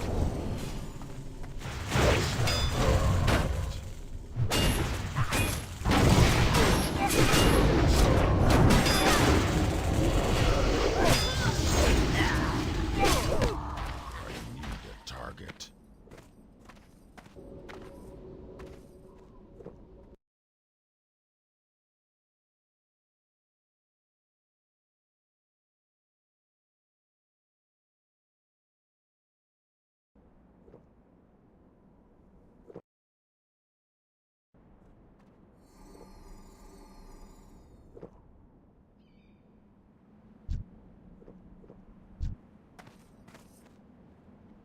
I can't cast that yet.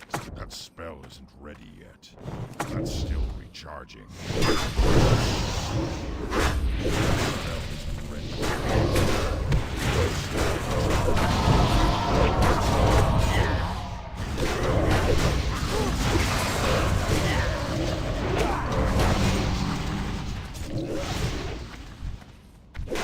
That spell isn't ready yet. Charging.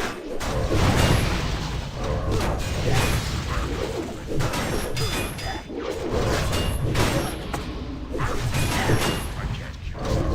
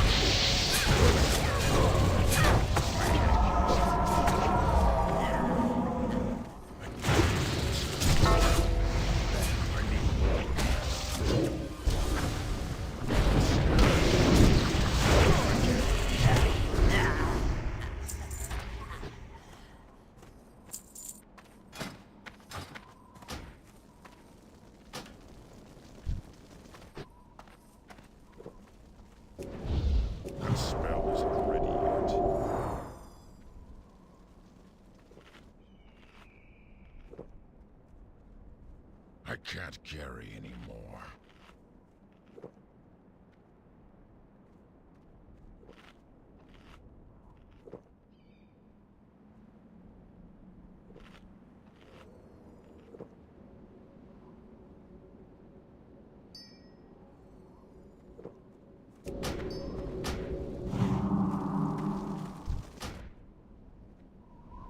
Inventory is full.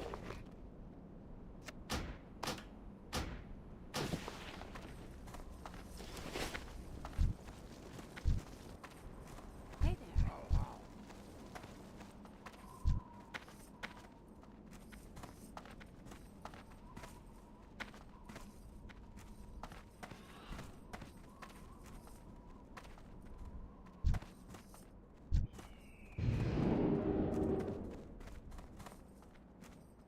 That's still recharging.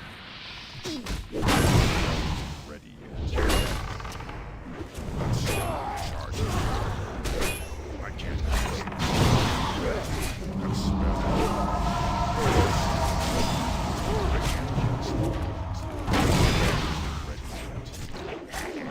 I can't cast that yet. That's still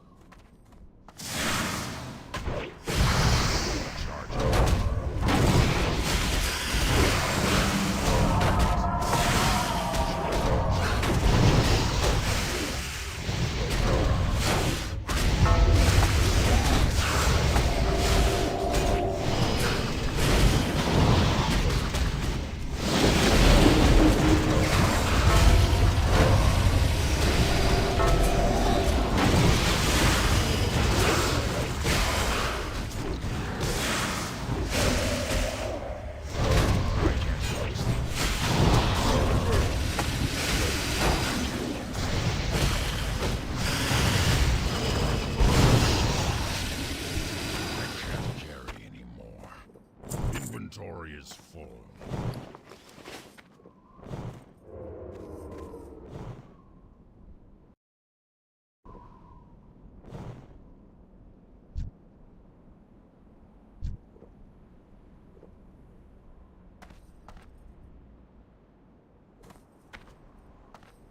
This desert be mine.